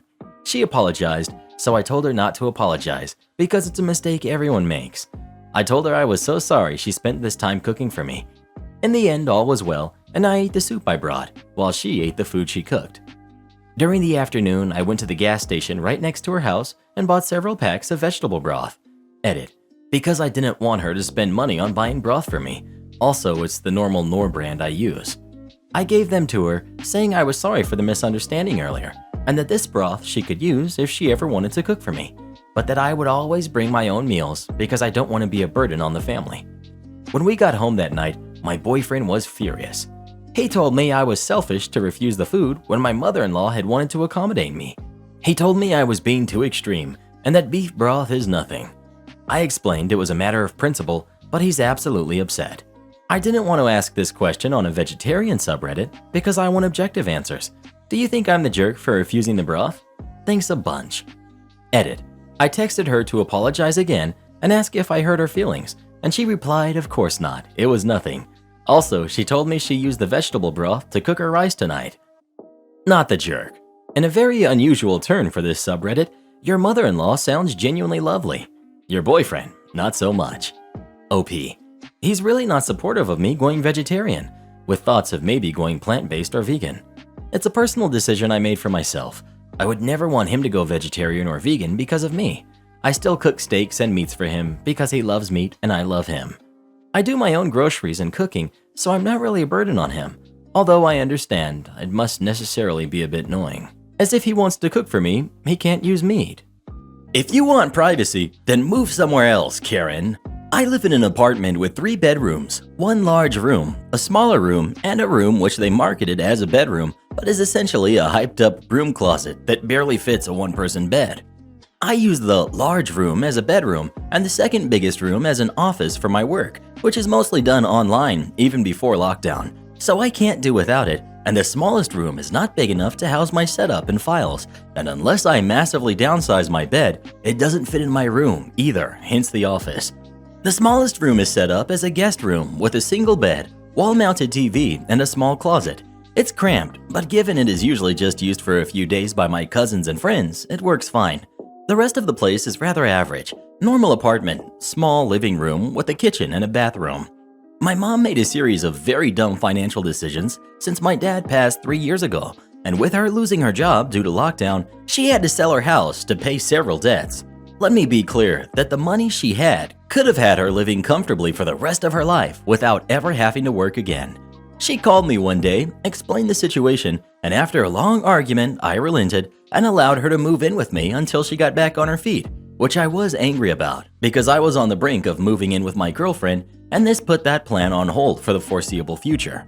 Well, since she moved in, it has been horrible. She complains every day about the smallest things. It only got somewhat better when she finally got a job, so she's out of the house for several hours. It honestly feels like I live with my parent, when in reality, she lives with me. I obviously put her in the guest room, and that has since been her primary aim for complaining.